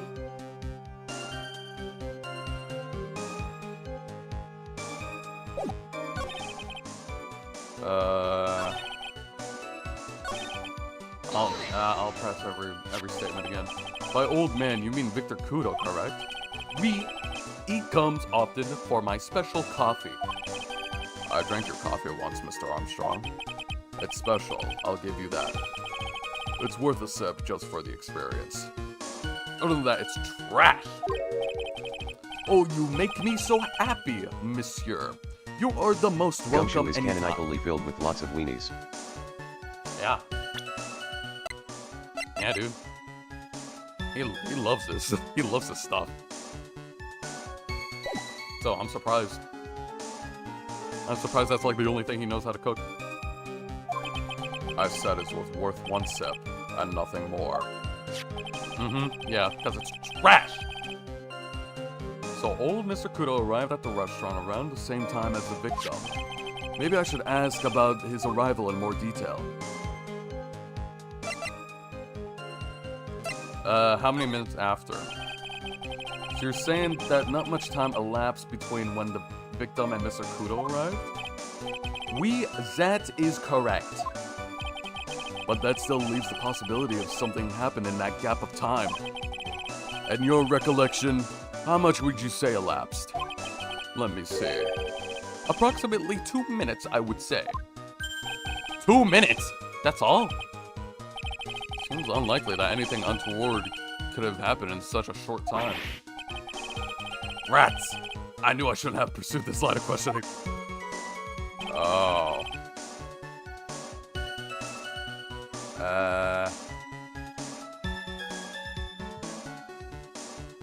Can I do the other option? Let me do the other option. What's the other option? What time was it? Out of curiosity, what time was it when Mr. Kudo arrived? Oh, no. I cannot remember, monsieur. I believe we were told by a witness yesterday. The crime was reported at 2:25 p.m. by some kind of a scary old man, sir. 2:25. Does that perhaps jog your memory, witness? The incident happened around 20 minutes after he arrived. So the victim must have arrived between 2 p.m. and 2:10. The victim? Like the guy who died? What day was it? Just after 2, huh? This guy looks like plastic. Yeah. Should feed him to the turtles. Thank you for your help in jogging my memory, monsieur. You are wonderful. I can't sit here and do all the time and do nothing now, can I? Hell is happening? What the hell is happening? The time of the day will be added to the witness's testimony. Oui, monsieur. My former history teacher, but in drag. Oh my gosh.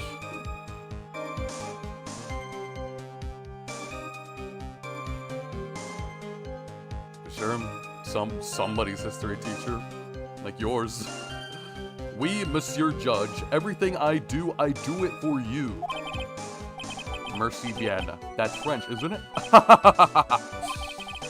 glad at least one person is in a good mood. He's even humming a song to himself. What the hell And you is can't that? tell me I'm wrong because you've never seen him smiling face with sunglasses. No, I've seen him. No, I'm kidding. I'm kidding. It's like, yeah, Damn. I know. But yeah. I've seen him too. No, you haven't. That's crazy. No, you haven't. How dare you be selfish about this? Don't be selfish. You haven't seen him like I did.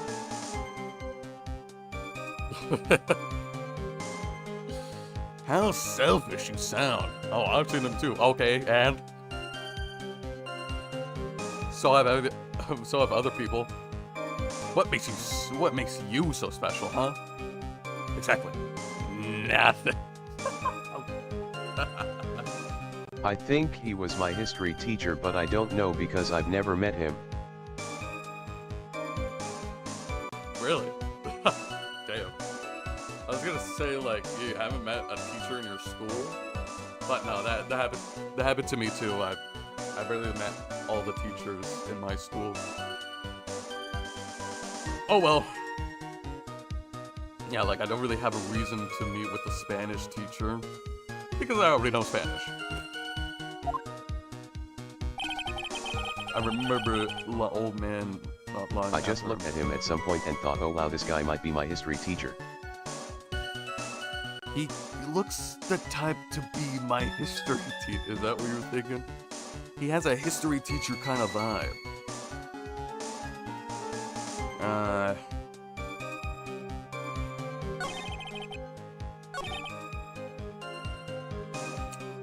Old man arrived at 2 p.m. Wait. Yeah, no, the whole like millionaire radio thing for the lottery, like it's only 1:30 p.m. He was late. If he was late, he would have already he wouldn't see how it went down. No, I just looked at some guy and decided he will teach me history or did teach me history at some point in time. Okay. Now that makes sense. Thank you for clearing that up.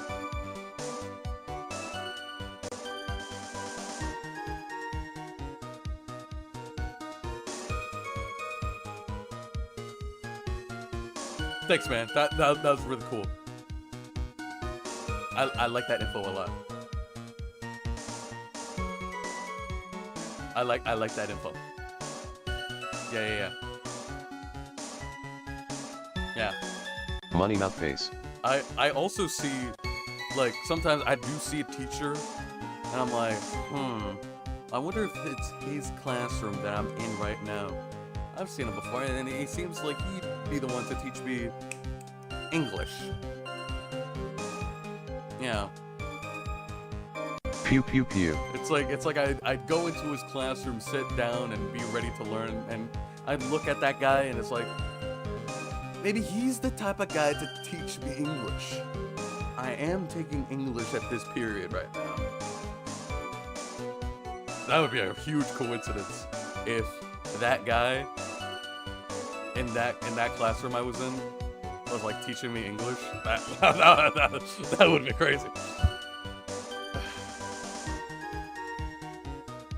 Wouldn't that be crazy?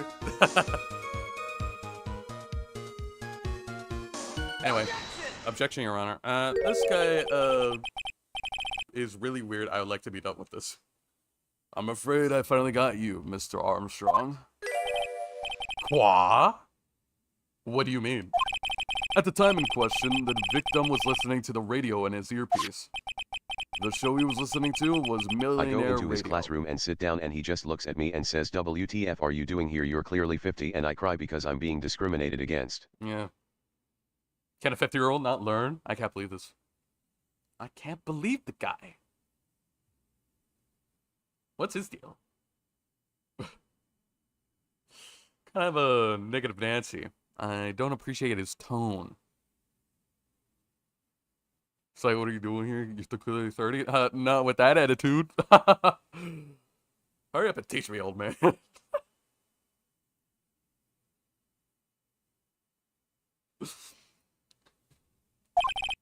Each week they announce the winning numbers on the $500,000 lottery ticket. That must be the show Mon El was listening to. I can't see any problem with this testimony, Mr. Wright. I wonder. My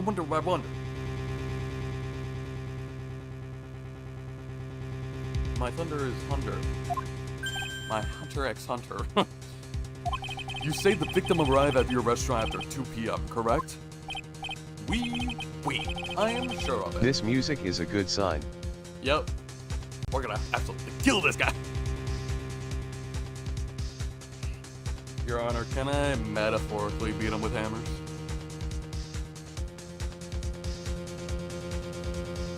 Please and thank you. With your permission, of course. This is the combat music. Hell yeah. Yeah, exactly. This is what happens in Marvel vs. Capcom. This is his music. Don't say I... Phoenix is about to square up. Exactly. It's like, yeah, let's square up, buddy. Want to take that outside? Actually, I think he shouldn't do that, because you see his arms? His arms are strong, man.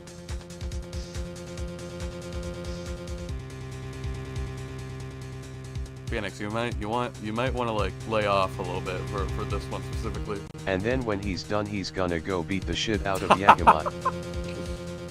It's like he doesn't even know who Yagami is. It's like he just beats him up, and then he's like, oh my gosh, now I feel like I have to beat up a guy named Takayuki Yagami now. I have to go to Tokyo. Or Yokohama. I have to go to Tokyo or Yokohama. I have a calling that I have to beat up a random Japanese detective. I know it was that time because I had just finished serving la lunch menu. Get to the point, Trite, if you have one. That show is broadcast live at 1:30 p.m. and claims to be the most thrilling 10 minutes of your life. It's on the air at 1:30? Now, supposedly the victim made some noise when it was announced that he His lawyer senses tell him that another lawyer is nearby, and he wails on every man, woman, and child until he finds him. Oh my gosh. Okay, this is very unrelated. My window's open and I just got a whiff of like something that stinks, man. Holy. What the hell is that? I'm sorry, this is very irrelevant. But since I have the window open, because it's really... Those are the corpses. Really like humid. Do they smell like poop? Smell like diarrhea. Did the corpses poop themselves? I understand. I've been there before, man. I've been there. I relate. I mean, you shit yourself when you die, don't you? I mean, true. I mean, poop yourself, piss yourself. But that's assuming if, like, you know, you ate before you, like... Due to muscles or whatever. Oh, maybe, yeah. No, yeah, you may be right. Poop out the fat. I don't know. I'm not a corpse doctor. I'm not the guy that likes corpses. Okay. But yeah, it absolutely stinks. I just gotta smell like somebody like pooped outside of my window. That would be corpse husband. Oh yeah, I forgot about that. I forgot about that guy. What else? He's even married to one. It's in the name. Yeah. He's a husband to a corpse? Or is he the corpse? Or since he's the husband, is he the corpse? And the husband? Or both? Hopefully he's doing fine. Last I heard, All I know about him is that he has a deep voice and he released shitty music at some point. Don't like all YouTubers. Just you wait, guys. In the future, I will release music. Just wait. It will happen. It's inevitable. Just you wait, guys. I don't know when, but it will happen. Eyezayis, please drop a Maya Fey diss track. Why would I ever do that? You know what? Maybe I will. It's like, I can imagine it now. I could write a song about eating Frog looking ass. I could write a song about watching SpongeBob. And rhyme SpongeBob with SpongeBob.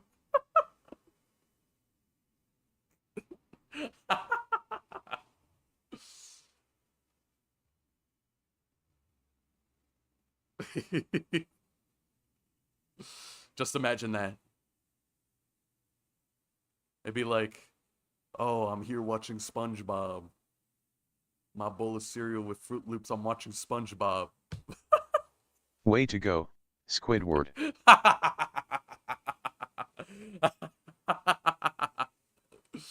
Oh, I love that video. Way to go, Squidward. You made him upset.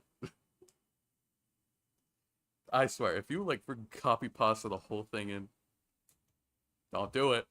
Don't do it. Don't do it. I see you. I see you try to think. I see you try to consider it. Don't do it. We already done this before. Don't do it. You ruined his favorite fucking holiday for him. And why? Because he fucking annoyed you at work? I thought something we had was special. Now, don't do the rest of it. Don't do the rest of it. That's it. Don't do it. Don't do it.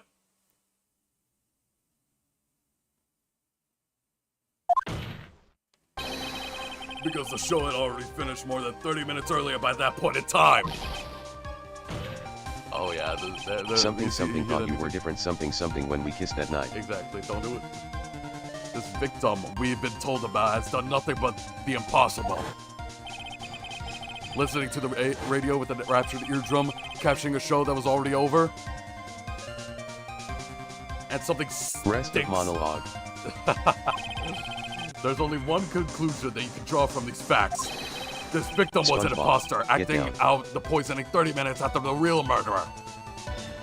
SpongeBob, get down. Yes, there was two Glen Elgs in Tribune that day. The real Glen Elg, now dead, having been poisoned by the real killer, and the phony Glen Elg acting out the events of Mr. Kudo to witness. It certainly seems to be that way. I mean, if that wasn't the case, how could you explain the time discrepancy? Objection! Quite the performance there, Trey. You were almost on a roll. Almost. But sadly, you lack the rock-hard foundation of rhythm to build your song. Are we in an orchestra? Is this band practice? I don't think so, Godot. What is this? Music Theory 101? Let's recap. Why does this guy speak in riddles? Because he wants to be pretentious. But honestly, I kind of dig it. He's kind of cool. You see that? You see that cool mask and white tie? He got that down, man. I can't say anything about it. According to your imaginative theory, it's now just after 2 p.m. The phony Elg is performing a play for the benefit of Mr. Kudo. How do you explain then where the real Glen Elg is? You lack the shit to make it a poo.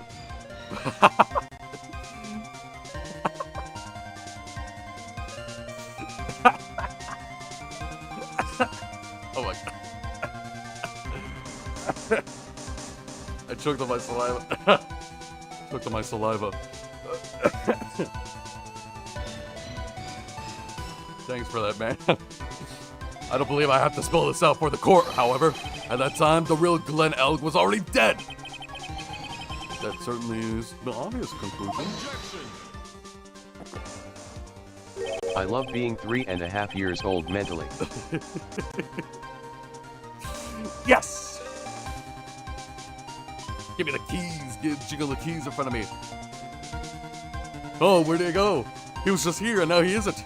Oh, and now he's back. Oh, but now he isn't. Where'd he go? Love being 3 years old. Just like I that. can just say POO shit asphalt booty bum and I snicker. I love playing with my cars. And drinking lemonade. Being 3 years old and pooping my pants. Pooping my diaper, I mean. That's exactly what I was hoping for you to say. What? Now, I presume you can't prove this theory of yours? I like blowing bubbles, slightly smiling face. Exactly, so do I. Love blowing bubbles, drinking lemonade, playing with my toy cars. Honestly, it's a dream. Can you explain where the missing corpse went to? The kitchen. He went to the kitchen. The missing corpse? According to the old man's testimony, there was only one other customer there. If that customer was the phony Miss Glenn Elg, then where did the killer hide the body of the real victim?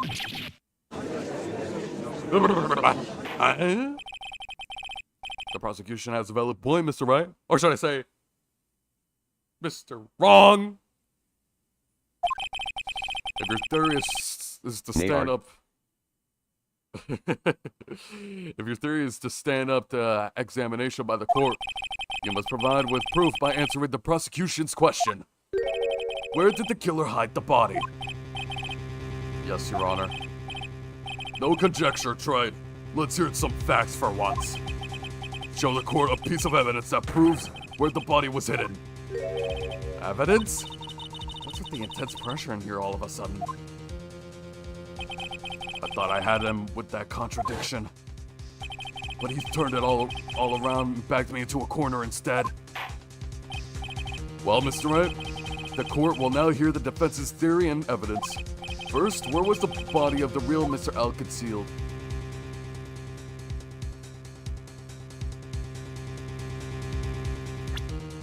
Do I have anything that may even hint at this?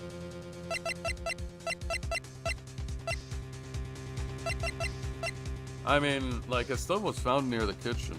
The victim's ear medicine. This was in the kitchen. The bag was empty. I'm assuming he was in the kitchen. Just drag him into the kitchen. That's my first guess. Because there's no other room except the kitchen. Why would it be outside? The kitchen, Your Honor. It would have been too dangerous to take a body outside. Obviously, the body must have been hidden inside somewhere. Dame Donnie or something. Dame, or something. You mean Dame Dunny? Obviously. It's not pronounced like that. It's not pronounced like that. What are you, stupid? Dame Donnie. Dame Donnie, exactly. I think that's how you pronounce it. Interesting. But where could a body have been hidden inside a restaurant? Perhaps you would care Dame to Yo. show...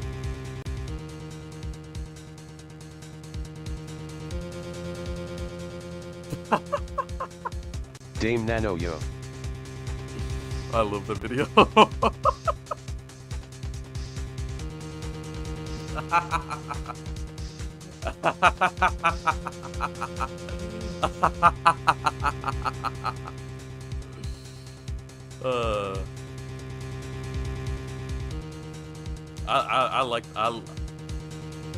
I like that video a lot. Antaga, Sujide, Suji Sijist Kaga. Perhaps you would care to show the court on these plans, huh? Yes, Your Honor. The exact location where the body was concealed inside TRIBULATIONS was... Doridaki. Right here. Doridaki, oh my god. Here, right here, Your Honor. Poke, poke, right here. Yeah. Let's sound this out. K, I, T, K, H, I, M. Ken. Right over here. The body was in here. I see. Nice supposition. But the real question is, can you back it up? Back it up, back it up. That proves the body was hidden in that location. I'm assuming that he'd be, that the medicine would be on his body. On his person, so I'm assuming that it was the medicine. Take that, Your Honor. It's this green thing right here. Mr. Armstrong, do you recognize this bottle?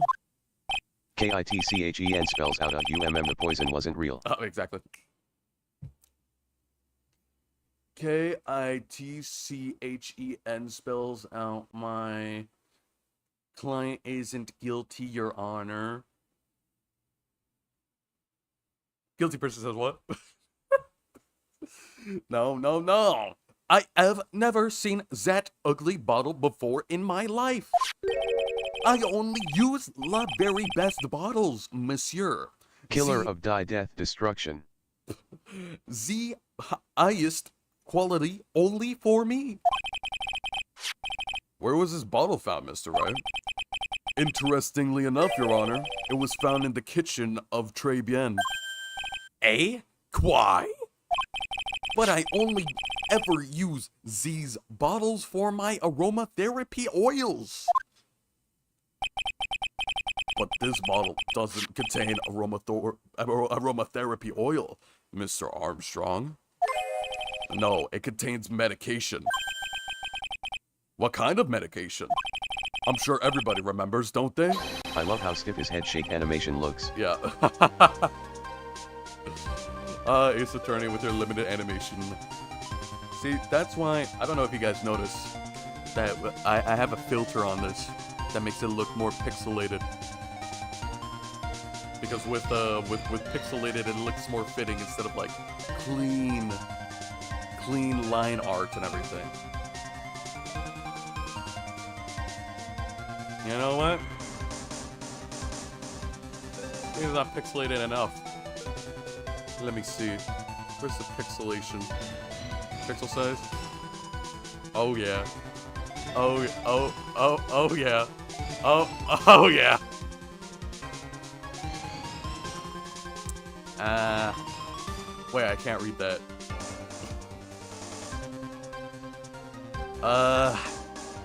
What if I squint like really hard? For whose sake are we fighting?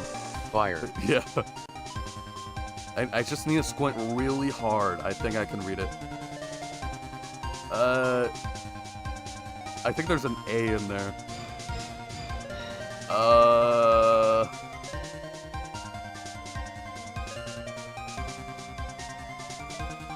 For your sake. Poor buddy. I crowed. I guess not.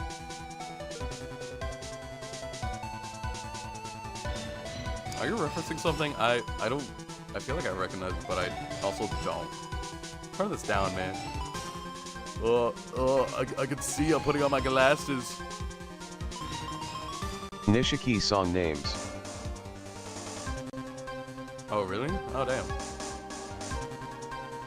And no pixel at all, which looks boring.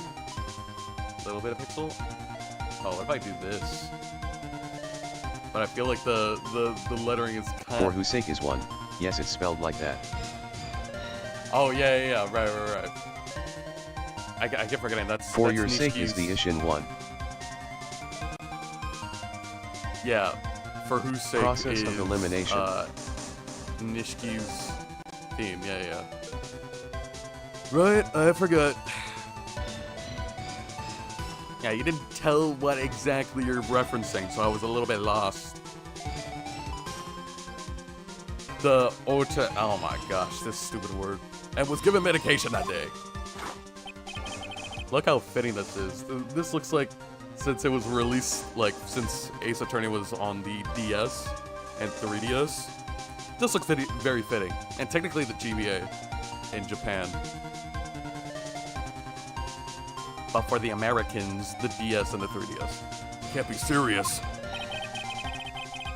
The defense had the contents of the bottle analyzed, and I had the lab results here. The contents of the bottle matched the prescription that was given to Mr. Elg.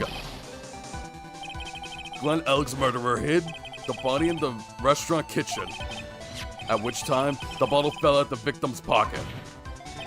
Mr. Armstrong, when the victim occurred, didn't you... Hashtag eyezayis is over party. Damn already. Well, guess I've already been canceled. Not canceled like a show. Like, oh, it's canceled. We don't got the high budget. The viewer counts are low. Well, you know what? Since we have to save on budget, I guess I have to sacrifice my voice. That, like, my mic and like my voice, it's too much. It's taking too much money. Garden of Bang Bang.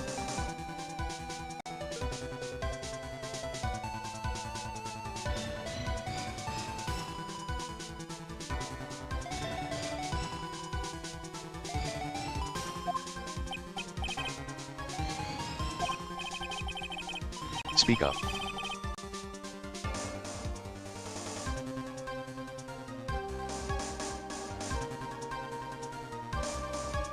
Now, why would I ever do that? I forgot, pressing home also reveals this menu. Yes, you know what I'm about to say. It was you who hit the victim's body. You did a fine job pretending to defend my client, Hacks. Maggie Bride. However, OMG. yeah, that's right. I'm using hacks so I can win this case. Sorry, Twitch, ban me.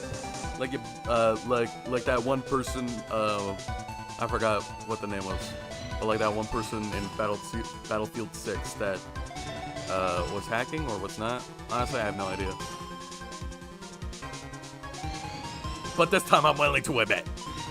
I'm willing to admit, Twitch, I'm the one doing it. I did it. I'm the one that killed him. You were setting her up to take the fall behind the poor girl's back. Oh, thanks. Order, this is an extraordinary development. Witness, did you murder Mr. Glenn Elg? Never. I could not do a horrible thing. I wanna insert myself into this like that Squidward guy did. I'm sorry, I was distracted. What'd you say? When I insert myself into this like that, yeah. It's like just like the like real life footage right next to like pixel art. Like drawings. Nice going. Nice Goated. going, Godot. And I thought that night was really special. Mr. Godot? The bitterness. Every time I get lied to, I always down a mug of coffee.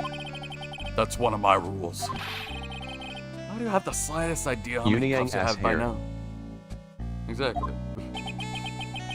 Then I'd like to do the same to the person who lied to me. I'd like to take them down with my empty cup. Listen up, chef. How about a brand new flavor in your ear, my H-deficient His friend? black goatee with the white totally not wig. Nah, he's just really old. He's like 500 years old. You could tell because he got that like visor. J. Vows demand pardon. Please, you must ear me out. Please, you must ear me out. What was that? I'm all ears. It is a trap. Listen to me, por favor. That's not French, man. That's Spanish. Yo hablo español, Mr. Armstrong, and por favor is Spanish. I'm only going to ask you once. Did you do it? No.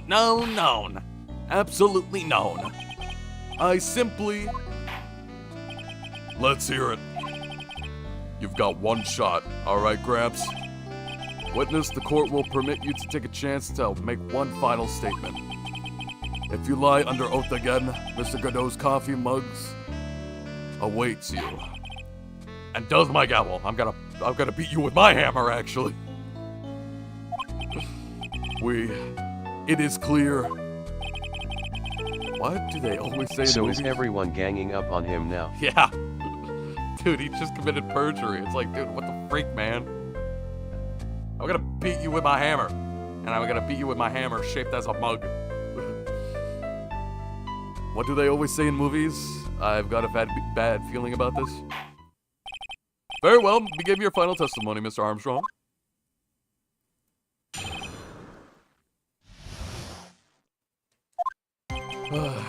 It is true. I ate a body in the kitchen. A man forced me to do it. I had no choice.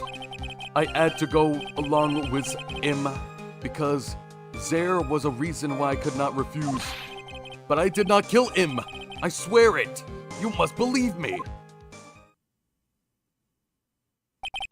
You were forced? By who? I cannot say, or I will be erased. Let's try a different question then. When Mr. Elk died, was he really the only person at his table? There was. There was another man. I knew it. Maggie was telling the truth.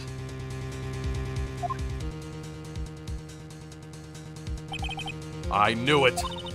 Maggie was telling the truth. You may cross-examine the witness now, Mr. Wright. It's like just to cross-examine him, and it's like, I don't know about that. I don't know about him being there another person there. According to the other testimonies, there wasn't another person there, so... I think that other person with a lie, that person's lying. That person's lying, Your Honor. There simply was not another person there because of testimonies. And ignore Maggie's testimony. That's only one testimony out of like 3. So. Clearly my defendant, my client is guilty. I gotta break this guy and get him to tell us the name of the real killer. Dude, you already know the real killer. But I guess he's the one that got to say.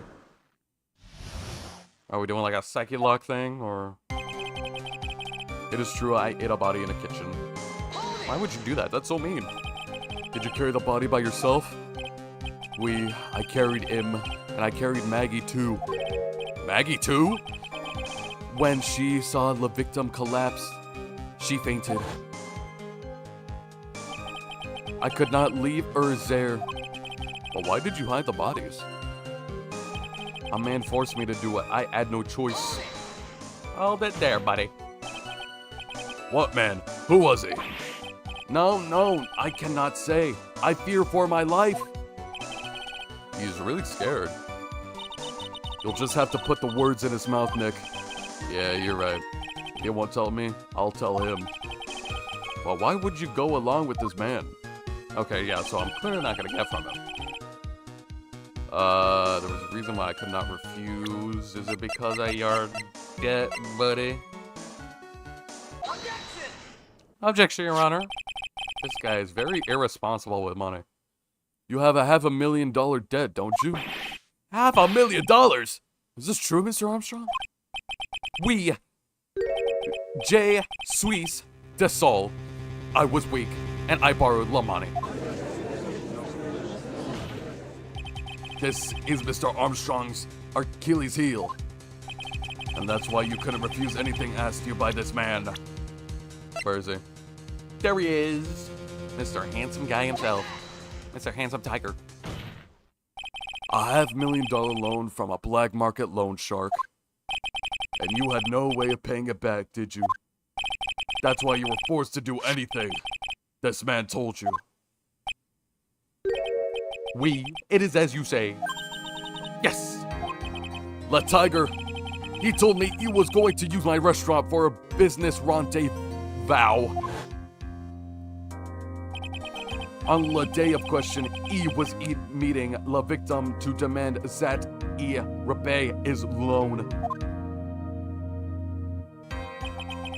I don't know why it happened like that. I just did what he told me to do. I had no choice. I carried la body and la inconsistent. Is that how she's inconsistent? Maggie out of the dining area and into the kitchen. After that, I just tried to forget what I had seen. I think we can now safely say that the man who forced your hand was Mr. Furio Tigre.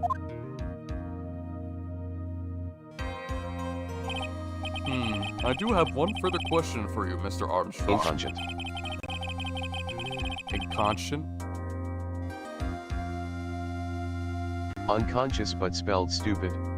Okay, yeah, that's what I thought. Like, inconsistent, actually. Whatever, I'm stupid. Actually, no, words are stupid. Blame the words, not me. The poison and the lottery ticket that were found in the defendant's apron pocket, was that your doing as well? No, I knew nothing about that.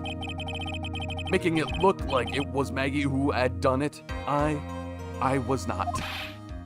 It is despicable me 3. Mr. Godot, you will summon this Furio Tigre as a witness.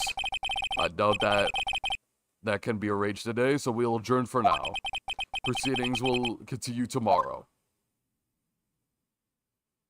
Like, nah, I can do it. 30 minutes. What? The trial will go on. I'll see it. I'll see to it myself. I need half an hour to get that guy on the stand. Not a minute more. How the... Don't sit back and relax yet, try it. I love how, like, no matter how many times my name is Wright, he keeps on saying try it. No one knows if that chef is really telling the truth or not. This trial could still go either way. Very well. Your request is granted, Mr. Godot. We'll resume once Mr. Tigre is ready to take the stand. Until then, court is adjourned for a 30-minute recess. 30 minutes. Let's go. I feel like we're almost done. We're almost done with this case, baby. We're almost done. We're almost done. Just watch. Watch it. January 8th.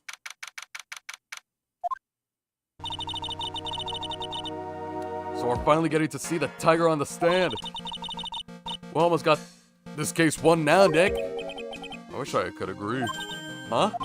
When I cross-examined Mr. Armstrong just now, he said he was just doing what the tiger told him to do. But Godot picked up on it, remember? He pointed out that without proof, we don't know if what he testified is the truth. You mean, you think Mr. Armstrong was lying? I don't know. But if that's the line the prosecution makes, we could be in trouble. I get the feeling that we don't have the case-making evidence we're going to need. Hey, pal! Ah, Gumshoe, how you doing? Detective Gumshoe! What are you so jumpy about, Detective? Your hair's standing on end. Hey, what's the pot color the tuttle black? Little Miss Top Knot? It's not Top Knot. I mean, it's not at the top, so... Never mind about the hair, just calm down, alright? I can't stand still when I don't have a job to do. I kinda get wound up. Ah! No kidding. You gotta have something for me to do, pal, anything. Well, hey, I've gotta take a jog back down at the precinct. I could get some prints analyzed for you if you got an hour. An hour? Oh, we'll just have reconvened by then. But Nick, we still don't have a really decisive piece of evidence, right? True. Without some kind of trump card to pull out of the bag, we're really stuck. You say you could get some fingerprint analysis done in an hour? You bet! In that case, would you mind checking the prints on this for me? Get the prints on the medicine bottle, would ya? Take that! Damn, dude, you didn't have to yell. We're going back to the station anyway. Could you find out whose prints are on this? Oh, hey, that's the small bottle I gave back to you this morning, huh? Yeah, I think it's time we solved the last mystery on who put the prints... what the prints belong to.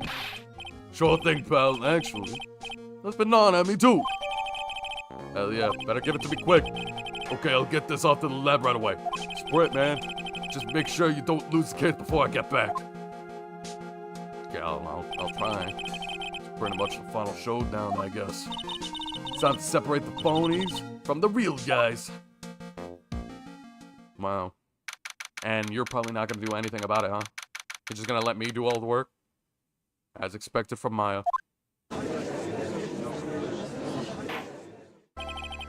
Court will now reconvene. Mr. Godot, did you find this Furio Tigre? I even tamed him for you. It was a 3-cup job, no problem. Tamed him? The guy's name may be Furio Tigre, but come on. He's pretty lively. Be careful, he still bites. Very well, please show Mr. Tigre to the stand. Let's see how orange he is. Oh my gosh, he's so orange. Witness, please state your name and Ah! Oh my gosh. Maya! Don't hide under the table, Maya.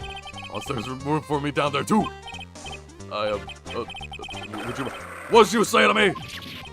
Nothing. I said none, honest. I could have guessed that fear would induce a bad Brooklyn accent in the judge. I got business to take care of, you hear me? Who the hell you called me into that hole? Was it you, Spiky? No, of course not. It was the Your Honor! Oh dear, I seem to have dropped my pen. Where on earth is it? Don't mind me. Just carry on with the proceedings as normal. That's it, we're doomed. Oh hell nah. Where's the bailiff? Why is there no bailiff in this courtroom? Maybe you say hear me. I said who the hell was it that called me in here? There's no need to shout. We can all hear you. What'd you say? There's no point in struggling.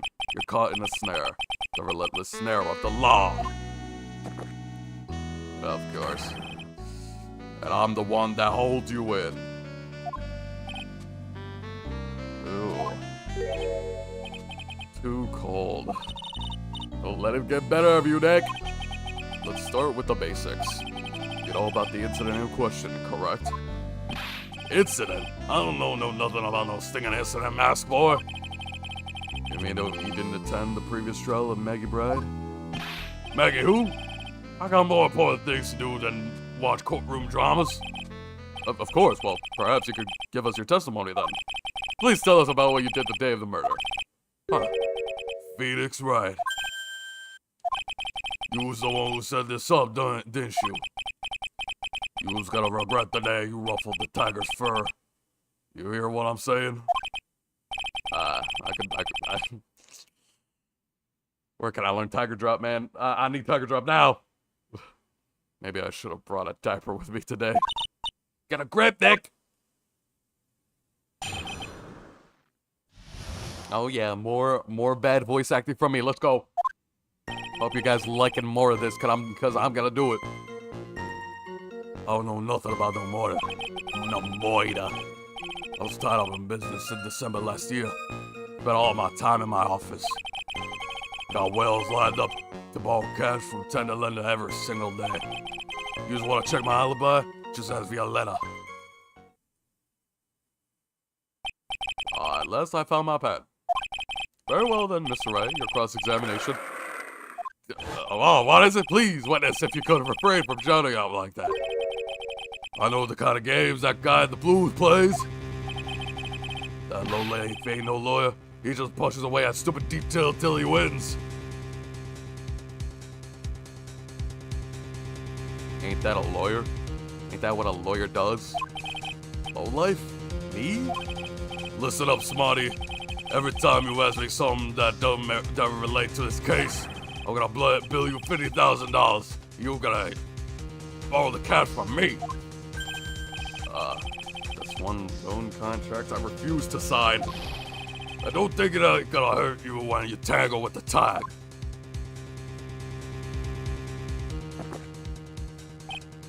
Huh. I love good spectator sport. Just a minute. That's really not. This witness is. How can I put it? A hungry tiger roaming the urban jungle. Got on his bad side, and he'll bite everybody's heads off. Yours too. Hey man, that's illegal. That you can't do that. You can't just say that. No. Where's the bailiff? Very well. I have no choice but to impose a penalty system here. You better be listening. I said I got business to take care of. Big business. If I don't split now, I ain't gonna catch my bus. I thought you drive like a moped or something. The court will impose a penalty for any irrelevant pressing of witness testimony. No! Keep it in mind while you begin your cross-examination, Mr. Wright. Yes, Your Honor. You can do it, Nick! Come out from under there already, would you? I mean, it must be pretty comfortable down there. I don't know nothing about no moida. Okay, I was tied up with business last year, spent all my time in my office.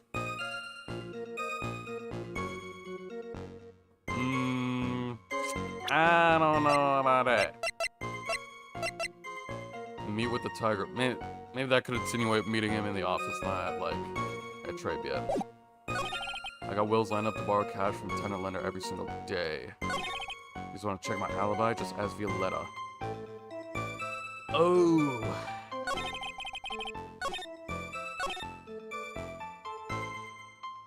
I don't know nothing about no murder, no moida.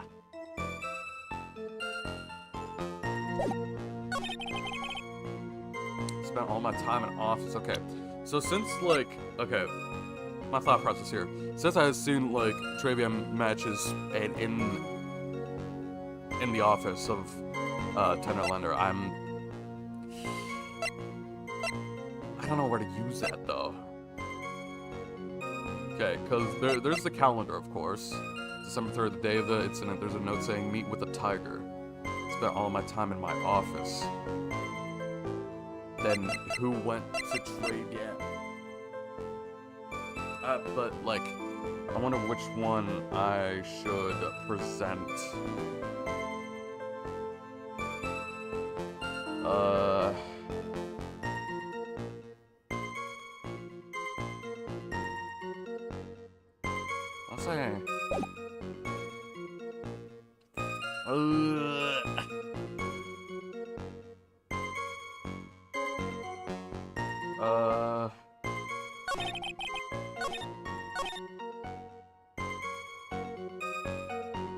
No irrelevant pressing, so you know what? I'll do this one. I don't buy that you haven't heard of the incident that occurred at TRIBULATIONS. You got a big mouth, right? You was trying to say I was on some mob hit? Is that what you're trying to say? Where's your proof then? Evidence, yes. Well, for the attorney to make an accusation in court, you must have evidence. That's from the loan shark to lawyer beginner's guide, yeah? Oh, I see you're studious type, Mr. Tigre. Very good. Why don't you ask him someone to represent you sometime, Mr. Trey? What should I do?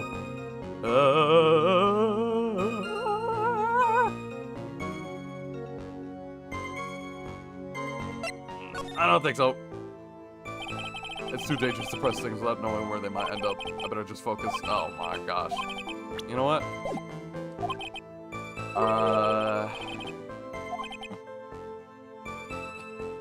I think I need to press on. You know what? I should have pressed this one, the Violetta girl. What are you talking about? What are you talking about? By Violetta, are you talking about the Cadaverani families? Yeah, you don't want to cross them, or you's gonna get wound up swimming with the fishes. Once Godfather finds out you've been dragging Violetta through the wind, through the mud, I mean. Hell, He'll do you in. Sorry, I couldn't quite put together in the end there. Said that just like Viola, didn't he? I got the feeling this might not be the right time to probe him about her. Nah, press harder. Mr. Tigger, what's your walk? I wouldn't mind going, if you wouldn't mind going into a bit more detail. This is a dead end train, and you know it. Remember the rules. Pressing the witness without evidence to back up your attack is prohibited. As I said earlier, the court will impose a penalty. Oh my gosh, really? I'm not even allowed to press harder, dude.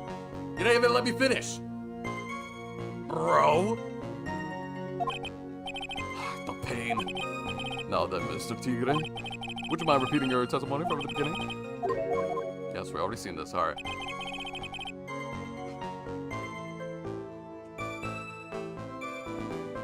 So that didn't work.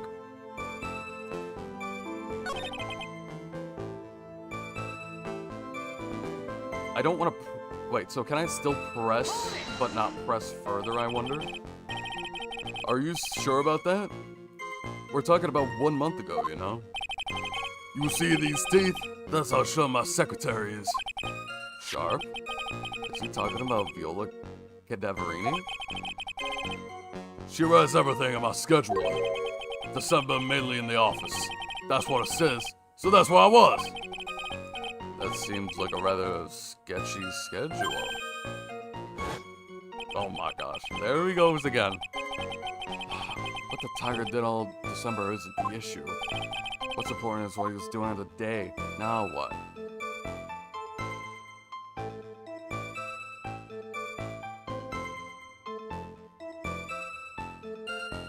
I'll press. You know what? I'll risk it. Mr. Tigger, what's your want? Oh my gosh, it's this again. Oh my gosh, never mind. Whoa. No, it's essential that we establish the witness's alibi accurately. There we go. I agree. The victim was killed on December 3rd. Were you in the office that day too?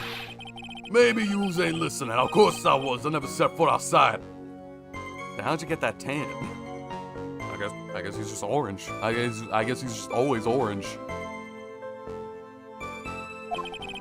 It means all day with a bunch of cats wanting to do business with me. I ain't never seen that young kid before. I do believe the witness's last statement was important. Well, I believe, Your Honor, that witness's that statement is wrong. Mr. Godot, if you could please. Mr. Tigre, the court asks you to add that last statement to your testimony. Don't let him animal beat you. Be a man, Your Honor, and ask him yourself. Days you talking about? I was in the office too. I never said that I saw that kid before. I don't think so. That's a calendar. I don't think so. Mr. Tigre, you claim you didn't know Mr. Glenn Elg, but it appears that Mr. Elg knew you. What? Mr. Elg left this little note on his calendar. Meet with the tiger. And the date? December 3rd. December 3rd? That's the day of the murder. That's the day of the murder.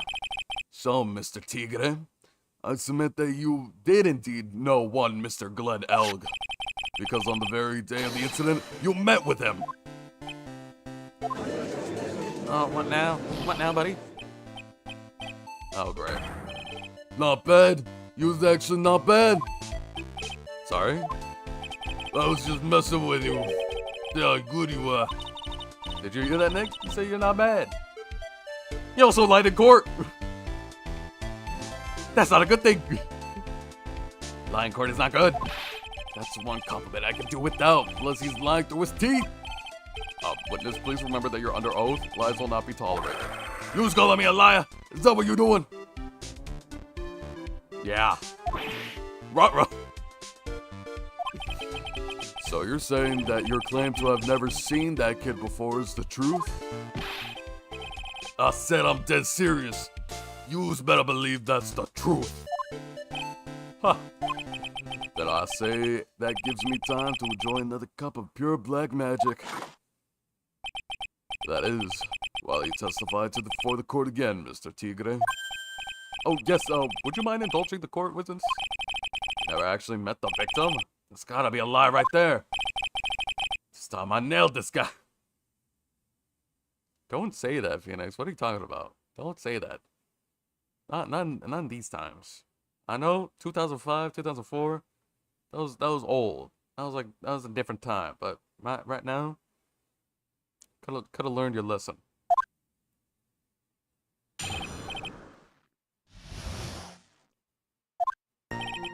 I ain't no liar. I never met Glenn Elk. There was some lame guy with that name though. Wanted to borrow cash from me. I set up a meeting with the guy at my office, tender lender. I went around for him, but he never showed. I never been to that Tribune joy, you hear? I already see it. Nope. Nah, I know you're lying. I see. Well, it seems perfectly logical. You had arranged to meet with the victim, but he didn't show up. I've heard it's pretty hard to keep appointments when you're dead.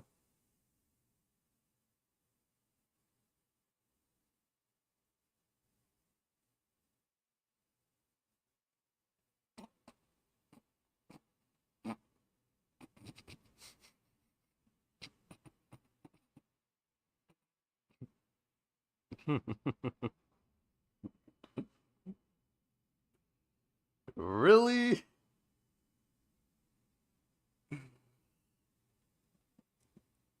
That's great. Oh my gosh.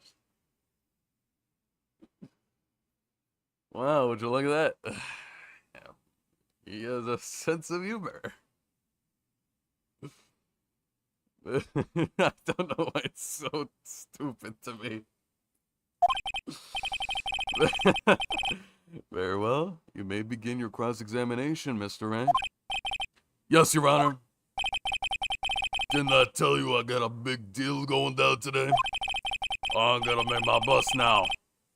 I'm gonna have to take the express train.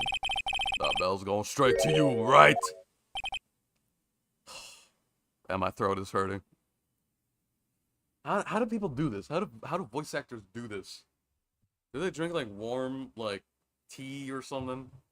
Some like drink warm coffee or something? There's no way, man. Some soup. How do they do this? How do they do this without like damaging their vocal cords?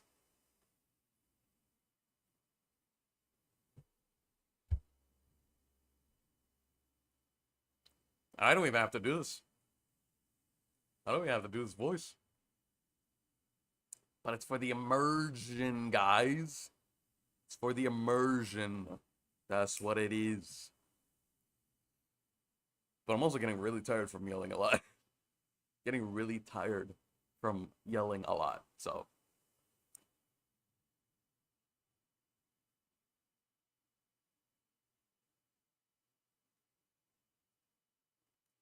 Using all up on my energy. I shouldn't have done that. Damn. All right.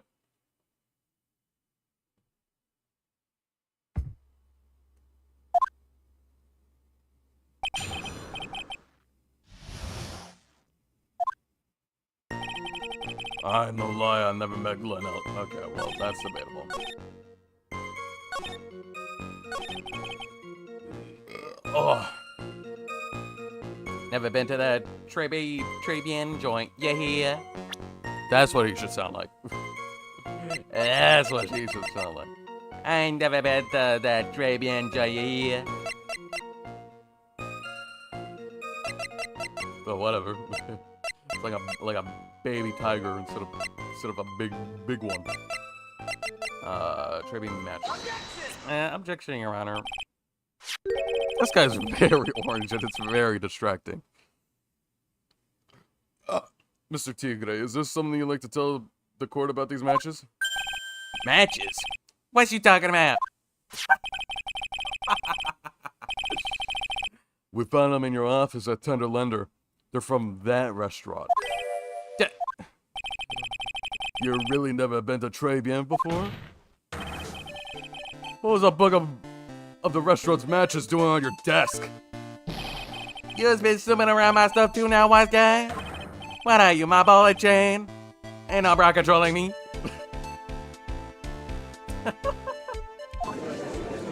Ain't nobody controlling me. What you doing? Order, order. Well, witness, I think it's time for you to start telling us the truth, don't you? Oh, I'm sorry. I'm entirely sorry. Please forgive me. I ain't no pussycat. I'm gonna go back on what I said. But okay, I don't have to join that in. The what? But listen good, alright? I might have been there, but I still never met that kid. What? Now we just know you're lying. Looks like an order just came in from another testimony. Dude, sometimes you just hear a testimony and it's like, dude, no. No. No. What are you talking about? It's like, well, I mean, he said his testimony. No, it's up to you to tell if he's lying or not, because like all that we know is that he's telling the full truth. We don't know that. He did meet Glenn Elg that day, and he did put poison in his coffee. He must have. Alright, let's see. I was supposed to meet this with the kid at the restaurant this afternoon. When I opened the door to the joint, I saw one ugly scene. The guy was laid out on the table, stiff as concrete. I figured if the place wasn't hot already, it was gonna be, so I split. I heard the cop sirens on my way out, so I went straight back to my office. Damn. Already? Victor said he, like, Kudo said that he, like, looked for, like, 10 minutes to find it. Huh. So he didn't actually meet with him in the end, then. Well, Mr. Wright, your cross-examination, please? Yes, Your Honor. Hold it. If I went around here any longer, I ain't gonna make it to the Normal Express. No, my stupid question. Huh. No problem. Anytime Trade presses you on something irrelevant, I'll see he pays a penalty. Mr. Godot, that's my job. Your job is to slam that little hammer of yours and call a guilty verdict. So do it. Yes, sir. Oh my gosh, man. The Special Express ain't cheap, right? Just use since use paying. Oh man. Does the rule of law mean anything around here? Good. God damn. I think he sounds so much better with this voice other than the other one. The other voice that I did. With the kid at the restaurant that afternoon. When I opened the door to the joint, I saw one ugly scene. The guy was let out stiff as concrete. Figured the place wasn't hot already. It was gonna be, so I split the sense on my way out. So I went straight back to my office.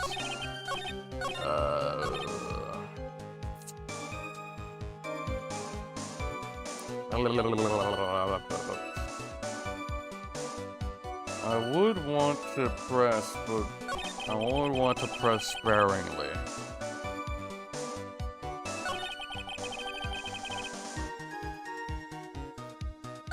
I figured that the highest wasn't hot, so ready. Yeah, what's up with that? Press that. So you didn't actually set foot inside the restaurant then? The tiger's a bitty cat. I don't hang around for no one. But I ain't got time to get caught up in no murder investigation. So, when exactly did you pick up the matches? There are matches just inside the front door.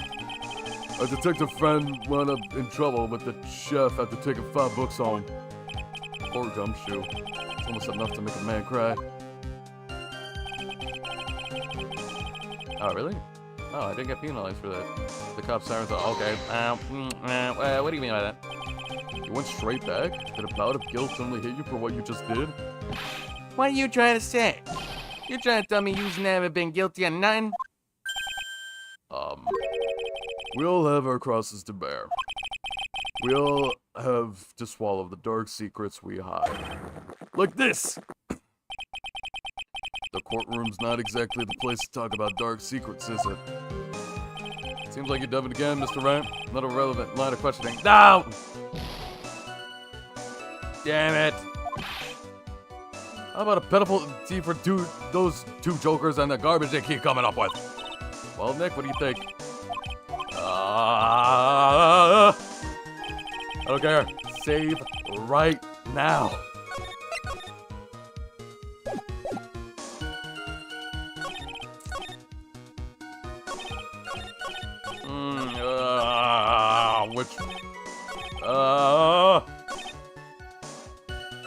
I didn't get penalized for that one.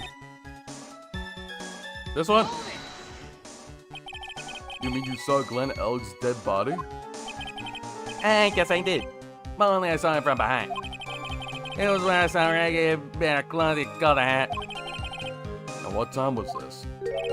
I don't know. Oh! You know what I see? I might have anything in the world. Watch it. Round watch it.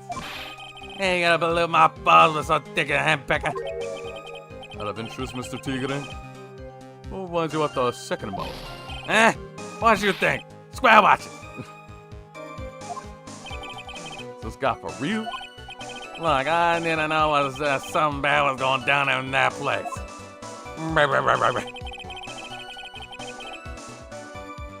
Okay, so I didn't get penalized for that, but what the hell do I do?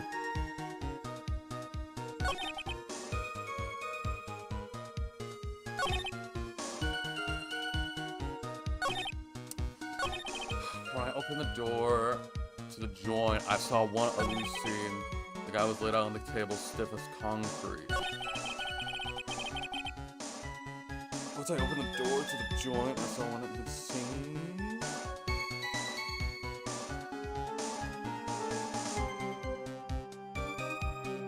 Let me see. Let me check with the floor plans. Oh, yeah, he wouldn't have seen everything. Oh, he's already wrong. Your Honor. This guy sucks. Oh, yeah.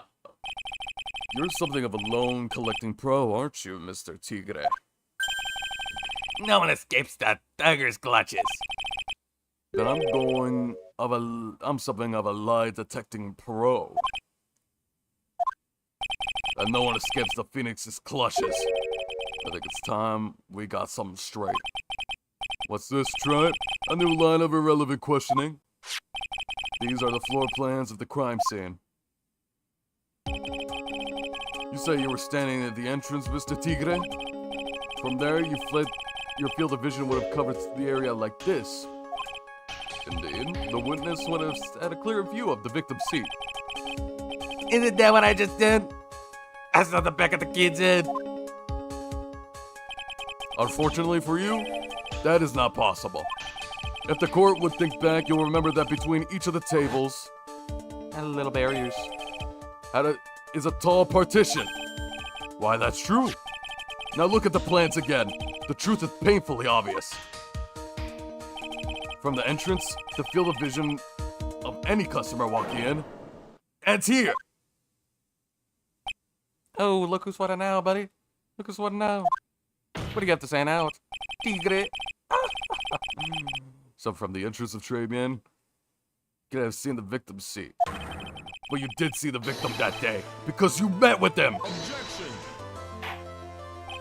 Wrong! Have you forgotten the old man's testimony yesterday?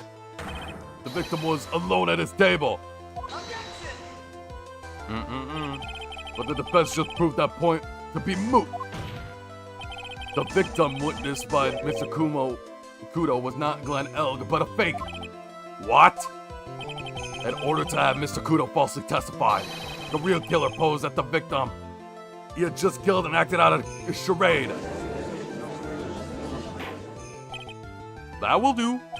This trail has gone long enough without the obvious questions being answered. Who exactly was this real killer who impersonated the victim? You say the killer murdered Glenn Elg, and then impersonated his victim in a performance for Victor Kudo? In that case, Mr. Wright, reveal the identity of this criminal to the court. Oh.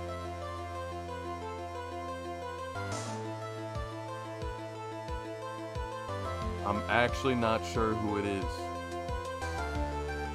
Of course, it was Kudo himself.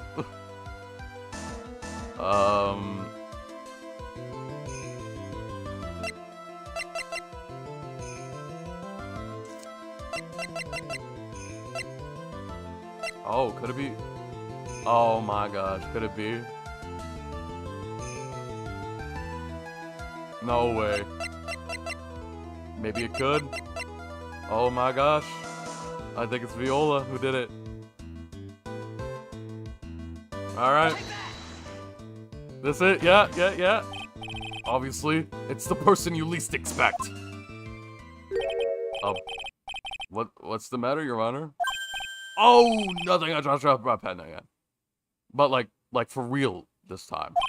Don't mind me. Carry on with the proceedings at normal. What? Okay, I thought.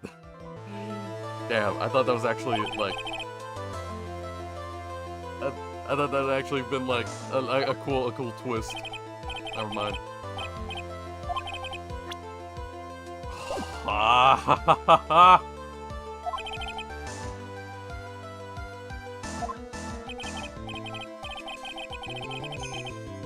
Oh my gosh, I'm actually stupid. What? Who else could it be but... Obviously. The killer is Furio Tigre. I'm stupid. Yeah, I'm stupid. I don't know. I mean, it could be, you know. It actually could. Cover the bandages with the beanie. Cover like the slim, lean body shape with a big overcut. Like, come on. With a big hoodie. Come on, guys. Maybe because like he screamed when he won, I guess. That's why. Damn. Well, witness. Now that's cute. You think you get business on the tiger? Maybe use it on the stand. The tiger is the king of the jungle. So I dare you to say it again. Come on. You got the guts. No, you can't threaten me, Mr. Tigre. Self-defense? Go ahead and tell the witness, Mr. Wright. Mr. Wright! Sounds like to me it must be... Wait, no. Wrong voice. Sounds like to me it must be you, old man. You just got guts, I'll give you that. Stop, Mr. Wright! Don't leave me to handle this alone. Perhaps I can end this embarrassment. Mr. Kudo. Let's just go back over Mr. Kudo's testimony one more time. The old man didn't see the victim. Oh, no. The serving girl brought in a Javakino, but he put something in it. There's no question about it. She very conspicuous. Oh man, I pressed A by accident. Was the real victim, he saw the real victim or not? It doesn't matter. The fact remains he saw the accused put the poison into the coffee. Oh, yeah. You bring a good point, Godot. I gotta say, you bring up a good point. You bring up a good point. I can't lie. I can't lie. Yes, it was the waitress who put. But at least that I know who it is. Very impressive, Mr. Godot. Waiting for my absence to launch your attack. Ha! Found your pen at last, right? It was in my pocket. But anyway, Mr. Kudo witnessed two people that day. He saw the victim, the supposed Mr. Glenn Elg, and the waitress from behind. Yes, and your point, Mr. Ray? I think the conclusion is obvious. If this Glenn Elg was really the killer in disguise, then surely it's possible the waitress was also part of the show. Wait a minute, I need to see something.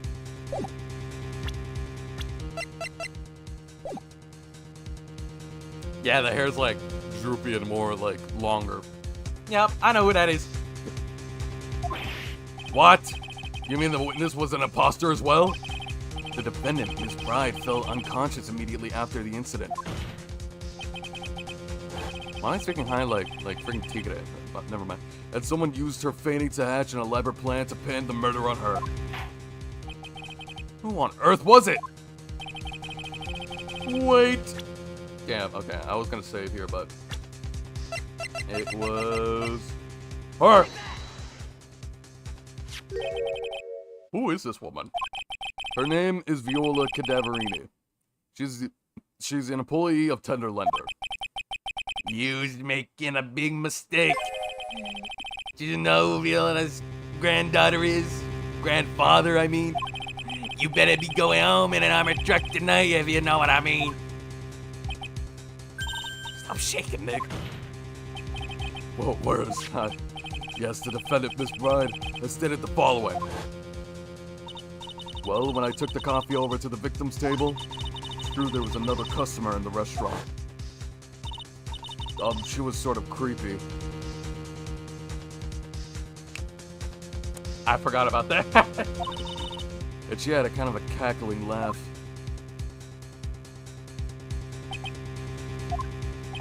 There were just too many contradictions in this case. The second man at the victim's table, who's nobody but Miss Bride seems to have seen. The earpiece worn by the victim in his left ear when the eardrum was ruptured, I mean. And the radio show that he was supposedly listening to half an hour after it was over. There was only one logical explanation that clears up all of these contradictions. The whole incident took place twice, once for real and once for show. And Mr. Furio Tigre, the only person who could have committed the crime is you!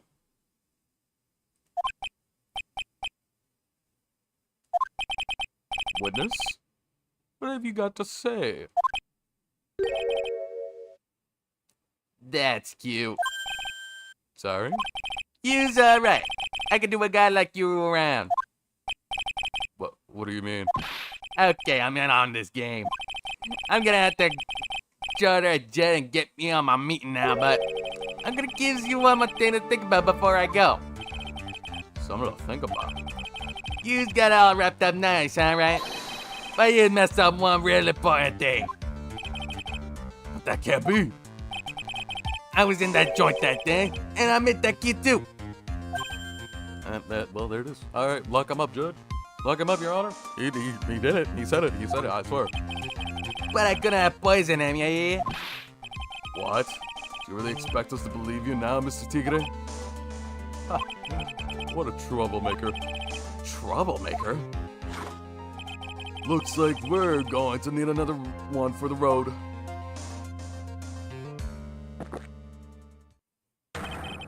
One more steaming cup of hot testimony. It's just the thing is, it's like, why did he lie in the first place if he didn't poison? That's like a whole like other thing. It's like, okay, if the thing you say is right, that you did not poison the guy, but why did you lie earlier? Why did you lie in your testimony? Could have said from the beginning, yeah, I met that guy. I met the kid. I'm at the meeting with him. I knew what he looked like. Just didn't poison him. Could have said that from the beginning.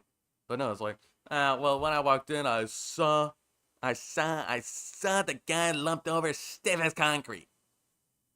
It's like, dude, what are you talking about? Now we're just gonna, now Godot's like, sorry. What was your evidence? It's like the evidence that he freaking lied. He's not trustworthy, regardless.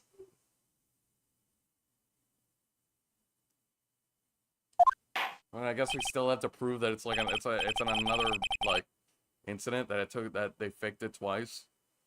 Indeed, witness, you'll have to explain yourself to the court. I will give you one more chance to testify. What happened that day at Très Bien between yourself and the victim?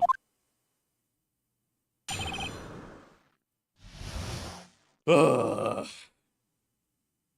My mouth is really getting dry. Can we pack this up? I feel like I would end stream like right here, but I would not do that. But like we're right around the corner, so yeah, loan El Cash. Yeah, I loaned El Cash about $100,000. That day you was due to have a little chat. The kid had his payback date, huh? So anyway, he tells me he's got no way to pay up. I'm about to flatten the guy, when he starts screaming. Yes, I won $500,000. He got lucky, you know, real lucky. If that waitress hasn't come, what she done, everything would have been over. Everything would have been over.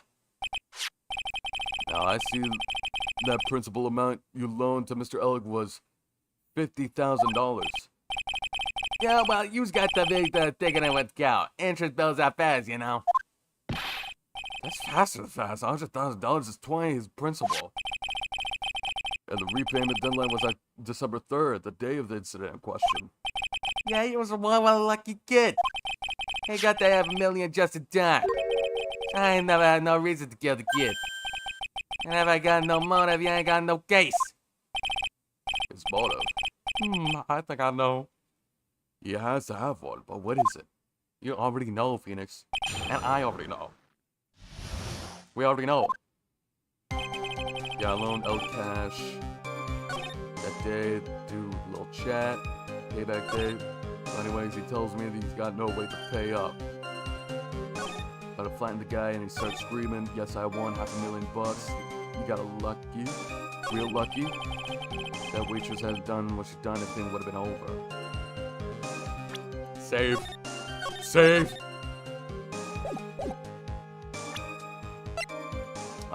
Let's see. So it's like, yeah, a $1 million bill for cranial surgery. And then,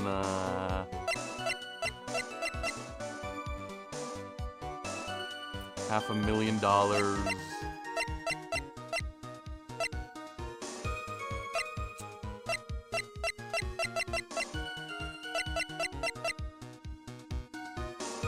Crazy that I still like have stuff like this, the job listing or like the magazine clipping, cause like why do I need this for? Just because. $500,000. Got lucky.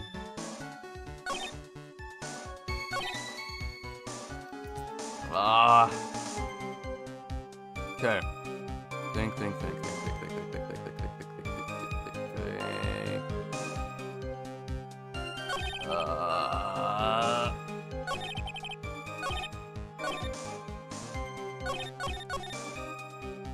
Is this thing like is the penalty still like on?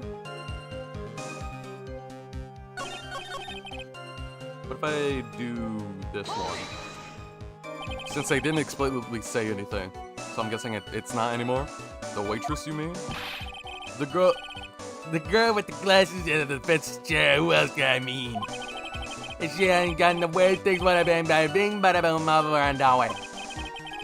Maybe I should push a little on this. No, think how it could have been. What do you mean things would have been over and done with? I use all day or what? I'm talking about the cash. I had to give my $100,000 back, but that's all. I'm a businessman. And it's coming together before that waitress got in the way. As far as I could tell from the witness testimony, other than recouping his loan, Mr. Tigre had no motive for killing the victim. Witness, you will amend your testimony to reflect the fact of what you just said. Tiger's motive, huh? I was after the $100,000. I didn't have no other reason to kill the guy. Oh, no, you don't. Objection, Your Honor. I really want to be another now. Your Honor, can I win? So, you just intended to get back the $100,000 from Mr. Egg owed you, correct? I loaned the guy in the cash, so that's my right. Unfortunately for Mr. Elg, $100,000 wasn't enough to cover it, was it? Huh? About 6 months ago, you were involved in a traffic accident, were you? An accident involving a car and a scooter, in which a young woman was injured. She was taken to the hospital where she underwent surgery. Well, where'd you get all this info? These medical papers document the treatment of the young woman in question. According to these, her operation cost $1 million. Payment for these expenses was due in December of last year and paid in full. $1 million? A preposterous sum.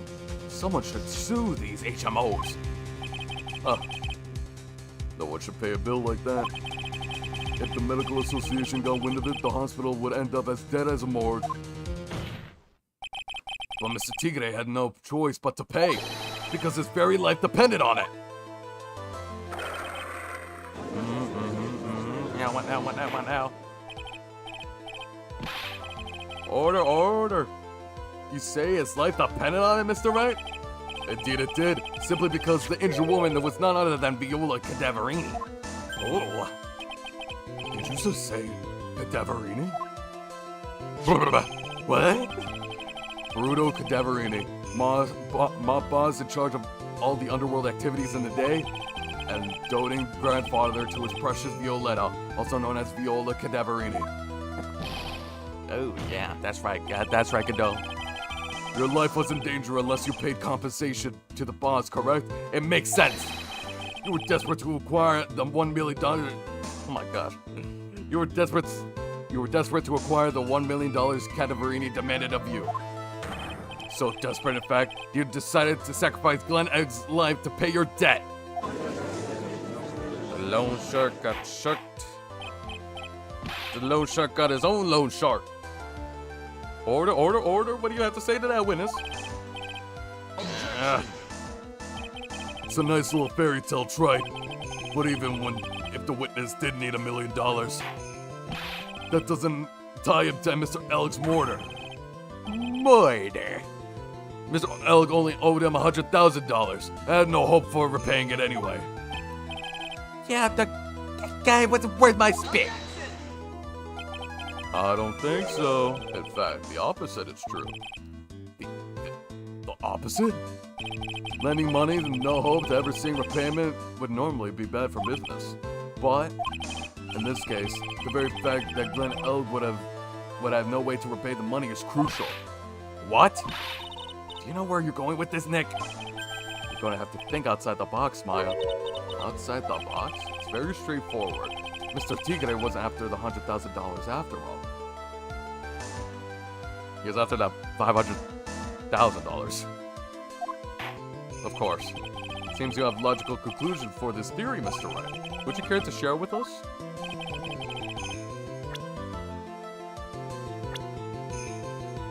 Oh, what was exactly Mr. Tigre after? Oh, right. I totally forgot about this. MC bomber worth millions of dollars. Glenn Elg was a programmer, a highly skilled programmer. That skill was the collateral Mr. Elg put up in order to borrow the money. Care to explain how skill can be used as collateral to secure a loan, Trite? He had the skill to create a computer virus, and so he did. A virus known as MC Bomber. A computer virus? What does one of those do? A computer virus is a program that wreaks havoc on the insides of a computer. A computer? Well, what do those do? I guess his beard isn't the only part of his honor that is from the Stone Age. I'll explain it to you later, Your Honor. Right now, this is the important point. A virus like MC Bomber would be worth several $1 million on the black market. Mr. Tigre, you could have cared less about the $100,000. Isn't that right? All he cared about was one thing, the virus. Yeah, that's what I thought. On the day of the murder, Mr. Tigre's sole intention was to get his hands on a CD. Glenn Elg had no way of paying back the $100,000, and Mr. Tigre knew it. But then a miracle happened. The kind that Mr. Tigre would prefer to say never happened, but he can't, and neither can I. Neither can I. The lottery win? Exactly. At the 11th hour, Mr. Elg won $500,000 on the lottery, which left Mr. Tigre with no way to getting his hands on the all-important CD. At least, no legitimate way. Legitimate way. Yup, he had to sneak in a little bit of spice. So we resorted to illegitimate means. That's crazy. He murdered Glenn Elg and then made his next move to frame Maggie Bride for the crime. Mr. Tigre posed as Glenn Elg, while Viola Cadaverini played as the role of Miss Bride. And then they reenacted the whole thing in order to establish a witness. The witness being one we heard testify yesterday, Mr. Victor Kudo. Like I said, Troy, that's crazy. No one could pull a stunt like that. We already got a case that did like that, Godot, and you were there too. For starters, there's no way a chef could have kept dark about it. But Mr. Armstrong was in on it from the very beginning. Have you forgotten already, Mr. Godot? Mr. Armstrong owed the witness money too, $500,000 in fact. He had no choice but to go along with Mr. Tigre's plan. Oh. Order, silence. Who's put on a good show, Spiky? If yous want to stay alive in the load shark business, you gotta be careful. You say I dress up like that kid, create a witness, and frame somebody? If I did something crazy like that, I'd leave a trail as bright as my shirt. I ain't dumb enough to do it something sloppy like that. I agree. True. You do? Despite your appearance, you're very careful. That's why you took one more precaution. One more trick to make sure Miss Bride had no way out. What? Another one, Mr. Wright? Well, I mean... Alright, yeah, he did impersonate me in trial. That is to help with the fray, yeah.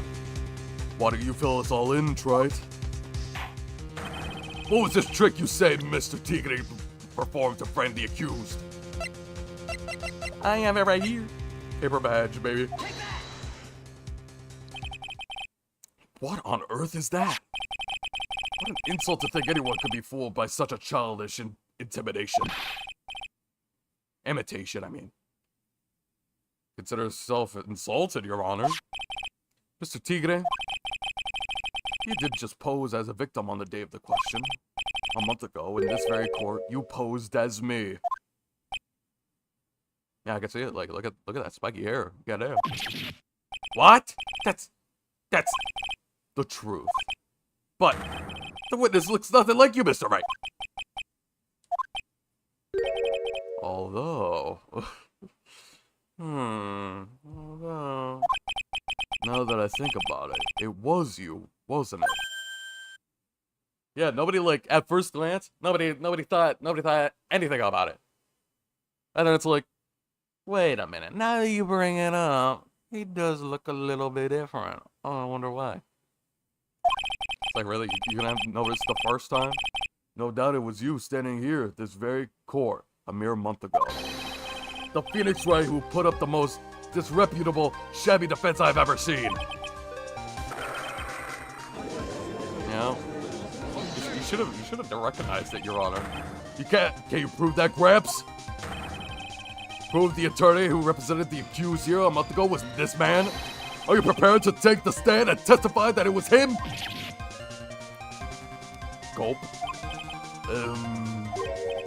Hey. Oh yeah, this is Tigre. Forget about it. I wouldn't do something like that. No, not little on me. You made a mistake, right? It was something else, huh? Have you no pride, sir?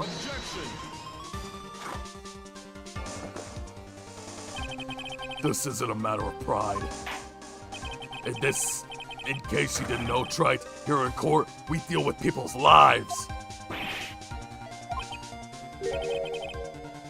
Mr. Godozer? Your Honor, speaking for myself, I'm absolutely convinced. The attorney in question was the witness standing here before me now, however. I preside over this court as the judge, with a vested power to hand out a verdict. I'm sure you have more authority over that. Someone in my position cannot be swayed by memory without evidence to support. Oh my God! Your Honor!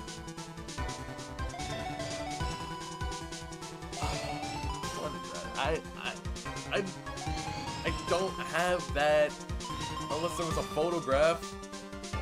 I have that. Oh.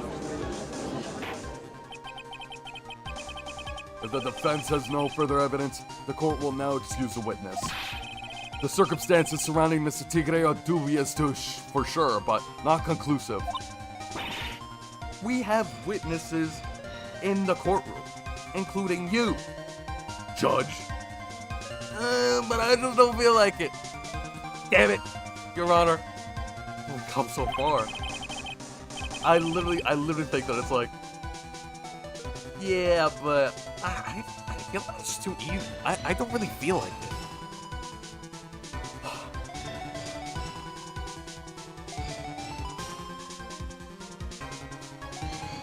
Can someone fire the judge? It's like, yeah, like, we had witnesses here. Like, yeah, that was you. That was you, yeah. I recognize it now. It's like you're looking at a celebrity. It's like, oh, yeah, you're, who's a celebrity? Like, well, yeah, you're Keanu Reeves. You look, you sound, you act like him. But I don't know. You're not really the murderous machine like I've seen in the movies. I didn't really see it with my own eyes. I don't know. I don't think it's actually you, though. It's like, dude, that's stupid. What the hell, man? You say he impersonated Glenn L. You say he impersonated you. But no, none of that adds up to the murder charge. You don't have a shred of evidence that the witness poisoned the victim's coffee.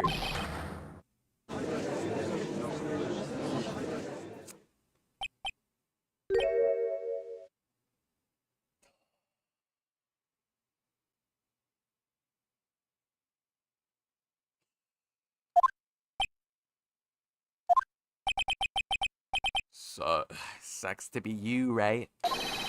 Don't mess with the tiger, you're gonna get mauled. You's got that. All we managed to do here is just chase him around a little bit.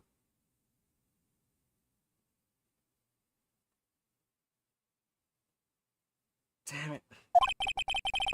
I was so close to getting him to admit his own guilt. Huh. Looks like I won't be needing a refill. No, man. No. Your Honor, let me get a recess, man.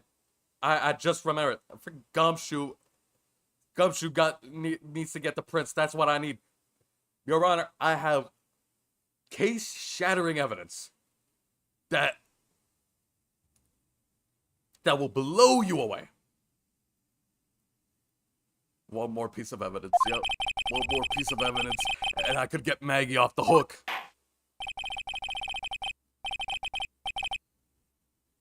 It's so weird, because it's like, yeah, you proved your argument very nicely. And it's like, yeah, he had his motive. Tigre has his motive. Armstrong has his motive. It all lines up and it all makes sense. But, I don't know. I'm still convinced Maggie did the poison. It's like, what are you talking about? Oh my gosh.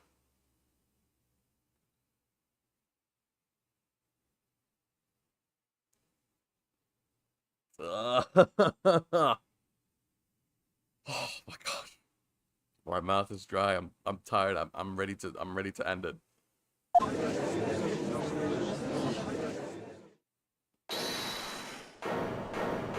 Gumshoe, Your Honor, sir. There he is! Finally. I'm so tired now because of all this yelling. Detective. Detective Gumshoe. Alright, took so long, pal. I staked everything on this. My badge, the works. So here it is. My heart's counting on this too. What is it, detective? Is it obvious, pal? It's the final decisive piece of evidence. What?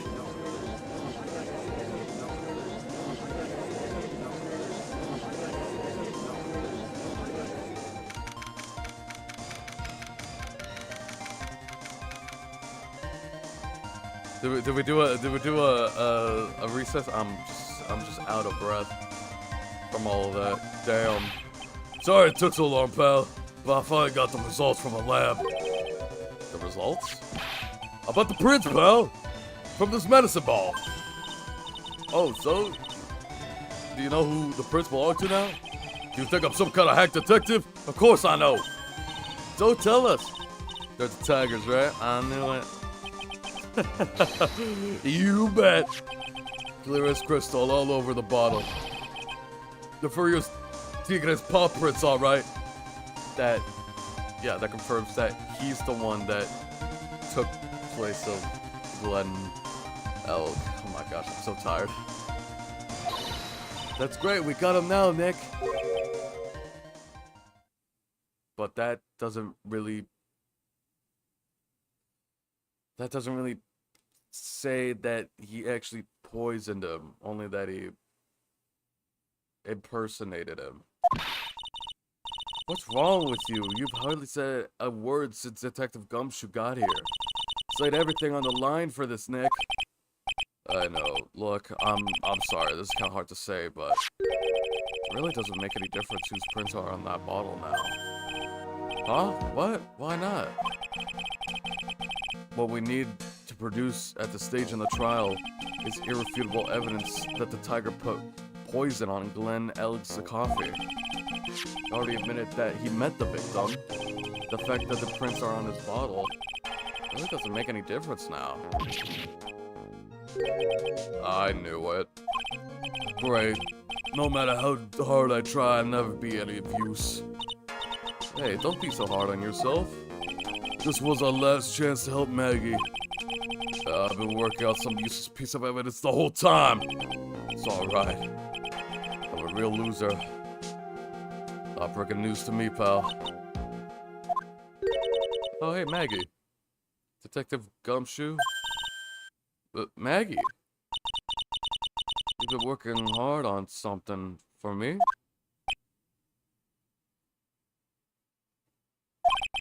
Sorry I let you down, Maggie. I know you didn't do it. But I'm a detective. We're supposed to be able to prove stuff like that. I'm really sorry. I'll get out of your hand now. Detective Gumshoe, wait. I mean, I still have the weenies. Still want him? He's gone. Isn't there anything that we could do now, Nick? I mean, like, I could give Maggie the weenies. Like, we're not in the detention center anymore. There's no rules. I could just give it to her now. I wish there was. Gumshoe worked so hard to get the evidence. If only there was some way I could use it.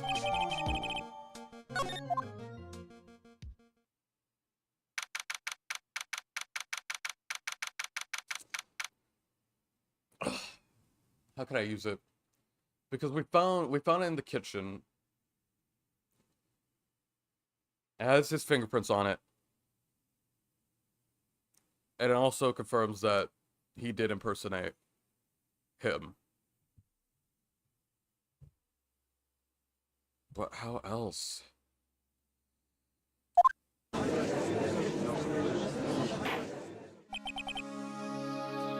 No, wait. Maybe the bottle of poison is the... Oh my gosh. And I said this, like... I remember saying this, like, at the beginning of the case. That's poison. That's the poison.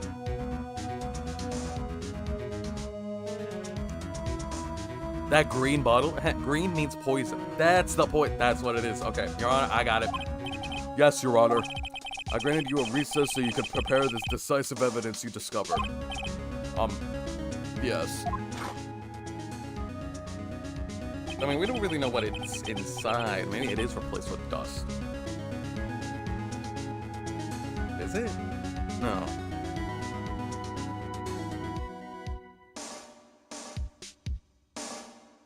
Now that I think about it for like 5 more seconds, it doesn't make sense. Damn it! You know what? I'll do it anyway. I'll do it anyway. Phoenix can bring up a weird reason. Just bring up a ridiculous reason and it'd still be true. We can assume it's evidence that will actually stand up in court, can't we? Thank Phoenix. Don't let Gumshoe's hard work go to waste. How much more of my time will you gonna waste? I ain't been in no court before. But you lawyers sure know how to blow things out of proportion. No doubt, given the nature of the evidence, it will speak for itself. Nevertheless, you'll talk us through it, Mr. Wright. Well, I know I can't prove anything new with this evidence. I'm really back to court here, but maybe if he thinks he got me beat, let his guard down a bit. Don't keep us waiting any longer, Mr. Wright. Present this final decisive piece of evidence to the court.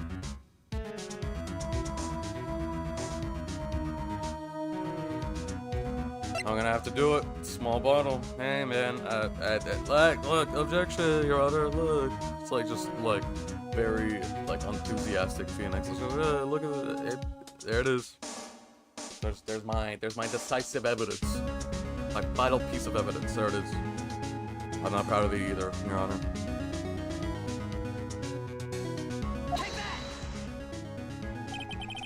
This is defense's final piece of evidence. Isn't that the victims? Your Honor, naturally the court is already aware of the contents of this bottle.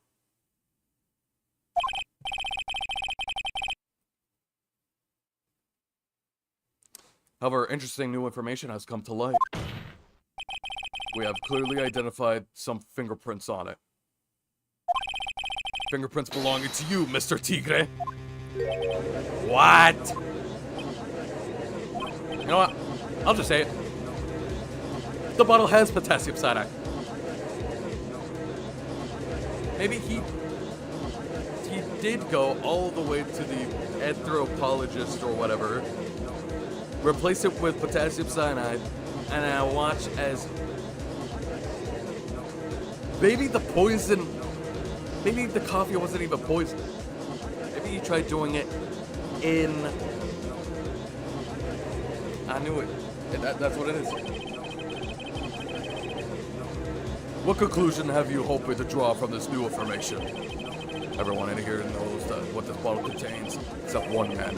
One person in this courtroom should be theoretically in the dark. My prints are on that pansy-looking bottle? Is that what you saying? Well, what the hell's it anyway?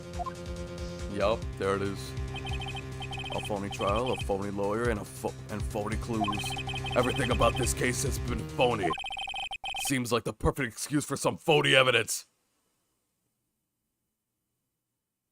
I don't think that'll work, Phoenix. I'm sorry, but that'll be cool and all. I don't think that'll work. I'm sorry, I don't think that'll work. You're saying you're gonna make up evidence on the spot? Shouldn't you get your freaking lawyer's badge revoked because of that? What is he, stupid? Mr. Tigre, this is the decisive evidence that will prove your guilt. Why? Because it contains... No, not that. None of that. Potassium cyanide. This bottle contains potassium cyanide. Potassium cyanide? The poison used to murder Mr. L, Your Honor. The victim's killer used this very bottle. And on this bottle, Mr. Tigre, we found your fingerprints. Well, how do you explain that? You'd make a good I know. I know I would. How can you tell? I know. I do. So well. I know I do. Alright. What? Yous ain't never gonna get this to stick. You's just making me laugh now. Think a cheap bluff like that is gonna go fool the tiger? Oh, baby, a bluff? I can see straight through you, Phoenix, right? That ain't a ball with cyanide in it. No, this is the bottle we found traces of poison in. Don't mess with the tiger or you're gonna get ripped to shreds. The cyanide bottle was brown. It was made of glass.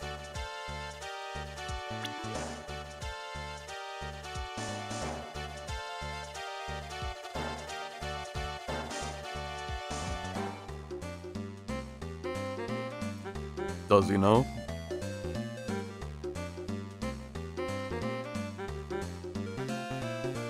Does he know?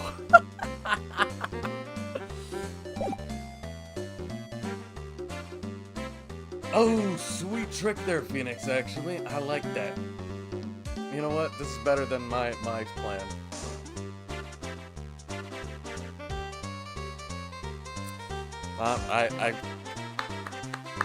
I can't help but applaud. That cheap piece of trash. Don't look nothing like it.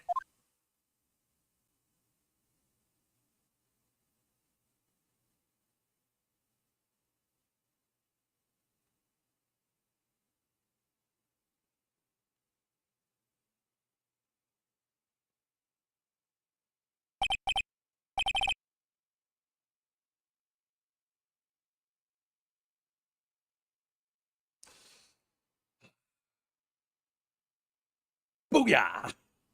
Let's go. What? Why is everyone got quiet? I said that bottle. Is this the bottle you're referring to? Yeah, that's it. That's the bottle of the sign I was in. But you ain't gonna find my fingerprints on that bottle. Don't let that cozy look at his shoe fool you people.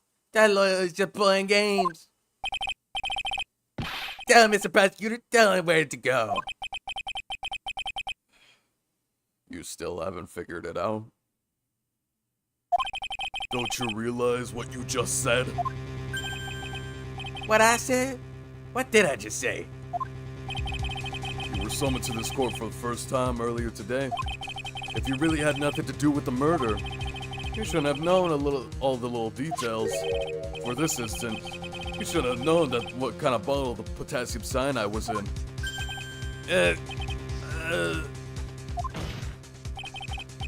But just now, you slipped up in front of every single person in this courtroom. You described the exact bottle used by the killer to hold the poison.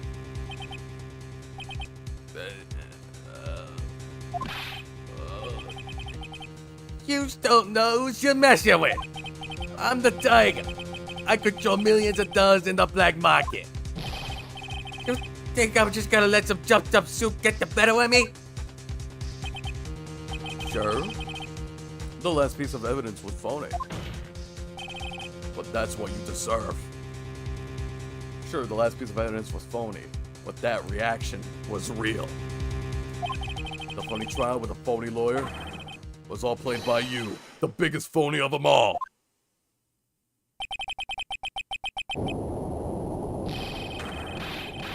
And there he goes.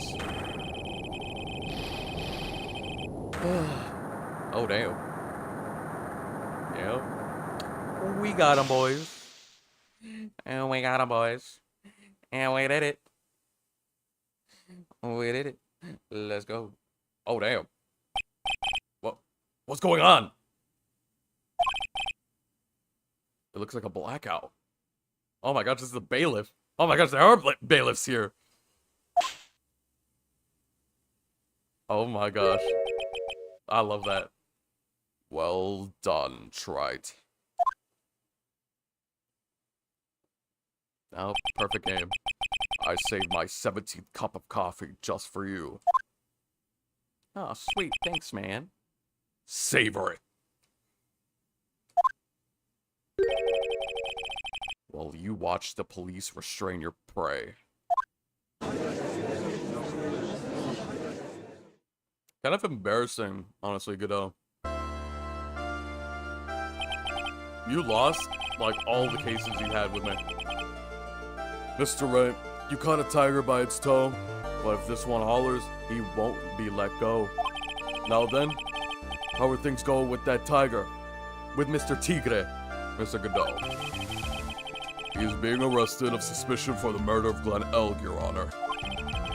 Fortunately for us, we managed to rectify a very grave error. Miss Bride was found guilty in the absence of a genuine defense attorney. Yes, she was. And in the absence of genuine evidence. But the tiger made one mistake. Indeed. He very nearly got away with everything if it wasn't for that one slip of the tongue.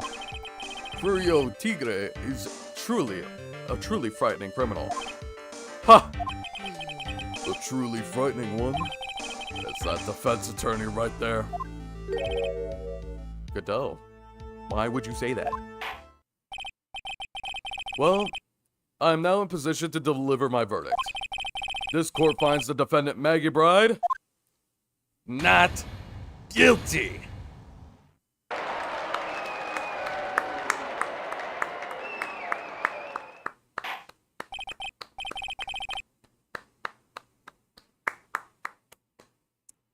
That is all. Court is adjourned.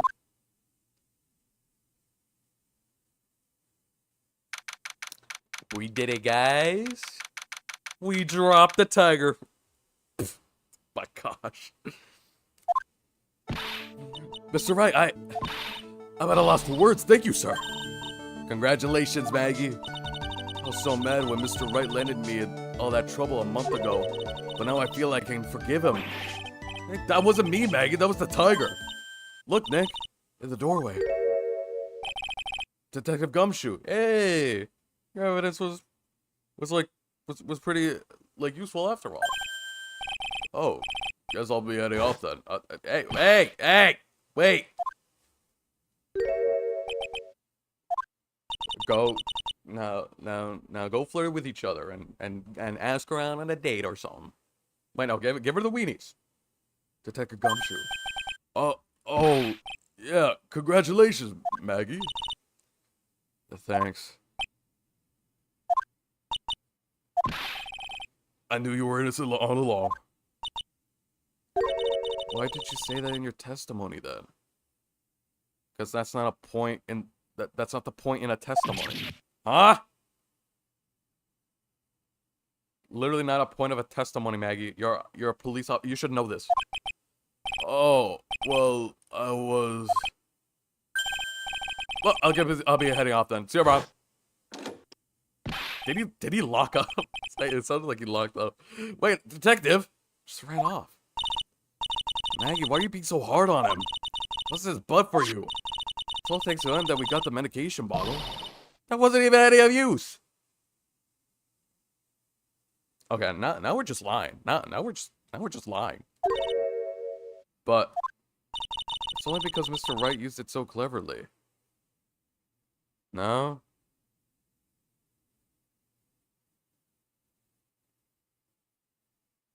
What are you, stupid? Detective Gumshoe was just running around in circles. Poor guy. Can someone like slap her or something? Slap her on the back of the head? Do like a forehead flick? Are you stupid or something? It's like, how else would I have gotten the fingerprints anyway? And he's the one that made the court get a recess. Which I guess could say made me think a little bit more about this. That made this court case keep going. I was just foundation, Maggie. I'm gonna freaking slap you, girl. Come on. Looks like she still isn't ready to forgive him. Can't you put him in a good word for him, Nick? Yeah, Mike's right. I should help Gumshoe out.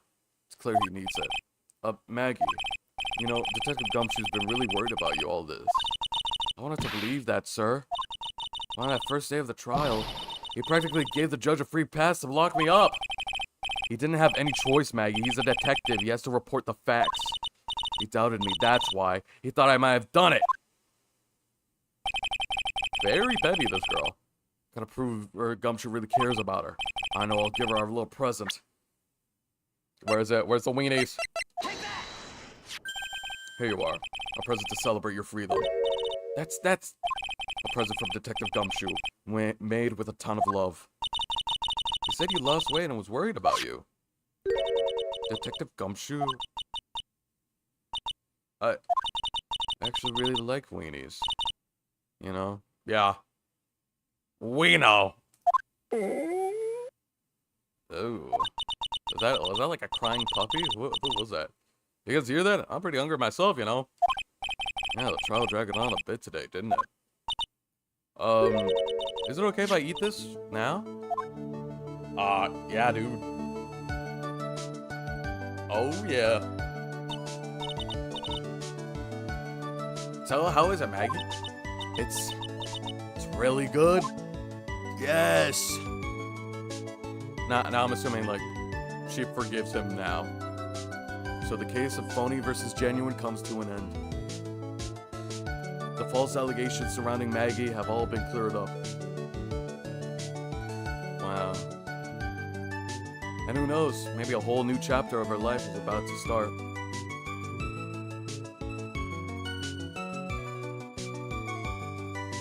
At least you forgive Gumshoe, right? There it is. And we're done. 7 hours in.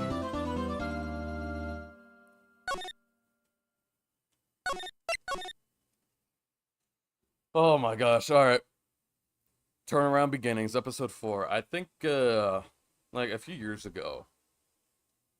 Back in 2022, according to another save file. I do remember, like, playing through this. I just barely remember anything, so might as well play for the first time. But I only got to this point. This I remember. That Maggie was also here. This I do remember. But not, of course, not the whole thing, of course. And then, this one, episode 4, I haven't played. I think there's 5 cases in this one. I think this one is short, I want to say. I'm not sure about that. But, from this point onward, never seen a goddamn thing in my life. And maybe we'll actually get, like, achievements now. But that's all it is now. Alright. I'm gonna get out of here. My mouth is very dry. And I'm very tired from yelling. And I don't understand how voice actors can do this. I guess they're very much trained on it. But I mean, it was kind of fun doing voices, so you know what? I'll take that. I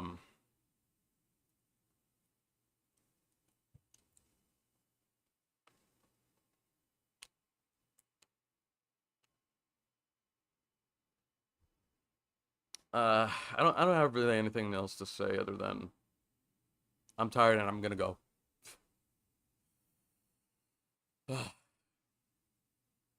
See ya.